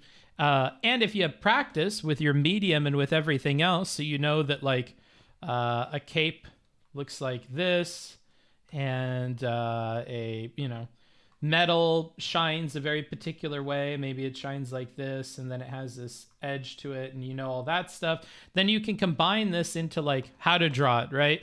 And so that's all that's going on there. I think it's helpful because, I don't know, if I could go back to past me, this is what I would explain is, like, this thing that Dad says all the time, drawing what is there and not what you see, is not just a meme. It's really something that you should focus on, because the more and more you iterate on this, the more times you draw what's there and not what you see, the more things that you then learn and can commit to memory later, right? Because if I'm just drawing what I think I see, or what I think is there, right, what I see, then I may fuck stuff up. I may cut corners. I may see a blob and ignore the fact that a blob at the very bottom has this, like, ring of light around it, right? Which is, like, one of the things you learn when you learn about value is you have this really, really dark, right? Whatever. And then this, like, sort of dark, and then this, like, not so dark, right? And then you learn that there's this little highlight here. Why does that highlight there happen? Well, this is where you can start to learn, and then you can infer stuff later when you draw, right? Like, oh, okay, if there's that little line there, and I really want to draw from memory, like what a tortoise shell looks like, well, that line is still going to be there, right? And then it's going to have this, and it's going to have that. And all these layers just, like, add up into something that you could draw decently. That's why on something like the Gargara thing, I do, like, these little things, because the pictures I was looking at don't have, like, folds and stuff. And why, if I'm trying to draw something that I haven't drawn before, like really baggy sleeves, how is that going to work the way it hangs off of the elbow? I have no idea. So I have to guess at it. I can't see it, right? I can't see it. So I have no idea what it looks like. And I have to infer based on, like, other things that I know. And the more that I would practice with things like fabric, the better I would probably be at estimating that and doing that correctly, right? Same with the hair. I didn't know how the hair was going to look. I know what hair like this that I draw looks like, and I've drawn it before, and I have an idea for how it would fall. I don't know what bangs that look like hers would look like when they droop down. I've never drawn that before. So when it came to this part here, or I should do it like this, when it came to... When I came to this part, oh, wait, can you guys see it? Yeah, you can, okay. When it came to this part here, I know what that looks like, but when it comes to this part here, I don't know what that looks like, and I'm gonna have to take a guess, right? So I thought I would just explain that just briefly, because I don't know who at home it would help, but it might help you. So there you go. There's a quick explanation. And then I will return to our normally scheduled broadcasting. I don't think I have any other alerts that I need to read. Nope, we're good there. Thanks, buddy, for that. Yeah, no problem. The core shadow, cast light, reflective light. Yeah, there you go. See, this is somebody who's clearly studied all that stuff, right? And unfortunately, what happens sometimes is people learn all of this, right? They learn all of the value and the proportion, the composition. They learn all the terms for it. But if they do not practice,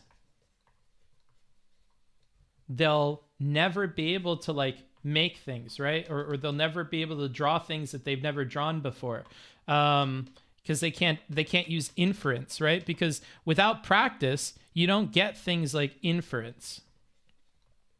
You don't get things like, especially if you're painting, problem solving, right? If you've never held a physical paintbrush before, even if you paint all the time in like a program, you might struggle with like how oil paint works or how charcoals work or things like this. That's why when you go into these programs, you have to learn about that stuff.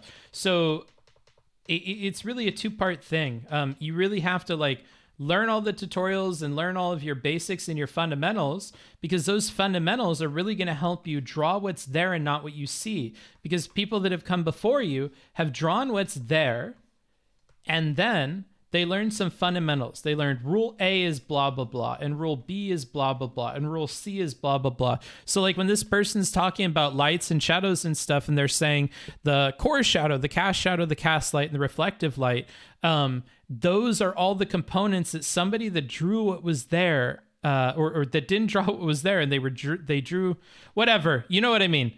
They drew what was there and not what they were seeing. They were able to learn that there are certain rules behind things like that and how they work, and then they're able to bring that information to you, right? So that's my long and short about drawing. And so I don't think that I have memory that's like very good.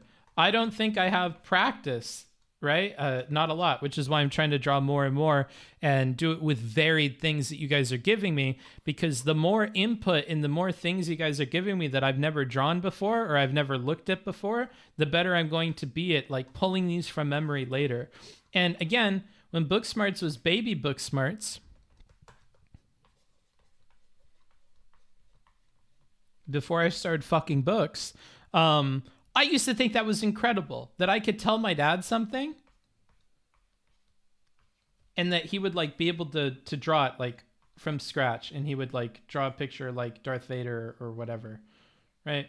I used to think that was crazy. And then that's why I worked on it when I was much, much younger, and I learned about more stuff. Yeah, so that's that. That's my TLDR on art and learning it and whatever. I'm not an artist, but my partner is, and it's interesting. I find it really cool. It's like a superpower of sorts. I wish I was much better at it. Reading comic books helped me a lot as a kid to draw better too, like how to draw ears better and stuff like that. Yeah, for sure. Book, I don't know if you saw my message, but please tell me you got to try figure drawing lessons. I mean, you could. I don't see the harm in it, because you're learning how to draw what you see and not draw what's there and not what you see, and you're getting better at like if you're doing figure drawing lessons, generally like I don't know, maybe it works different in different places. They give you different amounts of time to draw different poses. So like some of them, the person will take a pose and then you'll have to like draw them in the pose, and maybe you get like a certain amount of time. The figure drawing lessons that I did, you had like different amounts of time that you had to draw each pose: 5 minutes, 10 minutes, and 30 minutes. And with each of them, you generally got quicker and quicker. So we would start with 30 minutes to be able to draw like a single pose, right? And then we had to 10 minutes and 5 minutes and whatever. And what you get better at doing is getting used to, how does my brain visualize and chunk and break down like the way that somebody looks and their body parts and stuff. And then how can I do that on the fly, right? And all the while that you're doing tons and tons and tons and tons of drawings of figures, you're slowly and slowly getting all that practice you need to infer this stuff later. And not only that, but you'll be able to see when something's wonky about your drawing, like when proportions are off, and you'll be able to see that in other people too. Like here, look at this shoulder. This shoulder is right here. This shoulder is right here. The shoulder should be here, right? Because this is her chest, or an approximation of it, right? Here's her chest.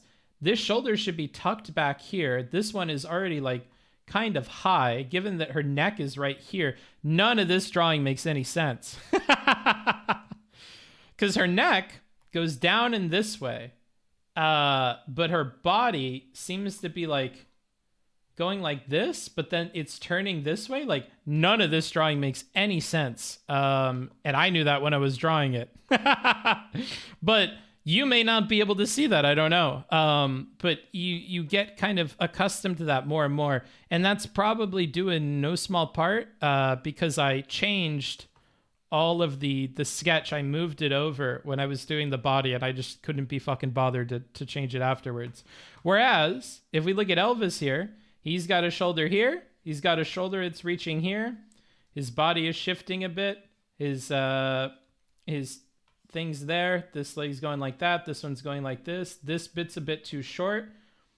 This bit is a bit too short as well, but it's in the background. This arm is like, I guess, okay. Then when we look at this guy, he's got one shoulder that's here. He's reaching up. So this shoulder should be like up here, and the whole thing should be twisting. His body is twisting. And you learn like little things. Like if I have a person and we're looking at them like this way, like here's their head and here's their body and here's their whatever, their bottom part. These two pieces move interestingly. So if I have the body go like this to where the shoulder's reaching up and the body's going like this, the bottom part will go opposite of that. So the bottom part might go like this. That's not quite as clear. Like this. Okay? And the whole thing twists. So you learn things like that, and you can choose to ignore them and not follow the fundamentals, or you could. But the important thing is like knowing how it works, because you're not bending rules if you don't know what the rules are, which is why like this person is kind of trying to get people to do figure drawing. That's why you should do figure drawing, and you should learn your fundamentals, because they will stop you from doing things that are like fundamentally incorrect, like what I've done here. And some people will say, no, that's my style, bro. That's just like how I draw fucking bodies, bro. But then you look at all their drawings and it's not a style because they're not consistent, right? And here's another thing is style requires, in my opinion, some kind of consistency. Okay? And if you have a really inconsistent style, all it is a lack of consistency, in my opinion. And this is, I think, what your art teachers will probably tell you as well, is that having inconsistency is not a style. Inconsistency is just, it's flawed. It's flawed. You're making mistakes all the time. And instead of constantly leaning on the crutch, I don't know, we'll draw a crutch here.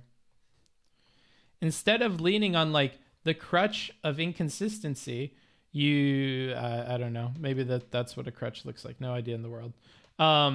If you keep leaning on this crutch of inconsistency, then, or this crutch of the idea that all of your inconsistency is style, and you don't have these fundamentals, you don't understand proportion and composition and all this stuff, you're just going to stay a shitty artist. And the fact that you're continuing to try and do this, where you're covering everything with style, means that you're neglecting all of your fundamentals, and your drawings will be worse off because of it. So there's like the nicest way to put what I think often comes off as, or some people will label it like elitism or something, that you need to be formally educated to like do this, and if you're doing it wrong, then it's wrong. Like, no, it's they're saying that like style should be consistent, and that style should have consistency. And if you're gonna bend or break the rules, you should at least know what the rules are. Otherwise, you're just kind of fudging everything.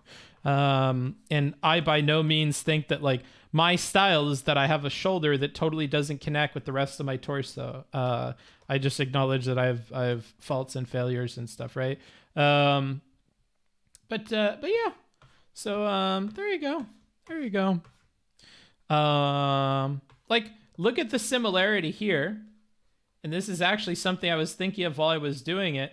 Look at the similarity between this foot and the way the toes work and the way that Squirtles look and how they work, right? They're like exactly the same. There's like, maybe there's a third toe over here. And like webbed feet work a certain way, and birds' feet work a certain way, right? You have the leg, and then you have this thing that comes down, and then you have part that's over here, and then you have parts that are over here, which you've probably seen in my other drawings because it's one of the like the few things that I've drawn a bunch, right? You have these little guys here.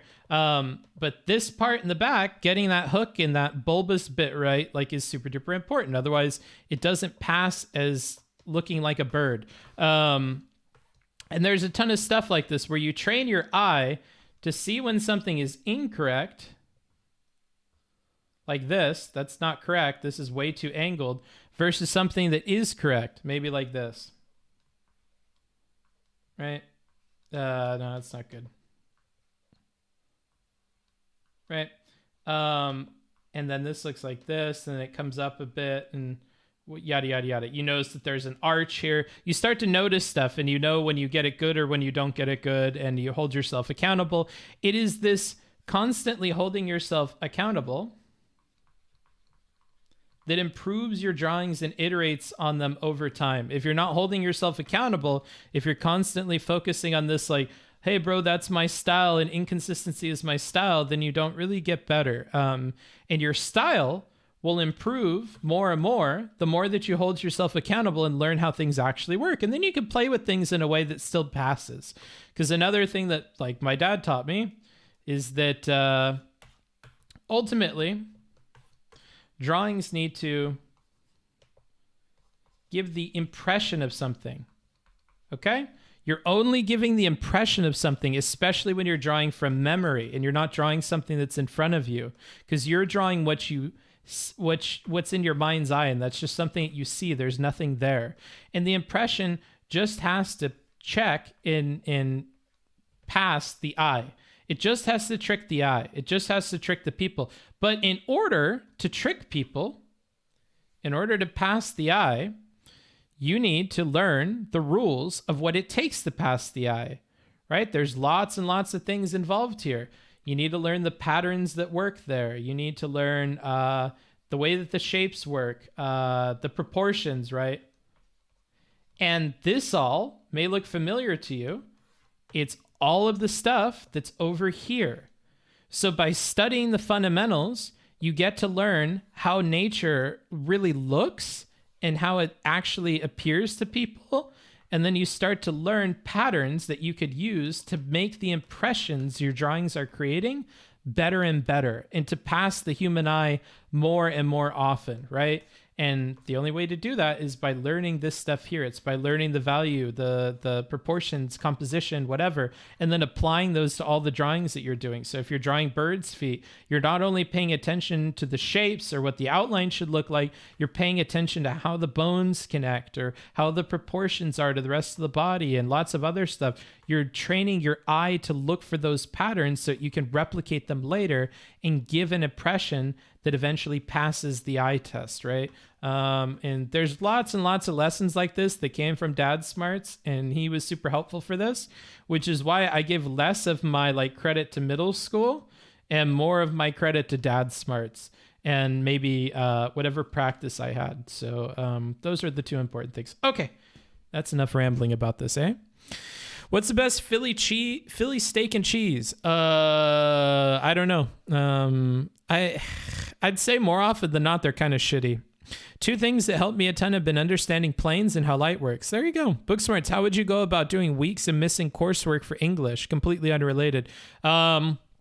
break it down into pieces, figure out how long all the pieces are going to take, compare it to the time that you have to catch up, and then start prioritizing. Because chances are, if you were being conservative with the estimates of how long things are going to take you to learn, there are things you're going to be able to learn and things you're not going to be able to learn. And then at least you have a list in front of you with realistic times, and you can start to make decisions as to what you should focus on and what you shouldn't focus on. Would you mind telling us the model of tablet you use? Yeah, it's the XP Pen.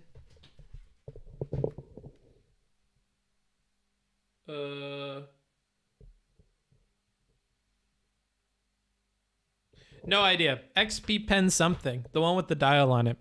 I mean, you draw pretty good, Bookie, especially for someone who's not a professional artist. Thanks, bro. Just curious about older and cheaper tablets. This one was pretty cheap in my opinion.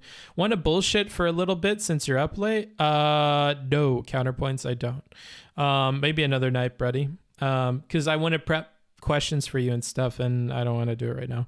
Hell yeah, figure drawing is so much fun. When I went to animators, we'll usually do 30 seconds, 1 minute, 5, and 10. Illustrators get to have 5 minutes, 10, 20, 30. Yeah, illustrators get a lot more time. You should try Gartic Phone. It does a lot of the things you were talking about with art, but with even less time. I'll write it down.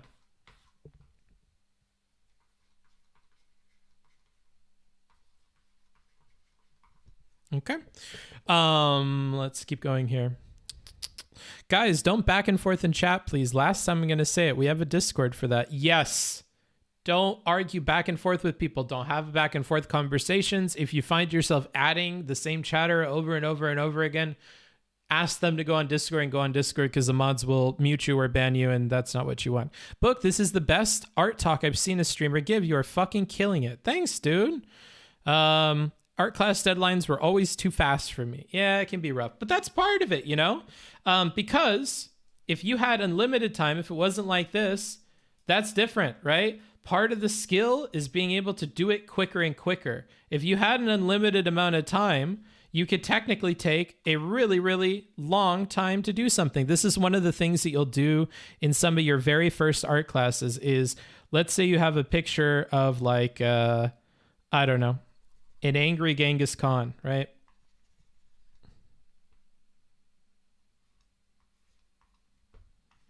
You have an angry picture of Genghis Khan.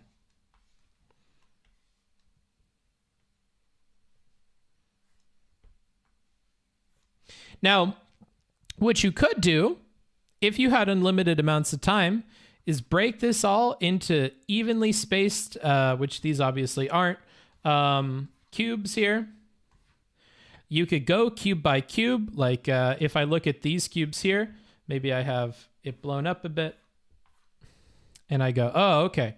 So in this cube, there's like a little bit here. So I would draw that. And then in this cube, it comes up a bit. It goes down, and then it goes across this way, and then it goes down this way, right? You could break this up into like exactly what it looks like or whatever.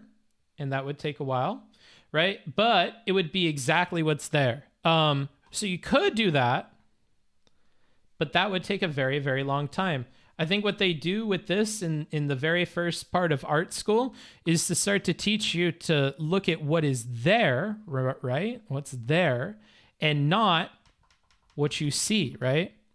You want to draw what's there and not what you see. So that's important. But you need to be much quicker than this. This is just one way of thinking about an image and chunking it and breaking it down. What this will also help you do is to start to think about proportions, right? You're starting to think about, the eyebrow is about this length and it's about this length here. So the eyebrow is always about 2 cubes long, and those 2 cubes relate to like the size of this, right? Your brain will start to put stuff together with the proportion of things and how big different things should be. And you'll start to learn that about whatever it is that you put into the grid and draw that way. So like, if you had unlimited time, you could draw stuff in some convoluted way to where you could draw it perfectly. But part of the point is to see what you're capable of at 5 minutes, at 10 minutes, or in art school, maybe like 1 day versus like a 7-day assignment versus like maybe you have something due at the end of a semester for a class or something. You have 2 months to do it, right? These should be taken up with different amounts of rigor. And if you can't keep up with the one-day assignments, you're constantly taking forever to do them, it's because you have to like get much quicker about doing them, right? And if you have to do them quicker and you're turning them in on time and they're shit, what that means is, like, let's say you draw a drawing and it's like literal shit. What that means is then that you're going to have to spend much more time on iterations and practice, right? You're going to have to draw this shit a bunch of times until you get it just right, right? And so, yeah, you're just going to have to draw the poop over and over and over again until you like get it good and you can produce it in a single day. And that's part of, I think, what they're trying to teach you as well, because in the professional world, you will not often get like the super big timeline that you're going to need. You're going to have to be able to do things quickly, and you're going to have to be able to remember a lot of this memory and a lot of the things that you've learned about breaking down drawings or breaking down approaches to drawings, and you're going to have to use those to produce something in a timely fashion. So that's what I think about that. We listened to the Hasan vid yet? Shut up, dude. It looks like it's going to take him longer than an hour and 40 to go to bed. True.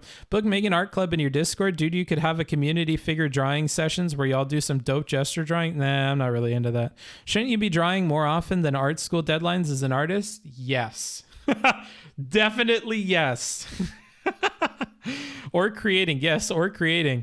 Maybe I should doodle while moderating books doodling. Yeah, maybe. That was back in school. I'm just saying those classes weren't very helpful for me. Interesting. I find very few people who are good artists that agree. Add doodle channel. Nah. In school, people get really good at the technical drawing and are able to make photorealistic replicas of pictures, but they get stuck and can't transfer that technique into drawings from imagination. Right. And when you find that, remember that the solution almost always is this. You have to practice. You have to practice. So if you find that you can always do photorealistic things, but you can't use your memory to produce a piece of art, then you're going to need practice, right? And you're going to need to practice it until you can. And I think that that's another thing that art school probably helps you with, is once you get an assignment that you're realizing you're only producing shit with and it's taking you forever and you can't like do it, then you know that you need to practice. You need to do it over and over and over again until it sticks. In school, people get really, okay, I already read that. But yeah. That's all that. There's my spiel. Okay. Let's continue with the debate. I'm not even talking about socialism. I'm talking about like a country where like the economy hasn't grown, but those people have that kind of life that you imagine for them. Because the problem is, I agree with you that there's a fundamentally like a detachment from like economic well-being and some sort of like however you define it, social well-being. The problem is, like, I think with whatever kind of value you decide to select for your social well-being, it's so heavily correlated with economic outcomes that it almost always just makes sense to sort of like optimize broadly for economic growth while at the same time providing like some responsibility for, you know, some social responsibility. But I don't think I completely agree with that statement, not even snarkily. I agree that by and large, in developing nations and in nations that do not enjoy the wantons of plenty, that optimizing for economic growth is usually a good substitute for making life better for people. I just think, and this is where we disagree, that we in America have reached the point where that is no longer the case, and you don't agree with that. Well, I definitely disagree that in America we haven't. But I think even more concretely, I think in like regions of the world, we aren't even close to there. And I think us doing the ascension is going to disrupt their development. And I think that, but again, I think even you acknowledge it would disrupt it and that there's uncertainty. And I think introducing that uncertainty and disruption is unacceptable because the stakes are so high for the people who haven't reached that level of development yet. But yeah, I do think in the US, no, we aren't even close there yet. But again, that's not even my main argument right now. It's that other countries have to get there. What really bothers me when I have discussions with people like you is that we can never acknowledge the shared values that we. Well, no, wait, hold on. That's not true. The problem is you guys share almost every value, but your frameworks are like, like you both believe that your frameworks will deliver you like to the. I think we should start this from a value-driven perspective. I mean, if going off what both of us have said, Exskillsme and I both agree that the reason we pursue economic plenty or the reason why we optimize it in society is because it's a good substitute for human happiness. We both agree that we should, generally speaking, work to better the living conditions and well-being of the majority of people in society. We're both interested in improving society as a whole. Yeah, and we take a step down from those values. But I feel like, Exskillsme, when I talk to you and when you talk to me, I feel like you think I'm just this gun-toting fucking college dropout revolutionary who's just gunning for the opportunity to line people up against the wall and paint it red. Wait, because both of you feel like you need like a dose of medicine to get over disease, and you see the other person holding a gun at you and saying that it's going to cure you, and that's why neither of you are ever going to agree or think that you're having two totally different conversations. This is my frustration when I do political conversations, that both of you are interpreting reality very differently. So of course it's going to feel like you're talking past each other the entire time. Yeah, but I can't handle this equivocacy because over the course of this conversation, Exskillsme has lied and misrepresented my position many times, jumping topics. No, come on. You've jumped topics around. You've accused me of being racist. You have in every instance available to you. You have jumped topic to the infallible assertion that I can't advocate for any socialist positions unless I could demonstrate it having already worked on a scale not only efficaciously but incomparable in level to the United States. Not true either. I just want one that's compatible with modern economic theory. At least even some more heterodox theories. At least an attempt, right? Like, I'm not saying that it has to have been tried before. I think I've already answered this. The example I gave was a global free trade agreement. Even though we haven't tried that before, I would still advocate for that, and I would use economic theory to guide that. My problem with your philosophy isn't just that it hasn't been tried yet, and I disagree with that. It has been tried. It's been tried in a lot of places, and it hasn't worked. But the broader critique is that what you're proposing just isn't guided at all by economic theory. That's the bigger problem I have. Okay, you do realize that the economic theory that has governed the growth of the Western world is the product of a very specific set of ideological principles, right? I know. I think that's why those principles are important. That's why. They are important, but they're not everything. A feudalist would say the same thing. They would say the idea, the political philosophy of the divine right, the idea that all political ordinance. Okay, wait. So let me hold on, because you keep going back to this. So you keep saying that Exskillsme is basically making arguments to hold up the current economic status quo, and you're extracting from that. You're saying, well, feudalists would also make economic arguments to hold up the status quo. If we would have listened to feudalists, we would have never gotten to capitalism. What Exskillsme's contention is that under the era of feudalism, economics was never an actual studied science. So this would be the same as somebody saying, hey, take this SSRI in order to make yourself feel better, or to help with depression and whatnot. And you're going, well, we used to lobotomize people, so why would I listen to any psychologist now? And the response would be, well, psychology is actually a studied science now, not just some crazy medicine man that's telling you to do random things. I think that distinction is pretty important. That economics is an actual studied science post feudalism. So we have a little bit more. I totally agree. And like social science, it is beholden to the values and biases of the people who formulated it. I mean, Destiny should know this far better than I do. Well, I understand, but your values are the same. You have the same values right now. You're trying to, I assume, both of you are trying to maximize the economic outcomes for the most amount of people possible. We do have the same values, but we do have contention on several points. For instance, which is empirical. Where you assign the blame is not. For instance, Exskillsme might argue that a person who dropped out of high school never really made it in life and spent the rest of their 68-year-old livelihood working at McDonald's. He might argue that that's a failing of that individual because they made poor choices down the road. Listen, okay, while you say that, and I could be totally wrong here, this might be a part where I hope I'm not wrong, but what I'm guessing is that if I could demonstrate to Exskillsme, hey, if we tax whatever amount of people at some rate and we fund some type of after-school program for high schools, we can increase the graduation rate to 98%, and the overall economic outcomes for the country improves. I think Exskillsme would be on board with something like that. Is that true or not true? I've seen from Arrested Development when they're talking about Buster, and then the camera pans, and he's been sitting there the whole time at the table.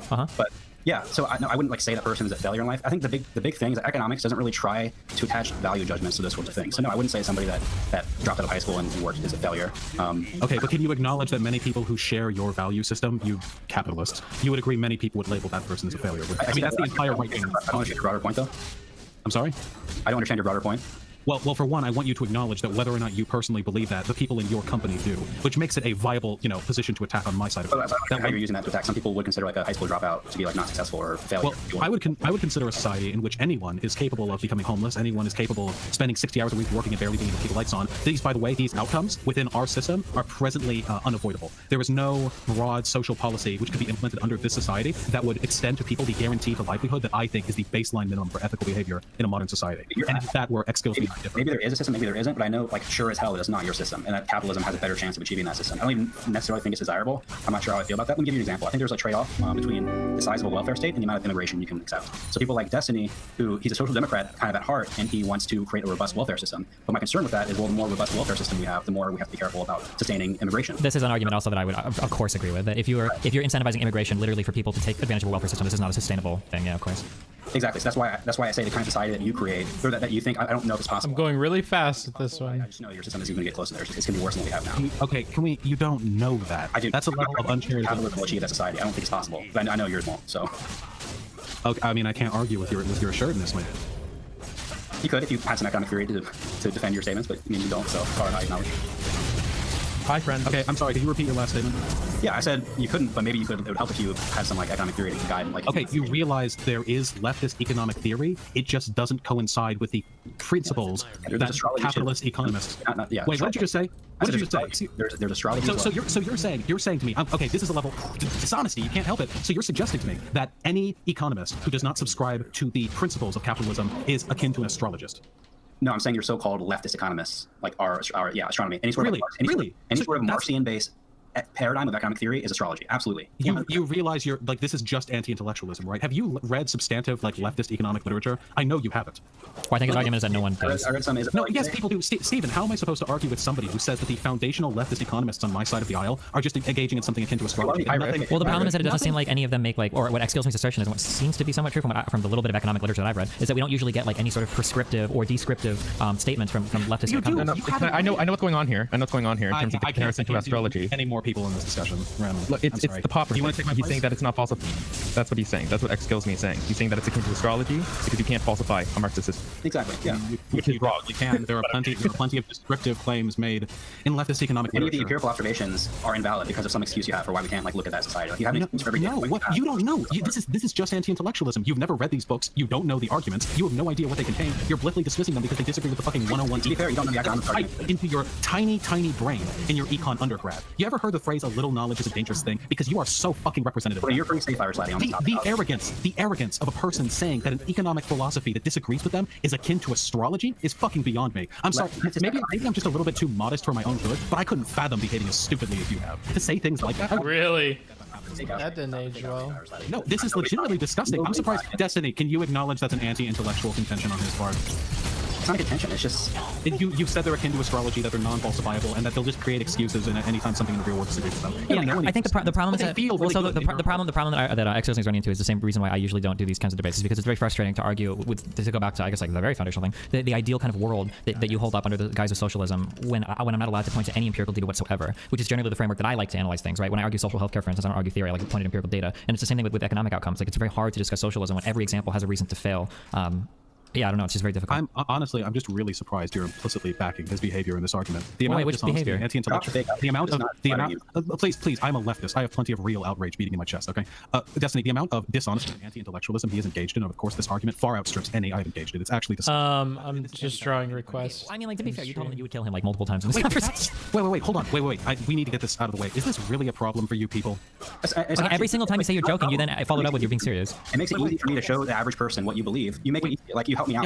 No. Wait, because I'm not dishonest. I'm super open about what I believe. I'm not hiding anything. Nothing is okay, hold on. This is like when Trump says he's honest. That doesn't give you don't get points for being honest, but you're being honest about his point. No. I'm not saying I get points for being honest. I'm saying he's being a dishonest shit, and I am. Wait, so what do you think he's being dishonest about? Really? Just tell me one thing, because I've been listening to both sides of the conversation. So something do you think he's being dishonest about? He has strawman my views consistently. Wait. So like, what's one view that you think he's strawman? Okay. He oh man, we're really gonna have to dig back, aren't we? No, I'm sorry. I understand you guys have been talking for a long time, but I'm just curious. Like, what's your impression of something? It doesn't have to be like an exact fucking thing. But like, what's an impression of something you feel like he's strawman? Here's the impression I've been given. Okay. For one, I think he has been intellectually dishonest. Intellectual dishonesty is the only way somebody could literally dismiss an entire field of economics without having to read it. It is not a field of economics. It is not a field of economics. Stop saying it. It objectively is. I'm sorry if you don't like it. I'm sorry if that hurts your feelings. Okay, real quick, can we both talk about what we mean when we say field of economics? Sure. And I think it's mainstream economic theory. Like, it's not mainstream economic theory. You realize that it's called mainstream economic theory because it's a theory of economics, and that there are other theories of economics. Well, I think when Exskillsme says mainstream economic theory, what he's saying is that, like, if you were to spend time studying like Marxist theory, like you're never going to come to any statements that have any value in terms of like what we care about in society. Like, you're not going to figure out the solution to any like problems in business. You're not going to like be able to analyze. Yes, you would. Destiny, I'm sorry, you would. Keynes is a good example of somebody who critiqued capitalism, but also introduced actual tools that improved our understanding of economics, and they're used today. So yes, it's like because there are economic theorists who are like, hey, here are problems with capitalism. Here's how we can fix them within capitalism. And there are economic theorists, the kinds I would agree with, who say capitalism has problems that cannot be addressed from within the system. We must look without. Here are alternative solutions, alternative means of economic organization. Destiny, I'm sorry, these things exist. This isn't the idea. Do you think leftist literature starts and ends at the Red Book? I guess like when I read through, like, especially in the research that I did for like immigration and whatnot, and when I look at like things related to language, I've never seen something like published by like, here's like a leftist way that we could fix this problem. Well, a lot of the reason for that is because there's a huge chilling effect on that kind of academic publishing, because there's absolutely no money or incentive to make economic arguments for something that couldn't be. And like, so you might be 100% correct here, and this might be a little irresponsible of me to equate these two, but the arguments you're making are the same arguments that race realists make, where there's a chilling effect on publishing that IQ is inherent to race, that all of academia is slanted in a certain direction, and there's actually a plethora of research. It's just like people don't like to talk about it. Like, that's kind of like the same. That is true, and I concede that. The difference is, though, that research does exist. It's out there, and it can be empirically analyzed, points proven and disproven. I'm not saying that there's some treasure trove of hidden leftist knowledge that would exist were it not for the boot of the capitalist oppressor. I'm saying that it's out there, and it can be read today by you or by me. I'm going to sleep after this, but it can be done. And while I am willing to admit that, hey, I haven't read it, I mean, that's a dense theory, and I've got video games to play, I would never say something as arrogant as it's astrology. That's just like, I don't know, maybe it's because I like care about intellectual honesty, or because I like envision an American population that isn't so disgustingly. I understand that you have a black, rusty, ashen heart that doesn't give a shit about anything other than the idea that you might eventually own a god, but I actually care very deeply about some values, and intellectual honesty is really fucking important to me. It really frustrates me. Is it? I'm upset when I thought he was the everybody could lie guy. Claim as long as it's for his ideology. That just hurts. In terms of theory, it is. Falsifiable, not non-falsifiable. In terms of how theory it is, because you say it's not going to work, and I can't say, well, it's not really in line with our modern economic theory, and we have all these data points that say it doesn't work, but none of that counts. So we don't have any data. Hey, wait, name a data point that disproves an argument positive. The Soviet Union, which is a data point that you've cited to support some of your socialist argument for how it will work. Wait. Hey, wait. Can you cite a economic leftist economist who's written a book discussing the benefits of the? Oh wait, so you don't know? You're just saying. I'm not influential in the field. If I studied astrophysics, I couldn't name you an influential astrologist either. I'm telling you, it's the same thing. Yeah, the difference is astrology is tautologically nonsensical and relies upon principles which we know to be false, or at least we have literally no reason to believe it's true. However, leftist economists have built a substantial body of work that is taken seriously by many academic schools and is widely regarded, widely sourced. Wait, so here's a question. Even something that's like widely held up as like being some of the most concrete, or I guess like theoretical frameworks ever. Like, do people do mainstream economists even like say like labor value theory seriously, or no, because the labor theory of value. Nope. Analyze the ethical relationships in a. Okay, so when you use statements like this, like ethical relationships, it sounds like you're talking political or economic philosophy, and not necessarily like. Yeah. Labor theory is a political critique. It's not an economic theory. It's more of a political theory thing than it is an economic thing. I would agree with that. I don't think that's a concession. The problem is you drive your economic organization around that idea, though. No. For one, there's nothing wrong with driving economic ideas around a political philosophy. You admit that your economic values are derived from the political philosophy of liberalism. There is no difference there. And for two, trust me, there are economic theories far more substantial than the labor theory of value upon which the writings of leftist economists are based. No, I think my support of capitalism is absolutely derived from the economic theory that it works. Yes. Your support of the system we live in today is built from the writings of people who have been influenced by the system we live in today. You were born into the status quo. You took classes that taught you the values and efficacy of the status quo, and now you argue for the status quo. There's nothing wrong with that, but it's also not a fucking counter-argument to the idea that there are arguments outside your system. I mean, there are arguments outside my system, but some arguments have more weight or more. Yes, but you aren't arguing against the specific validity of any arguments. You literally dismiss an entire field of economics, one of which you are entirely ignorant, one of which I am not currently prepared to have a discussion. But thankfully, you're not either. You're so defensive of it when you admit you haven't studied it yourself. You're pretty offensive of it when you have no idea what it is. Sorry, you're right. My base assumption when I know that very learned people have brought about a widely studied and widely cited field of research that's taken very seriously by some academic professionals that I value, my default assumption is that field of economics might have value. But you're right, it could be total horseshit, and capitalism could be the only absolute and best divine truth, the means by which we shall ascend from this point and forevermore. And there's nothing outside of that. I think the data suggests that it's effective enough that we should absolutely maintain it and proliferate it. Capitalism needs to spread more. We need more capitalism, not less. All right, I can't. Are the ones that need the most capitalism. And even though you're in paradigm, you have to recognize that capitalism is a necessary stepping stone for the countries that haven't even started development yet. I mean, look, I've clearly made no grounds in this discussion, but I think for the people listening, I've sufficiently demonstrated the habitual dishonesty, the straw manning, and the anti-intellectualism of personal vision argument. And I'd like to close this. I'm sure they play well with your crowd, but the person doesn't take your takeout rate. You realize none of those are ad homs. I'm actually specifically labeling critiques of the way in which you conducted this debate. Ad homs, an ad hom would be for me to call you stupid, which I think you are, and I am perfectly comfortable making ad homs in this kind of discussion. But I'm gonna say my piece, and then I'm gonna be done with it. You can end with this much. You can fucking let it all out. Okay, just regurgitate that capitalist dogma right into the chat. But before you do, let me finish, please. I think I have demonstrated the habitual dishonesty, propensity to strawmanning, and anti-intellectualism of Exskillsme. I confess I'm not that economically learned, but I'm economically learned to understand that the world is not made a better place when you politically dismiss entire fields of analysis outside that which you're familiar with. It's complicated. There are benefits to capitalism. There are downsides to capitalism. But all I want is the freedom to have that discussion in an open and honest environment, free from people like my present debate partner, who are flatly I think he would welcome it. I think it's just, and I would too. It's just really hard to argue like theoretical into empirical. Stephen, if you want to discuss socialism, I will read the literature. I will come up with specific, empirical, data-driven solutions to problems posed by socialism, and I will discuss it with you in a manner which is completely devoid of the grandstanding I love to engage in. I would love to do that, but you are an honest actor. There we go. I think this is good. A little bit closer to him because how old is this discussion? 2019. Different from one another, but that doesn't mean you should. That doesn't mean you should lower your standards for what constitutes intellectual honesty. Anyway, to everyone in the chat, I'm fucking signing off my channel, okay? To those in the chat, I made a YouTube channel. I'm putting out a video tomorrow. It's on centrism. It's gonna be dope. And it's good. And soon I'll get picked up by so it begins. The rise of Vaush. I'll conclude well. You can. It's called Vaush Video. I have a Discord, but you know what? I don't care about any of that shit. What I care about most is being here, talking with people who disagree with me, because I believe that rigorous intellectual discourse is the means by which we will achieve a brighter future. Okay, so Irish Lottie said something interesting. We acknowledged again he's not a learned man in economics. And in how many fields, if you're not a learned man in that field, can you advocate for the upheaval or a paradigm shift in that field, especially one that has implications like economics? You can't go to medicine without being a learned man in medicine and advocate for some huge paradigm shift that's not backed by any sort of empirical evidence. It's not even consistent with the understanding or the framework of medicine at the time. You can't go to physics without a basic understanding and advocate for some sort of paradigm shift in that field. Now, economics is definitely a softer science than those other two, but I maintain the same position. You can't just not understand economics while at the same time advocating for a massive paradigm shift in the field. And secondly, and I think this is a really important point, the idea that we're in some late-stage capitalism society is totally... There you go. It's based off just bias, recency bias. of being present in this same time. Which one is me? We need more economic growth in order to catch up to other countries. That can only happen with economic freedom and capitalism, large degrees of economic freedom and free trade. And it doesn't matter how much somebody pontificates about exploitation.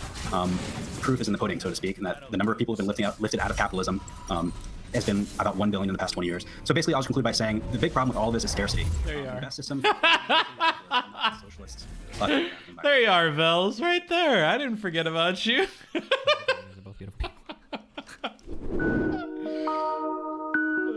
There you are, Vels.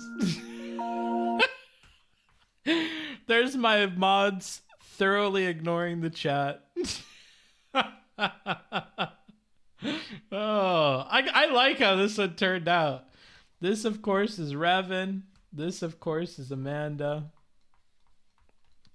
Darth, because he's a military guy, get it? And then Vels.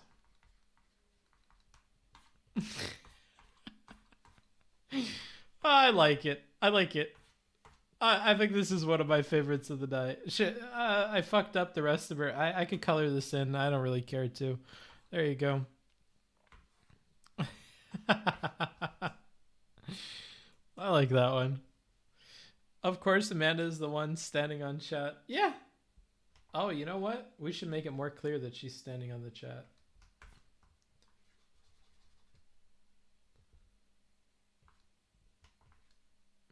There we are. Now she's standing in the chat. Great. All right. I like that. That one was done very, very quickly. Thank God. Okay. What are we listening to next, chat? What's coming next? And remember, only 31 for this one. Holy fuck. I hope I finish this before we get to that. Jesus Christ. Mod team high-fiving and ignoring... Oh, fuck. They're not high-fiving, but it doesn't matter. I don't think it matters. I took an artistic liberty, and I think it turned out well. I think the high-fiving is more so... it's symbolic. It's symbolic. Symbolic high-fiving. Chat is going too fast to notice I'm unbannable. We'll see, bro. Mods can't ban me. Are you going to listen to any more debates? Yeah, give me one to listen to. Book has never seen a picture of me, but somehow he got my ears right. Yeah, it do be like that. If this is the same video you sent earlier, bro. Are tankies comrades? I think I've had enough Vaush in my ear for today. What was that other one that was like number 2? Oh, the consequences of being dumb. Let's listen to this. So we are now listening to The Consequences of Being Dumb, Part of the Problem, number 783 by Dave Smith. And the description is, Dave Smith brings you the latest in politics. On this episode of Part of the Problem, Dave responds to Hasan Piker in his video about Dave's appearance in the Joe Rogan Experience. Okay. Never heard of you. But yeah, let's give it a listen, huh? Listening to the Gas Digital Network. We need to roll back the state. We spy on all of our own citizens. Our prisons are flooded with nonviolent drug offenders. If you want to know who America's next enemy is, look at who we're funding right now. Every single one of these problems are a result of government being way too big. You're listening to Part of the Problem on the Gas Digital Network. Here's your host, Dave Smith. Oh, hello. What's up, everybody? Welcome to a brand new episode of Part of the Problem. I'm Dave Smith. I am solo for this episode. Robbie the Fire Bernstein is out, took the vaccine, and died. Died that day, moments later. Contrary to rumors you may have heard, it was not the COVID that killed Rob. He beat that with no problem. Had the natural immunity. Just wanted to eat at his favorite sandwich shop. Took the vaccine. Dropped dead. Just like that. R.I.P. We will miss you. Rip Rob. You will be replaced very shortly. All right. Rob's not dead. The vaccine didn't kill him. Oh, good. But he is out for this episode. He'll be back soon. But I got my trusty producer Brian with me. Kind of cringe. We're gonna put on a show. Who died? Rob, bro. Today. You remember Rob? I think we'll have some fun with this one. I was just informed of this. I think yesterday, some fine person on Twitter tweeted at me that he thought I would have fun with this video, responding to it, and I think he's right. Now, I will say that I missed this. This is from months ago. I did not know this video was made, but a fellow by the name of Hasan Piker made another video about me. Now, Hasan Piker, for people who don't know, from what I understand, he is one of the biggest Twitch streamers in the country. I think he's the biggest political Twitch streamer out there. I'm not sure if I'm right about that, but he's definitely up there. He's one of them. And he's Cenk Uygur from the Young Turks. He's his I think his nephew, maybe his little brother, I don't know. He's related to that guy. He's the much... His nephew. His nephew, okay. He's the much better looking, somehow even dumber version of Cenk Uygur. But so I had made a video about him years ago, because he made some video debunking libertarianism, and we had fun breaking that down on the show. And then he made a video about me after one of my Rogan appearances. I think not my last one, but the one before that, he made a video of it. And then I guess he made a video of my last appearance on Rogan. But I didn't know this because I don't watch his stuff, because I'm not a 16-year-old chick. So I was unaware about this video till someone tweeted it to me. But I will say that Hasan he's a fun foil. He's an easy target, and it's fun to respond to some of these videos. So someone sent this to me. I watched about 45 seconds of it, and I was like, this is just going to be fun. He's got a certain style. I think he gets it from Cenk Uygur, where he'll kind of do this thing, like if he's taking someone on. It's a very strange thing they do, where they don't really argue with you. They just kind of yell, like Cenk Uygur will do this thing. He's like, yeah, of course you're wrong. A lot of that.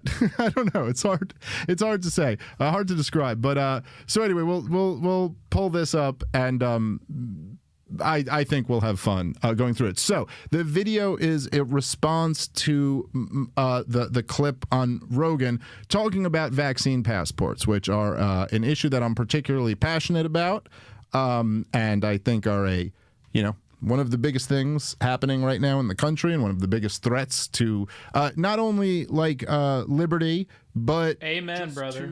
Amen. To the health of the nation in general. That I think this is something that is very, very dangerous to a peaceful, functioning society. And so this is...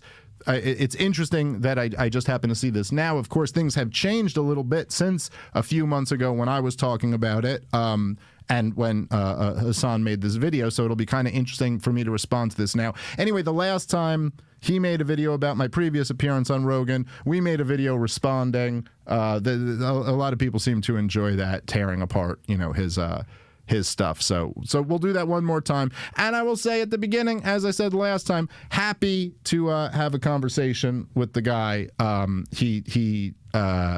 It didn't happen after the last time. I wouldn't hold my breath on it, but I'm happy to do it if he wants to. So let's play the video, and we'll stop it when appropriate and respond.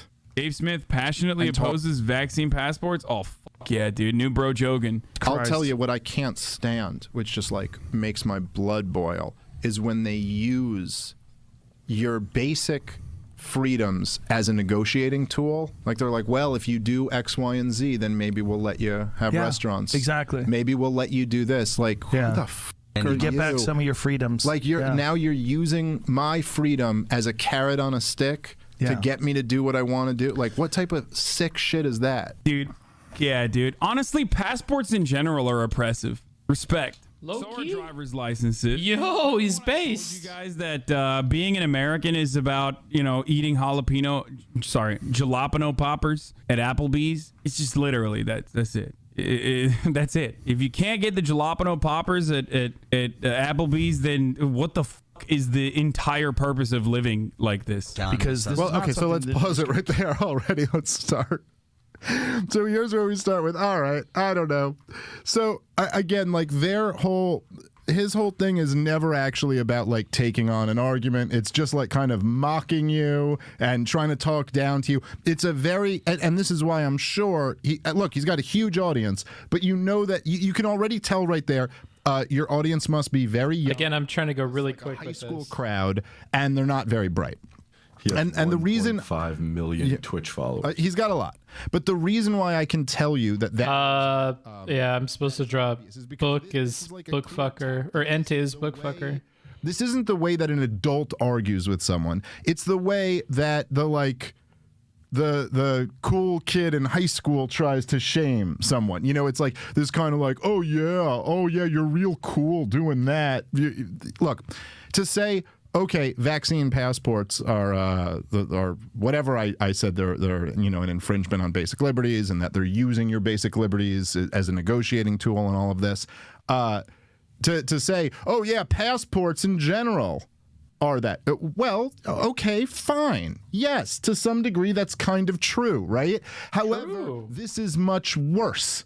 So you could say, like, if somebody kicked you in the shin, that's an assault. And if somebody hit you over the head with a baseball bat, that's also an assault. Why be more outraged about the baseball bat? Well, because it's a much worse version of that. So needing a passport to go to Paris is a lot different than needing a passport to go to a restaurant up the block from you, and your gym, and your salon, and whatever else the fuck they arbitrarily decide next. Which who the hell knows, because once you've set this precedent, why really should you be able to go to the grocery store? This should really like loop up. So there's a very, like, once you've gone down this train, why wouldn't they just, doesn't suit my purposes. To lots of other areas. Doesn't really seem to make sense.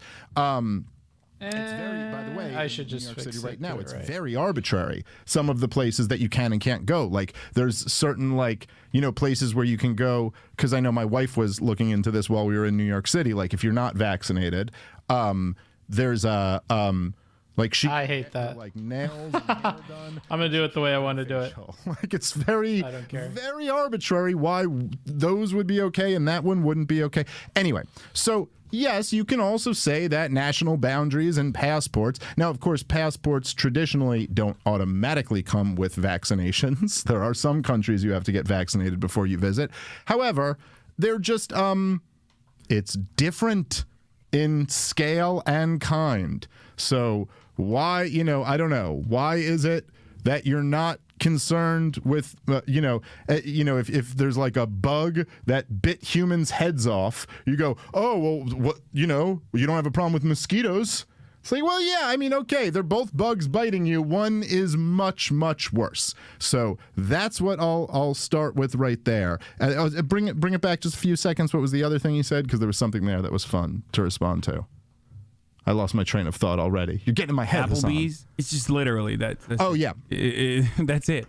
Right. So the whole jalapeno poppers at Applebee's. That's the whole point of life or whatever. It's like, well, of course, we're not just talking about jalapeno peppers at Applebee's. We're kind of talking about everything at Applebee's and every other restaurant and a whole bunch of just basic businesses. But again, you understand where, first off, it's very condescending. For people who don't know, Hasan is like, he's like a model and a communist, I think, is basically his thing, and a video gamer. And it's interesting that some of these like socialist communist types who claim to be all about the working class, they're immediately like, first off, he's fucking rich as shit. You know what I mean? And then it's like, oh, you want your jalapeno peppers? It's like poppers or whatever. Like, oh, okay.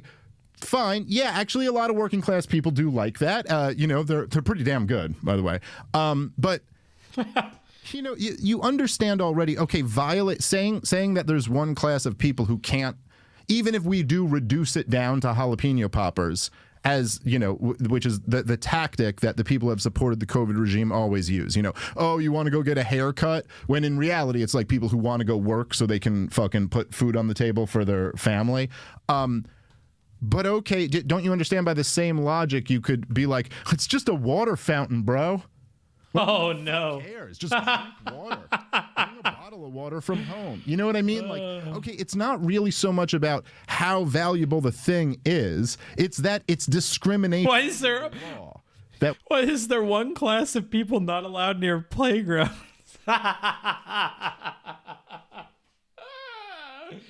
Oh, bro. That's a spicy one. That we're kind of, opposed to. So anyway, this idea of like, first off, it's not just as if we're upset that there's one item at Applebee's that people can't get. We're upset that they're basically made into second-class citizens. And we're terrified at the path that we're going down by doing this, right? So it's not that. But even if you wanted to reduce it to one little simple thing, don't you see where you could do this with so many different things? I mean, they're just yellow stars, bro. Like, you have a big deal. There's a big problem with putting a yellow star on your jacket. I mean, the idea of downplaying, stigmatizing, and discriminating under the law against one entire group of people, which, for the record, is tens of millions of Americans, is, not a good argument. All right, let's keep playing. If you can't get the jalapeno poppers at Applebee's, then what the is the entire purpose of living like this? Yeah. Because this is not something that they're just going to keep with COVID vaccines. If there's a way that they can get you to show your papers and to show whether you have an app on your phone, whether you're, whatever it is that you have to have in order to be able to freely travel around the United States, they're going to keep that fucking thing. This is, and I think objectively, the country went totalitarian for about a year. But these motherfuckers are like, you need an ID. You need like a whole ass ID to fucking vote, and like 2 witnesses in the state of Alabama, and that's good. But like, if you have a fucking vaccine passport, that is literally communist China. Like, get it together, guys. This is just like Nazi Germany if you have a vaccine passport. Like, you got them. Literally every other country. Your logic doesn't make sense. What do you mean my logic doesn't make sense? I believe that there are already a fuckload of precautions that that you need to go around to try to vote illegally. Okay, all right. And it's not a thing. Okay, so pause it. Yeah, he starts getting shit from one of his commenters there that his logic doesn't make sense of course, the guy is right.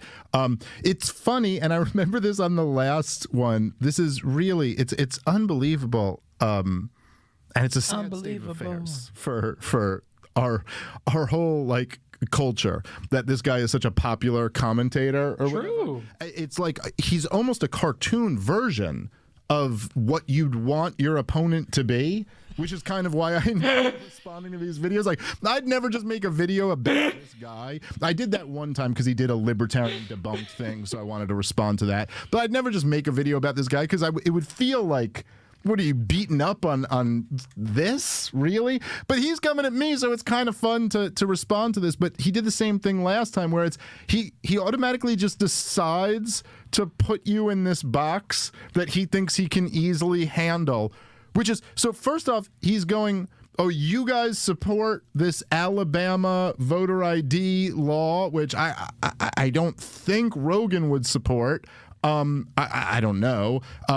I, by the way, Hasan, if you want to really blow your mind, don't support democracy. So I have no issue with, I'd like a lot more voting restrictions than just showing your ID. But it's a little bit different to say you have to show your ID somewhere. I mean, I'm not like flipping out that, Amtrak says you have to have your ID, although no one ever asked for it, but they do say that. I'm not flipping out that airports make you show your ID or that government buildings or a lot of private buildings make you show your ID. So yeah, I mean, some of these things are like, it's a little bit different, man. It's a little bit different to have to fucking show your ID before you get a drink, let's say, because you got to prove that you're not a child.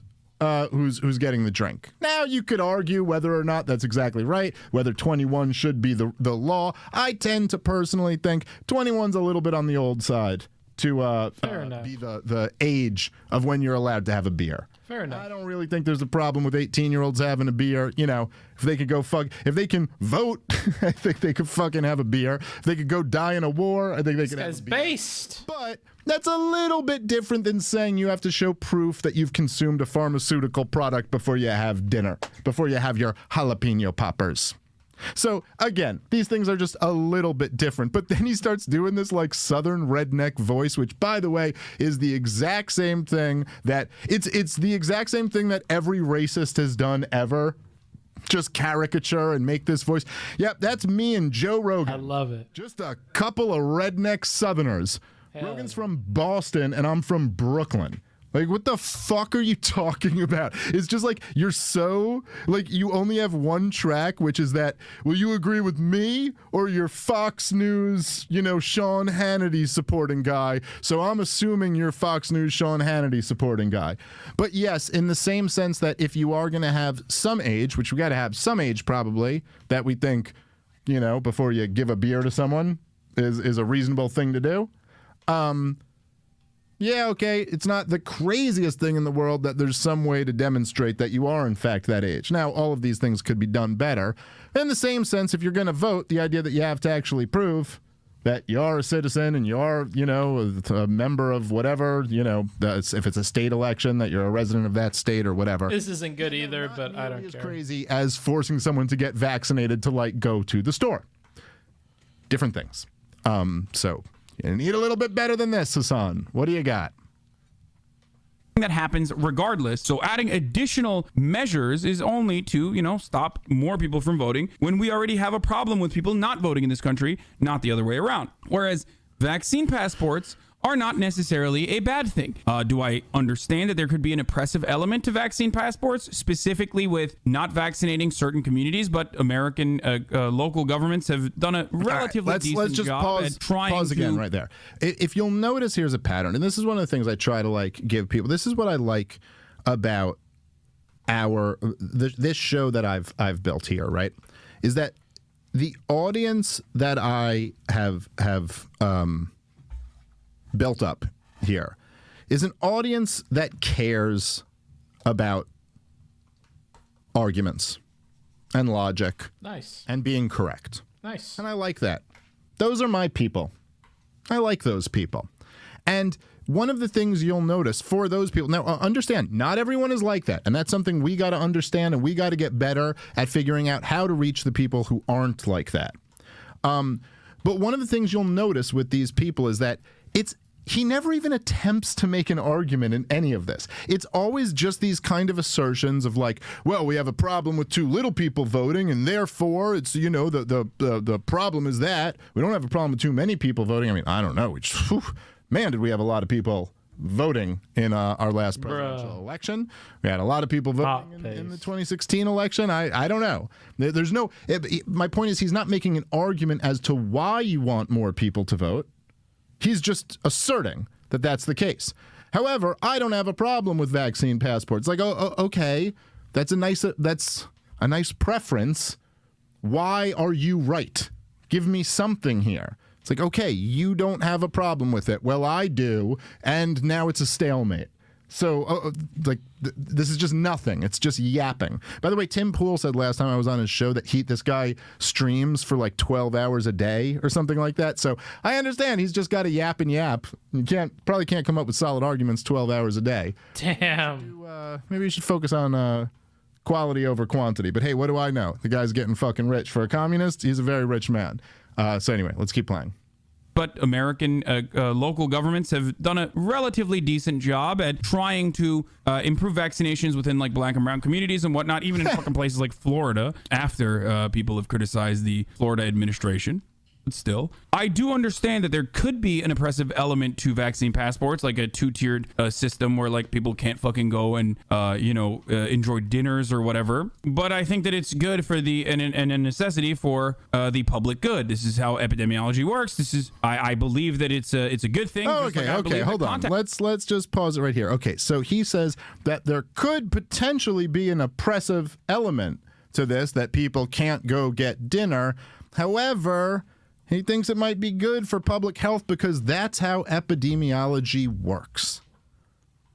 Again, not an argument. The guy laughing in the background. That's how epidemiology works.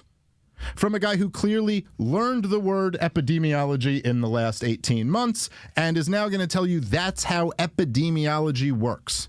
Man, this dude's ripping him up. Showing proof of vaccination. What the fuck are we listening to? None of your fucking business, dumbass. That's what we're listening works. to.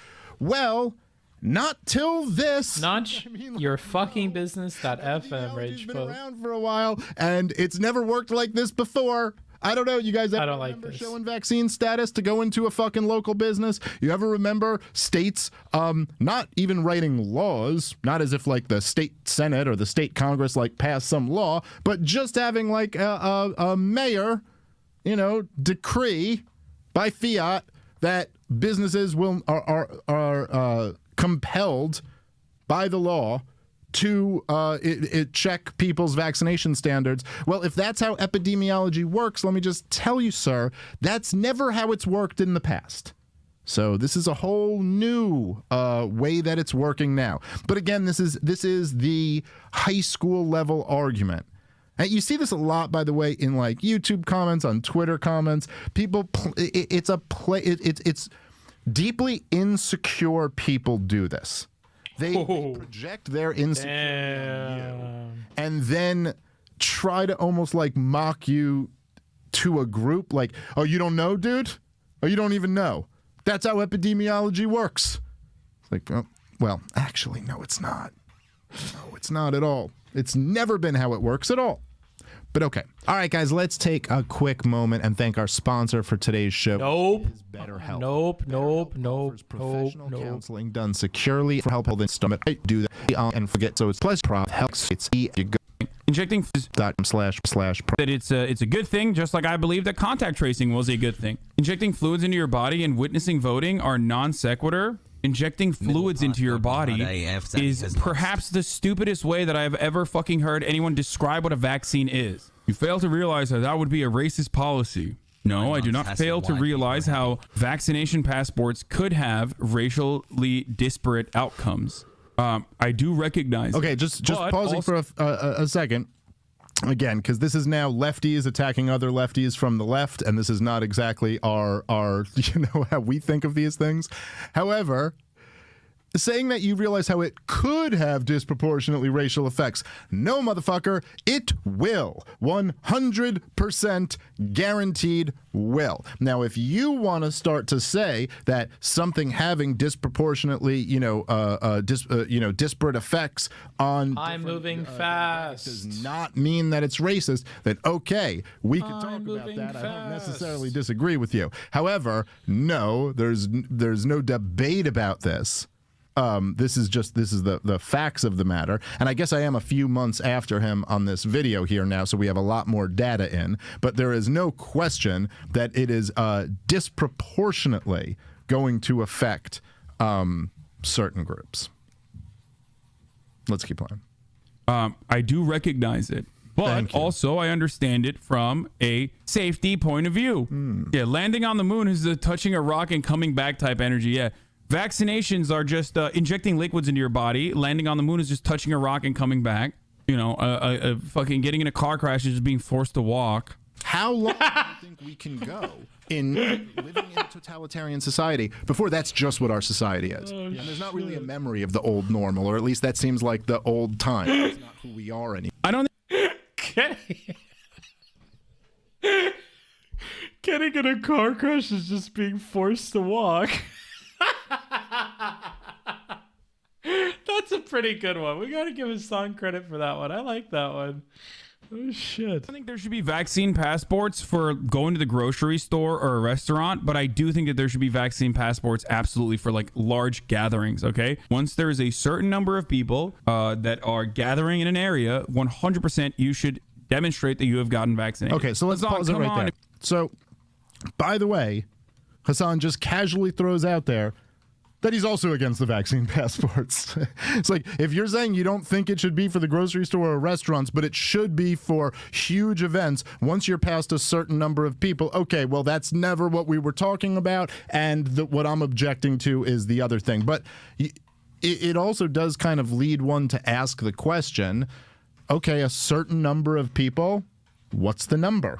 what exactly do you use to determine that number? I mean, I'm just curious. I'm not saying that disproves the idea that we should do it on its own, but what is the reason that you think a lot of people gathering together there should be, compelled through, threats of violence to be vaccinated, but not at a restaurant?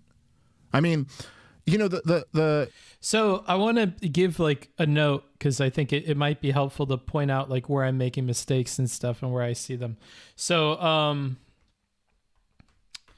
the face on here, right? And I'm constantly seeing things like this. I just ignore them. Is supposed to go in line with this. This is supposed to be like the crest of this, and it goes down like this, right? And then this one goes out this way and then down this way.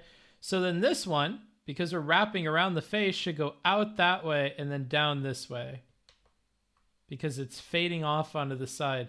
But instead, it's like a perfect X, as if we were looking dead on, but we're not looking dead on. So things like this I see, but I'm ignoring very strategically. The interesting thing is that we've been having really large sporting events in this country without vaccine passports in many places. Texas has broken some attendance records in the last 6 months or so. Florida has been having huge events. Lots of other places too before the vaccine passports started spreading around. So if you want to point to some evidence of how these events led to spreading tons of the virus around, then okay, go ahead and do it. But to just say, well, yeah, I support it for after a certain number, okay. Nothing about that is particularly is scientific. It's not even really an argument. It's just kind of saying, yeah, I'm for this. Okay, now give me the why. But the why never seems to come. You have gotten vaccinated. Hasan, come on. If you're looking for the why on a Hasan stream, you're looking in the wrong fucking place, dude. You've crawled up the wrong crack of the internet if you're looking for answers to questions like why. This poor fella, dude. A rural area without vaccines? Come on. Wait, what do you mean? What do you mean if you live in a rural area without vaccines? Alaska from Denmark opened up vaccinations to 16 plus a month ago, motherfucker. What are you talking about? What do you mean if you live in a rural part of the country? We're talking about international travel, and we're talking about vaccine passports being utilized in America specifically. Rural areas in this country were fucking vaxxed at higher percentages than cities because we fucking pumped the distribution as much as possible. This is literally a problem now. I'll say this. I would want to double check that data.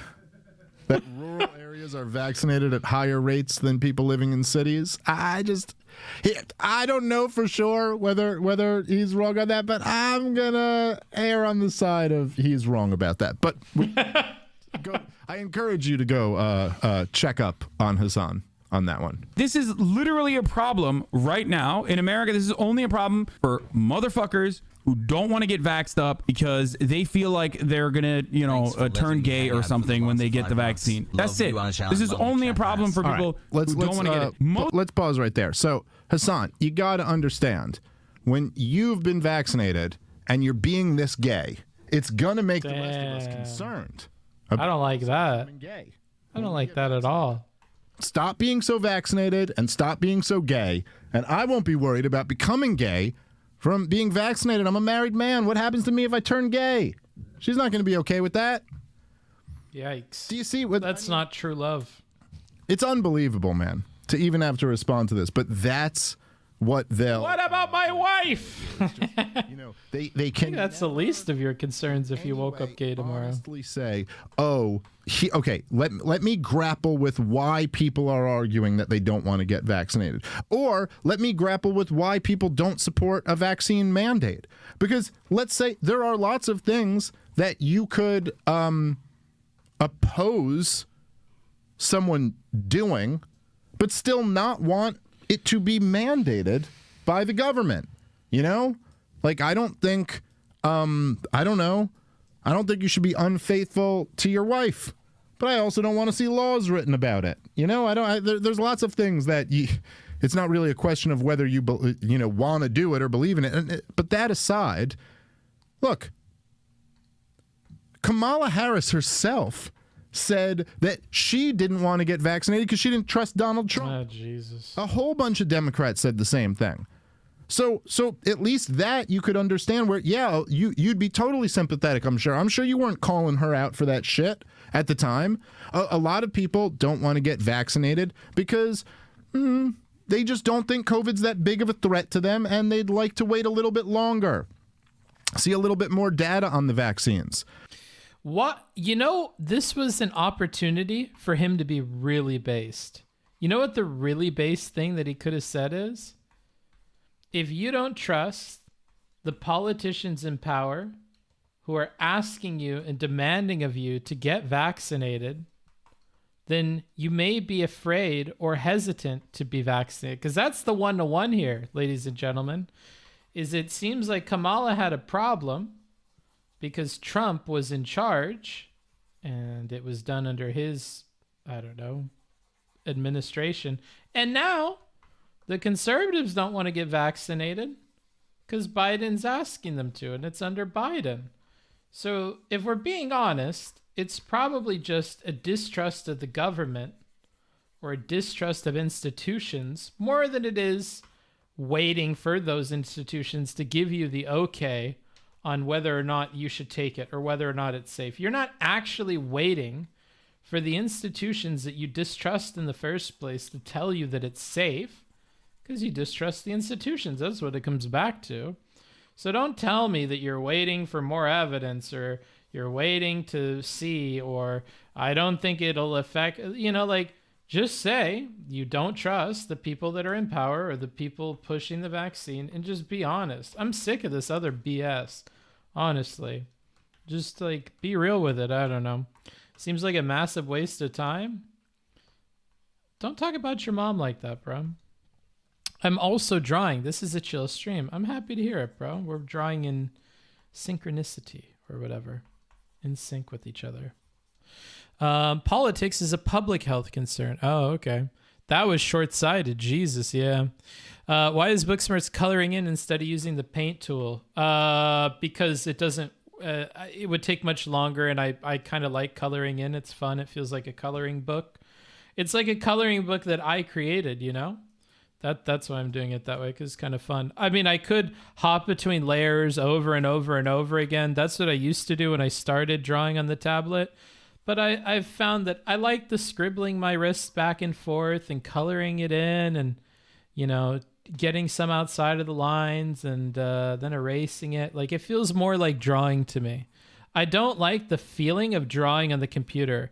Anytime that I can make the feeling of drawing on the computer more like drawing traditionally, I much prefer it. And so, I take advantage of things like Control-Z. I'm not fucking crazy. But I will say that, I don't know, I like bringing it as close to that experience as possible because that's what I'm in it for. I'm not in it to create, the most exact piece of artwork on the computer using all of my replication abilities and the potential of the software. And I'm not into all that, dude. I kind of just want to draw, I kind of just want to color. I kind of just want to, have fun with it. I'm more of a, not Bill Burr. What's the name of the fucking guy that's about happy trees and shit? I'm more of a happy trees kind of fella. That's where I'm at with it. Oops, I'm a dumb fuck. Bob Ross. Yeah, I'm more of a Bob Ross kind of guy, dude. That's my approach. Happy little trees, dude. Happy little trees. I did say I was going to be quick on this one, though, so I should be much more quick, but what can you do? What can you do, What can you do? All right, back to the dingleberry there. A lot of people don't want to get vaccinated because they're pregnant or expecting to be pregnant soon. And, if you look at it, the sample studies are not that big on pregnant women yet. And, people want to really err on the side of caution in areas like that. A lot of people don't want to get vaccinated because they have natural immunity, which has been demonstrated to be substantially stronger than the vaccination protection. And even if they think that the risks of the vaccination are very small, they're like, why take any risk at all if I already have stronger protection than the vaccine offers me? Now, if you have a counter to any of those arguments, fine. But to reduce it to, oh, they're just worried they'll get gay or something, that's only me. I'm the only one who's not getting vaccinated. Jesus Christ. Fear of getting the gays. But come on, I guy. mean, how do you even respond to something like that? It's just, it's so painfully stupid. And one of the things that makes Hasan a fun target is that he is painfully stupid and also condescending and confident. You know, it's just, it's a not a very attractive combination. All right, let's keep playing. Most people that want to get a vaccine in the United States good as that's literally free. Everyone that wants to get a vaccine in the U.S. can get a vaccine. We're not talking about there's excess vaccines everywhere around the country. It's fucking bullshit, okay? Vaccine passports also exist for countries with exotic diseases. So this is a system already in place for international travel to certain areas. So why do you not have a fucking 1984 George Orwell take when it comes to traveling to an African country, but you have a 1984 George Orwell take when it comes to traveling to fucking Europe? All right, let's pause it. Let's pause it right there. This is literally the argument is why do you not have a problem with I don't know, someone stepping on someone's toe, but you do have a problem with them shooting someone in the face? Like, I don't know, man, because they're fucking drastically different in scale and in kind. It is a very different thing to say if you're traveling to sub-Saharan Africa, we need to do some shit about malaria, than it is to say you can't go to a restaurant. That is a different thing. Hasan, I don't know, bro. Can't be this stupid. No one who can speak is this stupid. I don't know. I'm kind of dumb. Understand why those two things are different. Why there is something a little bit more Orwellian and authoritarian about having to show proof of a consumption of a pharmaceutical product to have basic human liberties in society than having to get a vaccine if you want to travel to Central Africa. Now, you could argue that it is to some degree, and it is in an abstract sense, a violation of your freedom. Yes, someone who doesn't want to get that vaccine now can't travel to Central Africa. However, restricting someone's freedom to travel to Central Africa is a little bit different than restricting their freedom to live a life where they live. Those are different things. And Amen, brother. Amen, brother. I understand the difference there. I don't believe you're this dumb. I think you're pretending. I'm sick of these mandates. Maybe it's just that I'm at with it. Degree of faith in humanity, and so I'm gonna try to give you the benefit of the doubt here. But I don't believe it. I don't believe you don't see the difference in those two things. Yes, they're both. They are both in some sense restrictions on what a person can do. However, one is much, much less than the other. In other words, right? Let's say someone said, you can't, Japan has a somewhat restrictive immigration policy. Yeah, they do. Wow, this guy's based. He's hitting all the topics, dude. Go to Japan. Oh, he's pressing all my buttons. He's talking about how I'm restricted from going to all these restaurants that I want to go to. Amen. Amen. Yeah, it is kind of shitty. I do be not liking the fact that I can't go into restaurants even though I'm vaccinated. Kind of stupid. And then he's like, and let's take Japan, for instance. Yeah, what about Japan? I kind of like Japan. I hate their immigration policy. Yeah, you know what? They do be restrictive. I do be wishing I could go to Japan right now. Yeah, I like this guy. I know you guys probably don't like him, but he's got like an 80% hit rate for me. I don't know. I'm sure he's a dumb fuck in some other regards, but I look for the best in people. Okay, I think this is done. There we go. That's Ente. Okay, with a book, and that's as close as you're getting to me as Ente.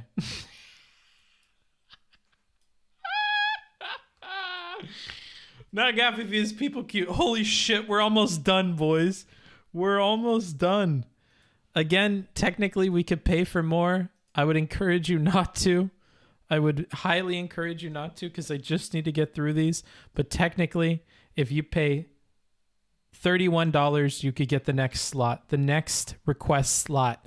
Book is turning into a lib and not the good kind.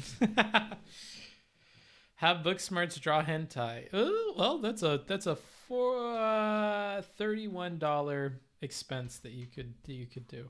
I would draw it. I would just draw it safe for work and censored.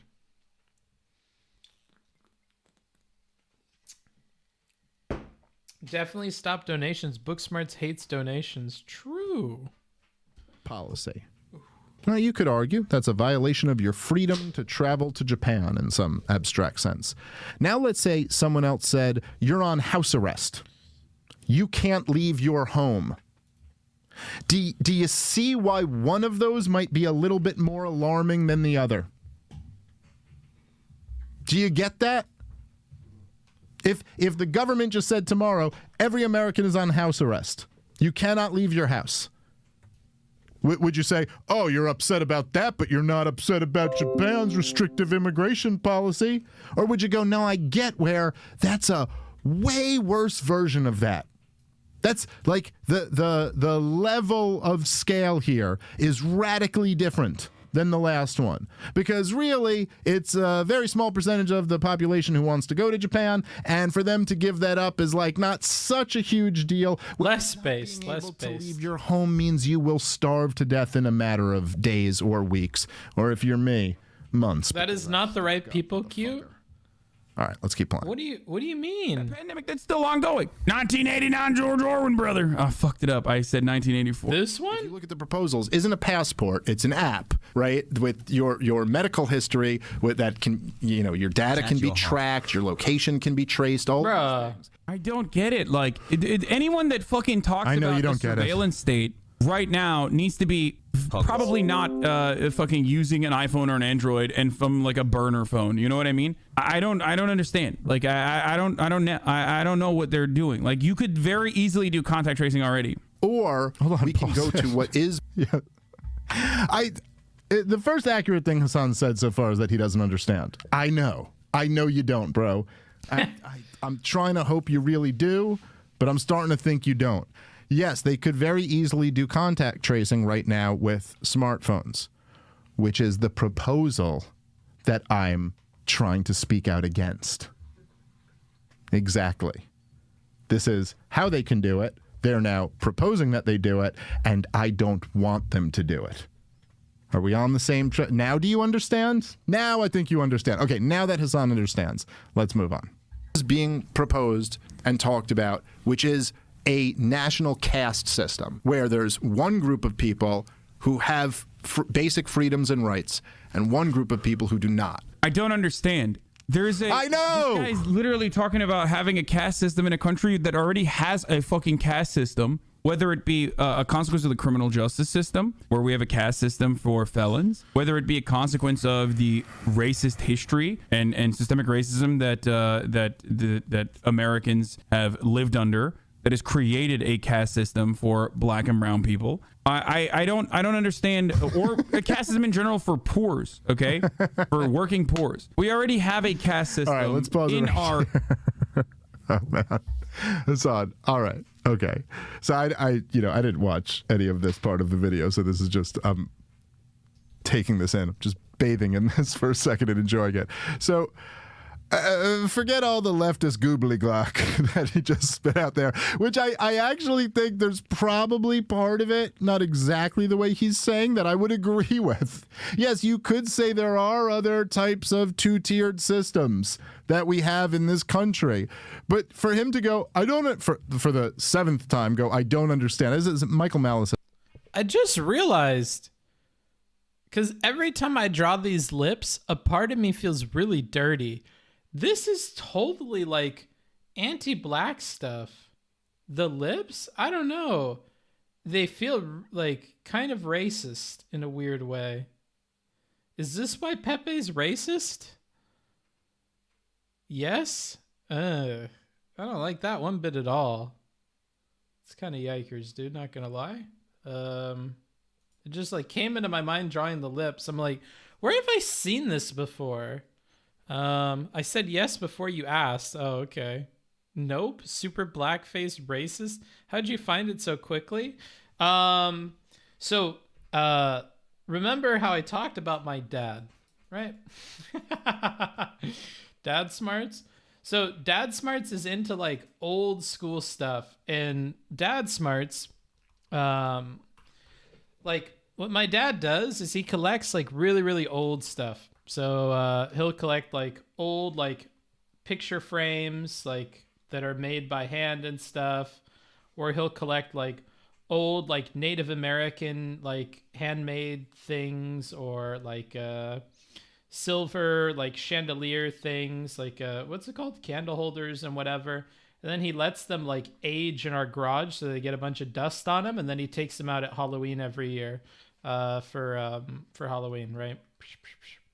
Boop, boop, boop, boop, boop. For Halloween. And some of the old stuff that we find in like trunks that we buy, like boop, boop, boop.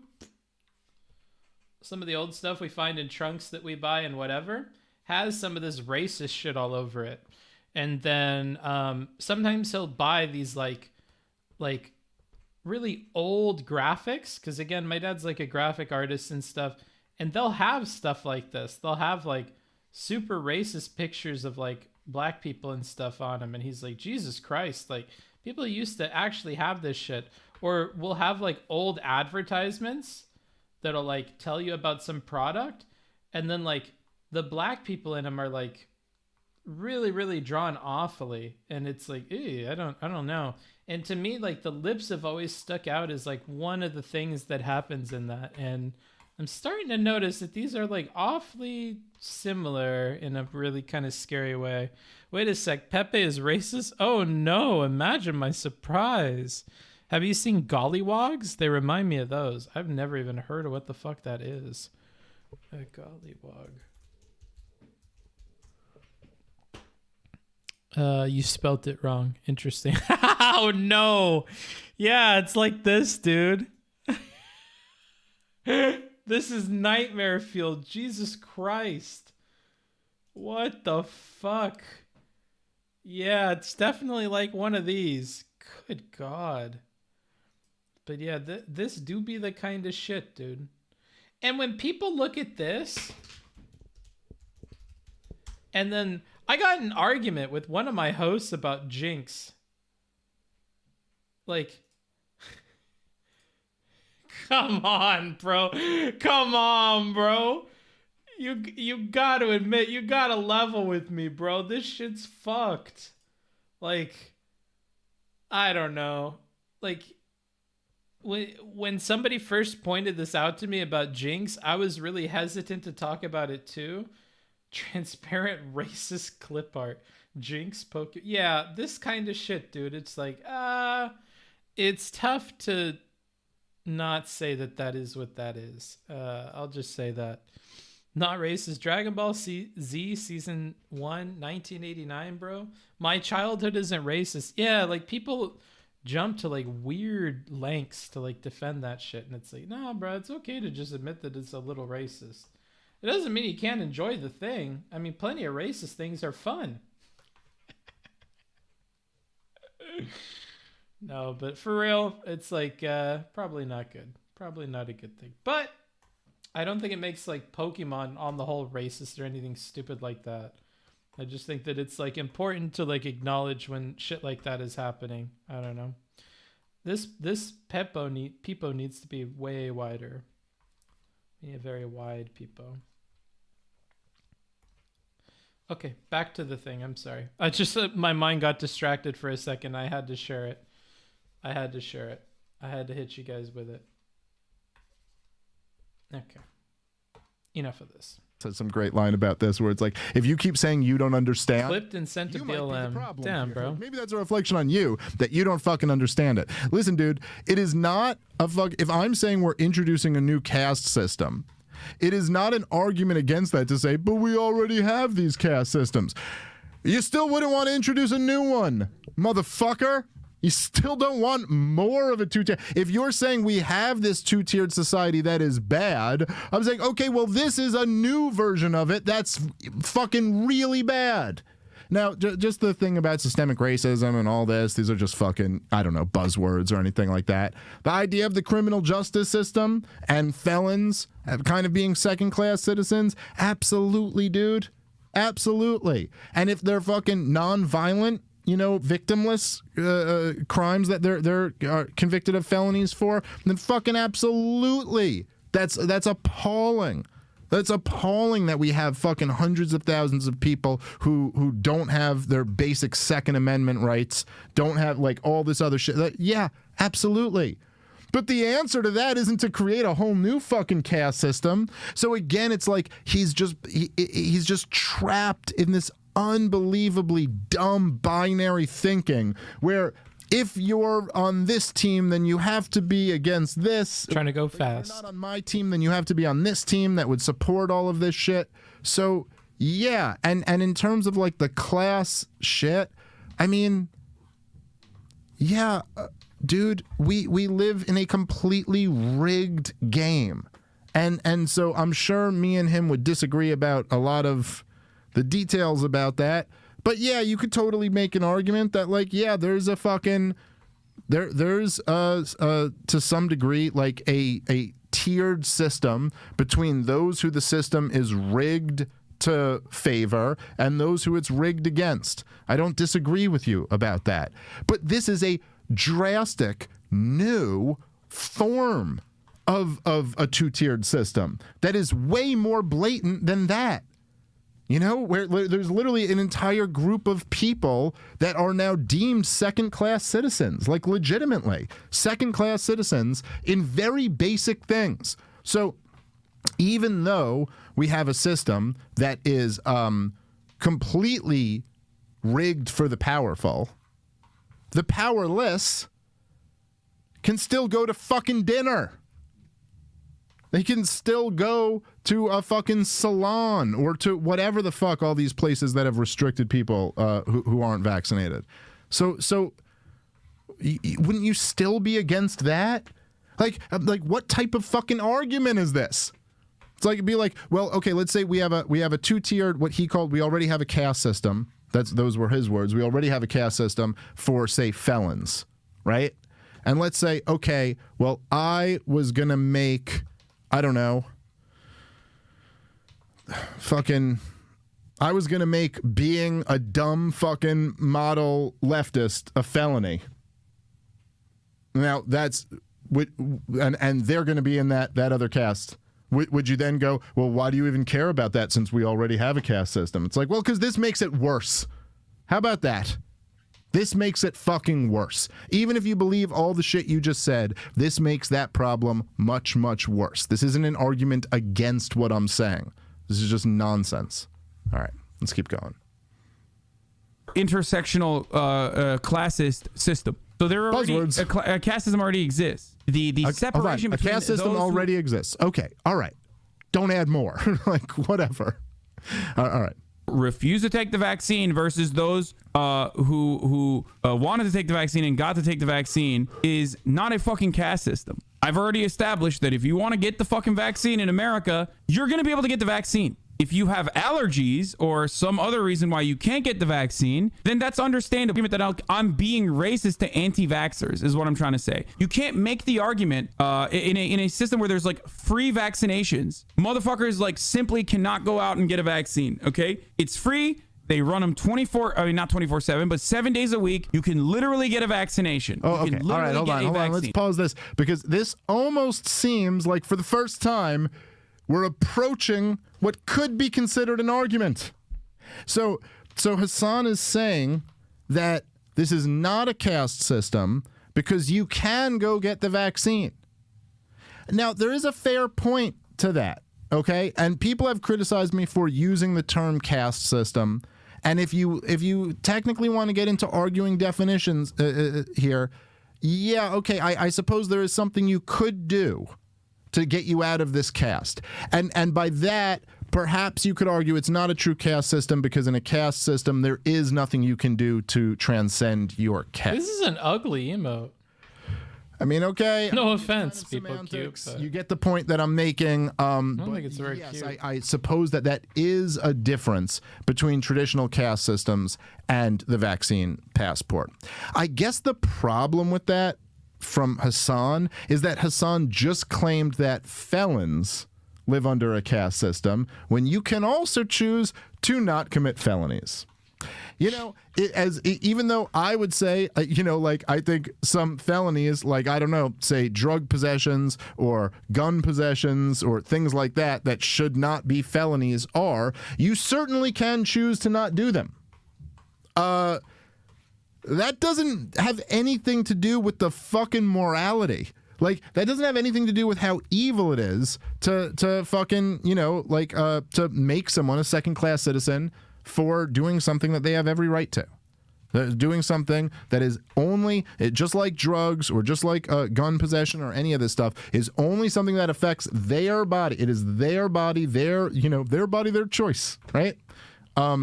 So it's tough for you when you just called these other things caste systems to, now say, oh, well, you can't technically refer to this as a caste system. But if someone wants to really be a stickler and make the argument that it is a definitional part of a caste system, that there is nothing you can do to escape that caste. This motherfucker's looking like Sasuke. It's not a caste system, but it's still a two-tiered system, making one group of people second-class citizens that is fucking evil and just dangerous. Like, just fucking dangerous on every level. Dangerous to the stability of the country, dangerous to the amount of violence that it's going to incite from people who resist this, and most of all, dangerous to the unbelievable, ability for corruption and tyranny from the government. Not just what we already have, but how much worse this can clearly get. I mean, motherfucker, we're talking about giant pharmaceutical companies in collusion with governments, forcing people to take their product in order to be able to live a normal life.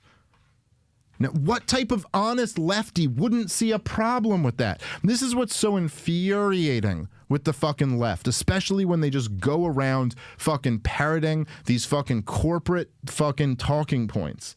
Like, again, I don't even think, Hasan may claim to be a communist or a socialist or whatever the fuck he claims to be. I don't think he's any of that shit. He's a fucking neoliberal. That's what he is. A fucking neoliberal, dude. You're a fucking Democrat. Motherfucker. Damn. Ain't no fucking radical. That's the real call out. You're a fucking, JP Morgan Chase, fucking Pfizer, Merck, Moderna spokesman. Damn. You ain't no fucking radical.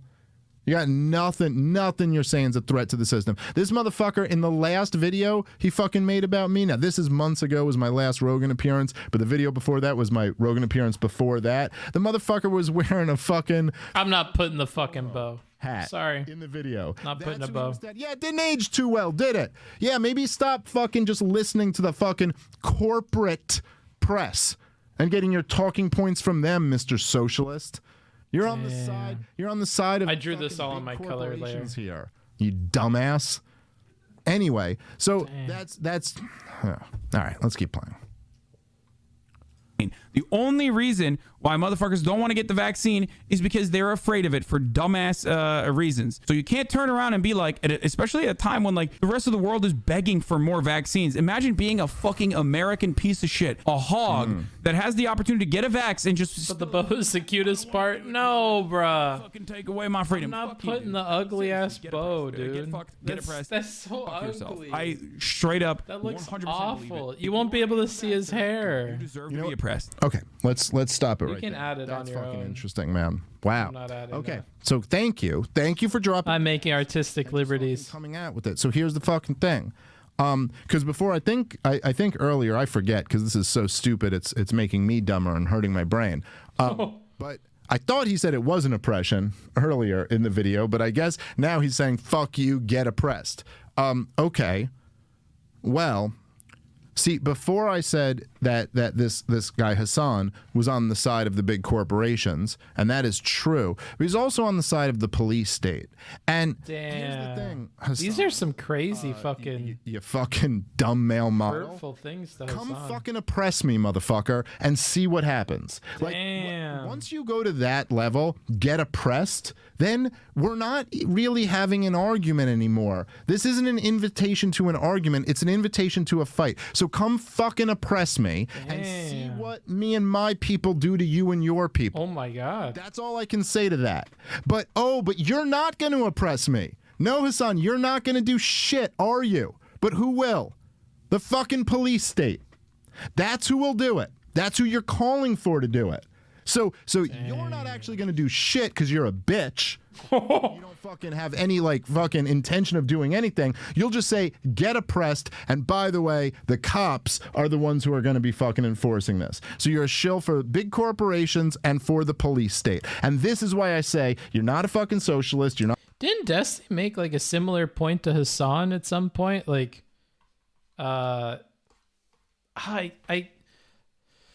know that Bastiat makes this point sometimes about how if you're going to ask for laws that need to be enforced by the police, you need to be really well aware that the police enforcing it looks really fucked up, like people getting arrested and manhandled over a pack of cigarettes or things like this. If you're going to ask for these laws, then you should understand that they're going to be enforced by a lot of force by the police, by an unbounded amount of force, basically, by the police. And then I remember that he had a disagreement with Destiny about the police. No talking about Destiny. This is a positive thing. I just don't want anything negative. That makes me sound like he cuts your paycheck, bro. He's your boss. You don't want to say anything negative about your boss. No, bro, his community is just really scary. I just don't want them to be mean to me. That's all, bro. I don't care what Dusty thinks, bro. I'm afraid of his community. He won't hate me if I say something mean or performative. It's his community, bro. They freak the fuck out. They cannot handle it. They lose their fucking shit. That's who it really is. Oh, no, don't clip that. He's had the same conversation. This is why I can't talk about him. Oh, it's happening. We're always watching. No, bruh. We're not mean. We're people cute. No, you're not people cute. You are not people cute. I see what you say about me, especially the Reddit people. You are most certainly not people cute. Some of the Discord people are people cute. All the people in the politics server, I like them. Most of them. But no, not you. Not you Redditors. You are not people cute. Not at all. Almost done with this. Oops. Why does that keep happening? Almost done with this. I'm not putting the bow in it. I'm sorry. We are one. Peak crook smarts. Fuck you, bruh. You know what? I googled people cute and the one without the bow came up. So you can get fucked. Get fucked. Add it yourself, dude. It's just a bow emoji. Just take a screen grab of this. Or, better yet, subscribe on Patreon, dude. You get full access to full HD versions of all of these. And you could just get it on Patreon, bro. And just put your own bow on it. Do whatever you want with it. Unless you're going to make money with it. In which case, I will come after you for all of the money. I will. Don't think I'm fucking around. Took a lot of time to draw this. If you try to put this on a fucking t-shirt or something, I swear to the lords. I swear to the 7 gods above, bro. I will come after you. I will come after you. Just rest assured of that, bro. Just don't put it on a fucking t-shirt or something. I am on Patreon. Ooh. Yeah, there you go. Wow! That was almost really bad. Oh, there we go. Well, close enough. I feel like I'm missing something. The eye has a line. It just doesn't look right. These eyes probably need to be much bigger. I don't know. I'm slowly degrading in quality as this night is drawing on. That's not good at all. It's way too thick. That's too thick too, but that's okay. No, it's not. Let's do this properly. It's one line. Let's just try to do it right, huh?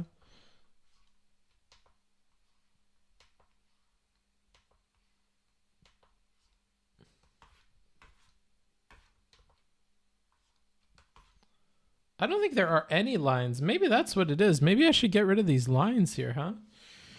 I don't care to. I'm going to leave it like this. Book art collages might make for some pretty decent merch. Oh, true. True. Yeah, we could make a t-shirt at the end of the year or something. Oh, wouldn't that be a cute Christmas gift? Maybe I could release it for Christmas. As like a Christmas drive. I could just like go on Teespring or something and upload like a collage of all of these. Like maybe you would have a shirt, right?